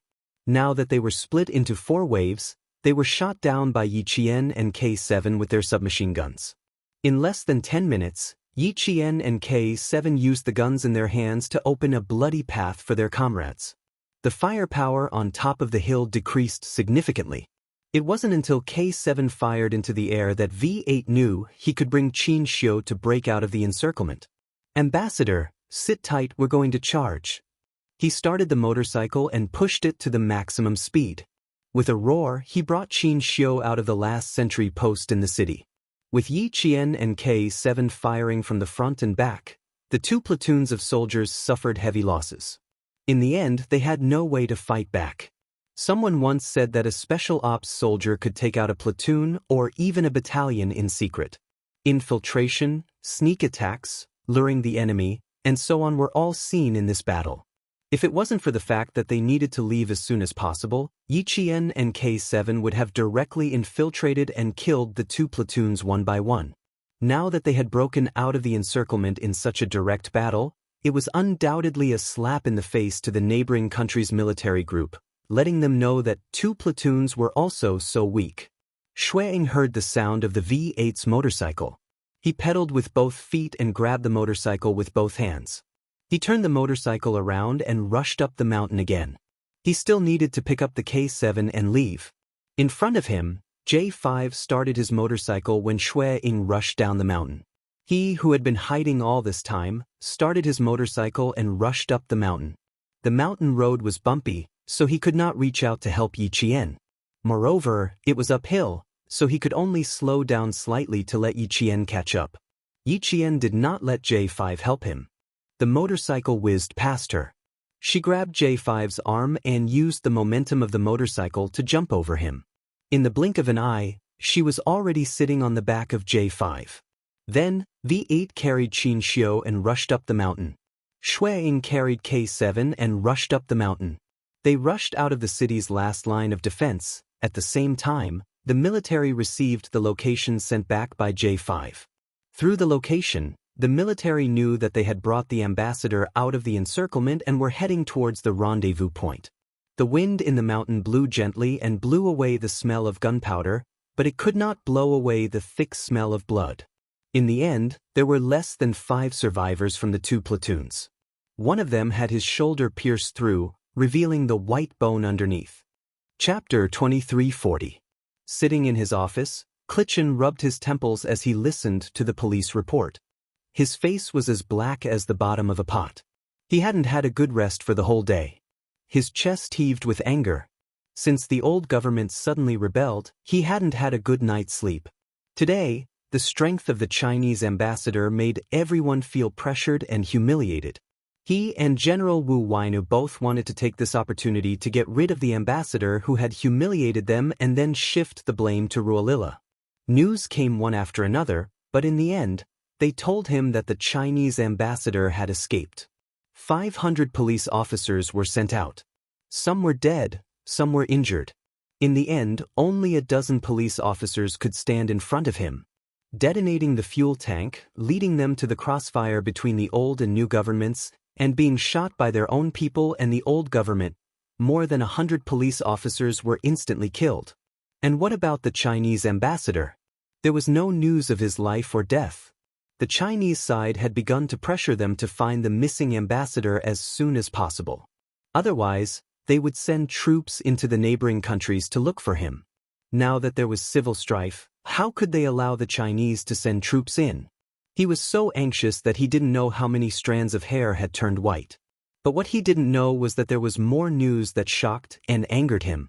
An official reporting the situation knocked on the door. Before Klitschin could answer, he pushed the door open and came in. What? He escaped the city. The Chinese ambassador escaped the city. Klitschin was shocked after hearing the report. What's the situation with General Wu Weinu? He didn't know how heavy the military's losses were.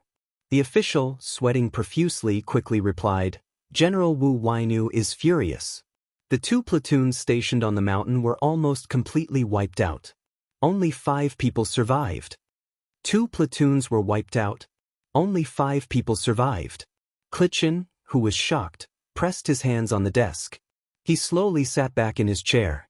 What kind of people did the Chinese side send out? What kind of people did they send out?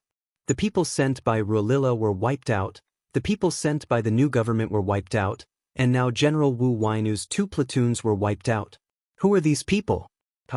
How could they be so terrifying? Sitting back in his chair, Klitschin's back was covered in cold sweat. After a long time, he asked in a deep voice, Does General Wu Weinu have any arrangements? After sacrificing so many people and letting the Chinese ambassador return, where would the face of their neighboring countries go? It was simply a great humiliation. They sent an elite platoon. There's no news yet, but the old government has also discovered the Chinese ambassador. The reporting official did not dare to speak loudly. Including the Chinese ambassador, there were only 6 of them. In the end, the 6 of them managed to wipe out hundreds of people. Even as he sat there, he felt a chill run down his spine. There was only one thought that flashed through his mind. The Chinese side is not to be trifled with. Their calculations were wrong. Although General Wu Weinu is very angry with the participation of the old regime, if the Chinese ambassador accidentally dies, we can directly explain to the Chinese that this is Ruolila's bad deed. Neighboring countries' new policies and military groups will definitely eliminate Ruolila to give China an explanation. This was the best way to push all the blame onto Ruolila. Klitschin felt a little better when he learned that the military group had sent another elite platoon to hunt him down. The elite platoon was the special forces of the military group. Chapter 2341. With the help of the special forces, even if the Chinese ambassador escaped from the city, it would be difficult for him to escape from the hands of the special forces of the neighboring country. Klitschin trusted the special forces of his country very much. Klitschin took a sip of cold water to moisten his throat and smiled. General Wu Wainu is a truly great general. Everything he does is for the sake of democratizing our country. No matter what happened to the Chinese ambassador tonight, all the consequences would be borne by the madman Ruolila. Qin Xiu knew very well what the new policy was, and so did the Chinese side. G3, who had completed the mission, received the order to quickly provide support without delay. Damn it! Dirty tricks! After learning about the new policy and the military group's plan, G3 cursed in a low voice. He said in a tense voice, "In that case, let's play a trick too. Being kind to others is being cruel to ourselves. Major General, we can't be cruel to ourselves. If a tiger doesn't show its power, it will be treated as a sick cat? But either we don't play or we play big. Let's see who can win." Blowing up the oil depot was not a small matter. The Major General pondered for a few seconds before replying. The oil depot is located in the north. The forest in the north of the neighboring country is connected to our country's forest. Once it is detonated, there will be a forest fire. Even if I agree with your idea, the military is unlikely to agree. The news from the diplomat made the military very angry. Now that Yi Qian had already broken out with our ambassador and taught the neighboring country a lesson, if they only blew up the oil depot now, the loss would outweigh the gain if the fire spread to our country's forest. They would have to send troops to put out the fire. G3 laughed coldly. His gravel voice was like a sharpened knife, revealing a sharpness that seeped into his bones. Don't worry. Their oil depot is buried very deep. Even if a fire rushes up, the soil above will suppress the fire. There's also a small reservoir above. They set up the oil depot here, so it's obvious that they have made sufficient fire prevention preparations. The oil depot is not big and there isn't much oil stored. If we blow it up here, at most the neighboring country's military group will be angry, but they won't feel bad. Also, our face hurts from the heavy rain. Even if there is an open fire, the rain will extinguish it. Major General Liu was concerned about whether his country's forests would be affected. Since it was feasible, Major General Liu said in a low voice, "Give me 5 minutes to inform the higher-ups first." The small oil depot was located in the forest near the Northland Armed Forces. From here, it could be seen that the neighboring country's military forces were secretly preparing to attack the Northland. The northern lands were of great importance to China, and China did not wish for the northern lands to fall. The Major General spread out the map and sent it to the higher-ups of the Army Department at the same time. Soon, G3 received the latest order and said to his comrades, Come, brothers. Let's help the Northland Armed Forces. Burn them all." After completing the decapitation mission, they arrived at the oil depot of the neighboring nation's military group. This was their logistics oil depot. If there was an explosion, the oil depot in the Northlands would basically be finished. Wiring blow them all up? G3's tone was harsh, and his eyes were filled with hostility as he stared ahead. He said ruthlessly, "They are heartless, so don't blame us for being unjust. Since they want to play with us, I'll grant them their wish. Daring to play dirty tricks? Then let's play bigger." Half an hour later, the underground logistics oil depot of the neighboring country's military group in the depths of a mountain suddenly exploded. Raging flames soared into the sky, and a huge fireball soared up. It was like the power of an atomic bomb explosion, and a mushroom cloud appeared. Chapter 2342. When G3 and the others finally came out, they were covered with nearly 10 centimeters of dust. "You are all a bunch of useless trash. Useless trash." Even the logistics oil depot was found by Ruolila. "How did you all stand guard?" General Wu Wainu, who was part of the neighboring country's military group, was furious. This was a general who was quite unfriendly to China. his thoughts were completely inclined to the hegemonic countries. He believed that only by following the hegemonic countries could the neighboring country become the largest country in South Asia. Now that there was a fire in his backyard, he, who wanted to sit firmly on the hook, was furious. A small hidden logistics oil depot in the military was found and detonated in the most violent way. If the logistics were not guaranteed, how could they take down the North? Tonight, hit hard and chop off Ruilala's head. Chop his body into pieces. Wu Weina thought it was Ruilala's fault and gave the final order. Concentrate all the artillery fire to annihilate. Looking at the furious General Wu Weinu, someone asked nervously, "Then, the elite platoon you sent out, are they still chasing the Chinese ambassador?" "Chase my ass. The rear was in chaos, what was there to chase?" General Wu Weinu, who took back the order, was obviously unwilling. From day to night, the new government and the military group, plus the people sent by Ruilala, still let the Chinese ambassador escape. It was really infuriating. However, it was not appropriate to continue chasing. They needed to put all their energy on Ruilala and wipe out all his forces in one fell swoop. There was a sudden explosion in a mountainous area of the neighboring country. Even China felt the tremors. Ruilala, who was in a mountain village near the north, heard the news and laughed like a trapped beast. "Good, good, good. Well done." This was the last voice Ruilala left for his subordinates. Wu Weinu and the allies concentrated all their firepower and launched the biggest fire attack. Soon, both sides received the latest report. The two commissioners sent by the Western hegemonic country were strangled with a shower curtain in the bathroom. Both sides were shocked. Both of them were killed in the same way. This was a warning to the neighboring country. It was not a personal warning to the neighboring country, but a country using this method to warn the neighboring country. Which country was it? The answer was obvious, but where was the evidence? There was none. Klitschin and General Wu Weinu were so angry that their faces turned green. They had guessed that the deaths of the two commissioners were probably assassinated by the Chinese side. But what was the use of guessing? "General, do you think the explosion of the oil depot?" A senior official from the Lin military group raised his suspicions. Could it also have something to do with China? As soon as he raised his suspicions, he was immediately rejected. That's impossible. China has always been neutral and has never taken the initiative to do anything that would harm other countries. I don't think China would be involved. It's not impossible. Look at how strong the Chinese side's attitude is this time. They swept away their previous concessions and suddenly launched an attack, making our side's situation much more difficult in an instant. The sudden launch of the drill caught them off guard. Although the Chinese side is suddenly strong this time, there is a reason for it. Now that their exercise has begun, and our flames of war are no longer concentrated in the north, the Chinese side will not bomb our oil depot again. The way I see it, the Northland Armed Forces and Ruilala are both possible candidates. Outside, the sound of the heavy downpour made people feel inexplicably annoyed.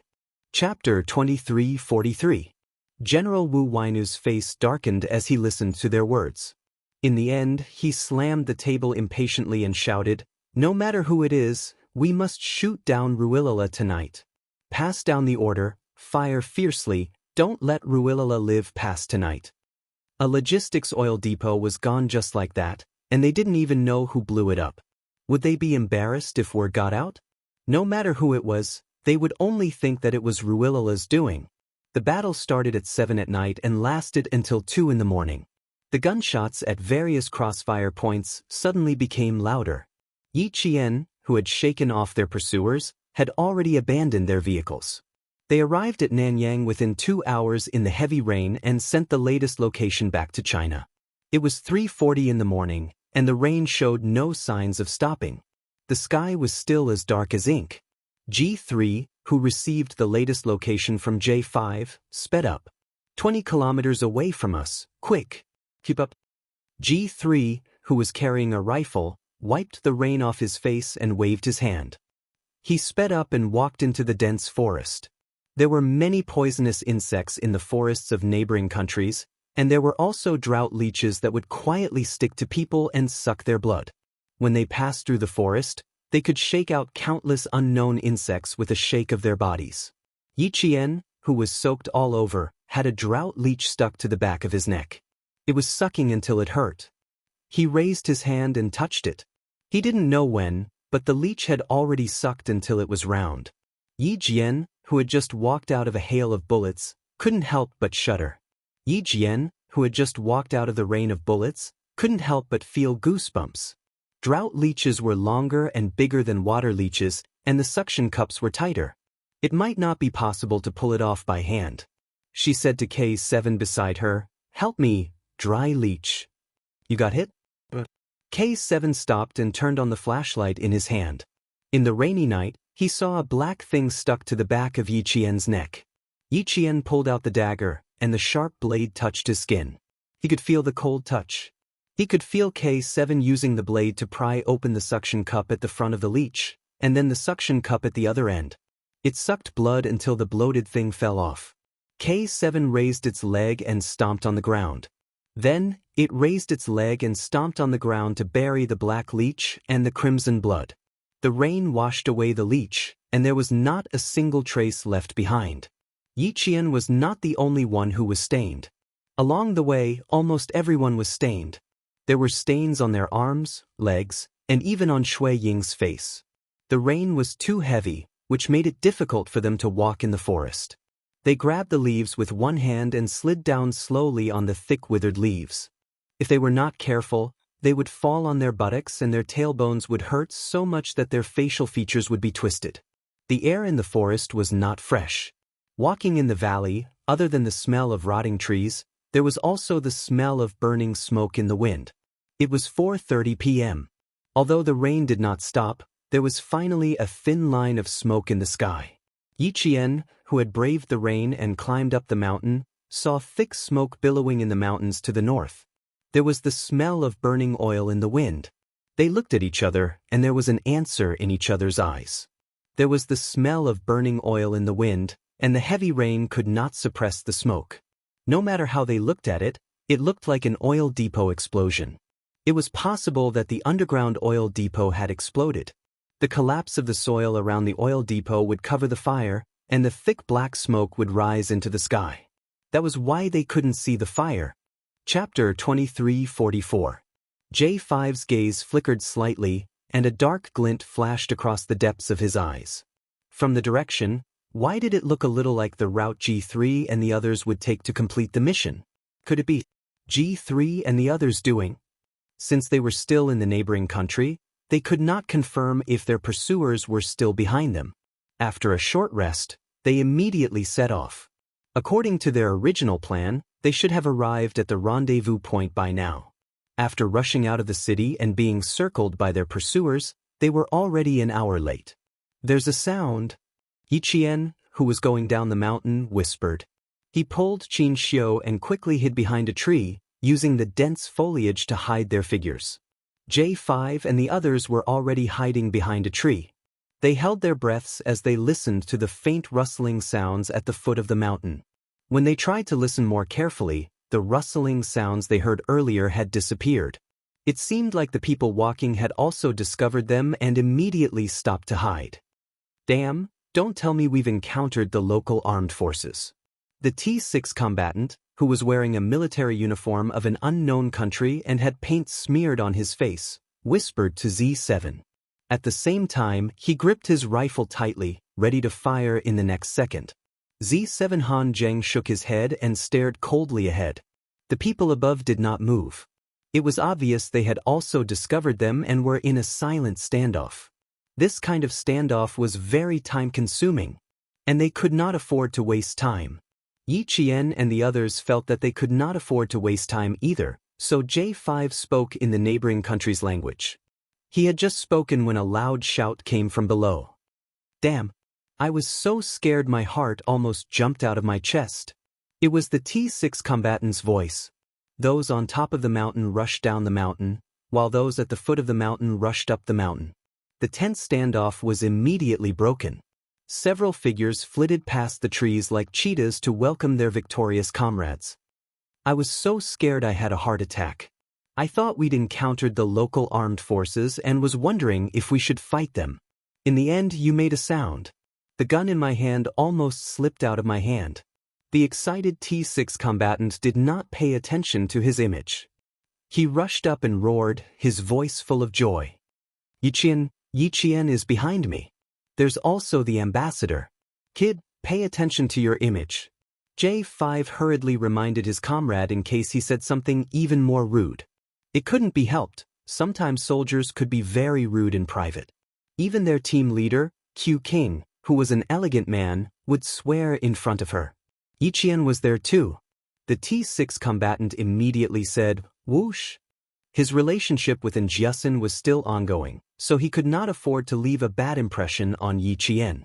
In the heavy rain, the comrades in arms bumped fists and palms against palms. Yiqian, who had a smile that was brighter than the rising sun, greeted the 7 members of G3 one by one. The sudden reunion made all the comrades so happy that they couldn't suppress their smiles. After greeting each other, the 2 groups of people stood in their respective positions and gave their comrades a military salute for their triumphant return. Once again, we've met again, and once again, we've completed our mission. You will always be the comrades that I trust the most in my heart, the comrades that I'm most proud of. News of the meeting between the 2 parties quickly spread back to the country. The higher-ups in the military who knew about it all heaved a long sigh of relief. Finally, everything was safe and sound. Then the next thing to do was to condemn the neighboring country. At 8 a.m., everyone arrived at the border between the 2 countries. A helicopter was already waiting for the hero's return. Rumbling sounds could be heard as the helicopter's propellers rotated at high speed, crushing the surrounding vegetation. When the helicopter took off and left, some of the vegetation was even snapped by the wind.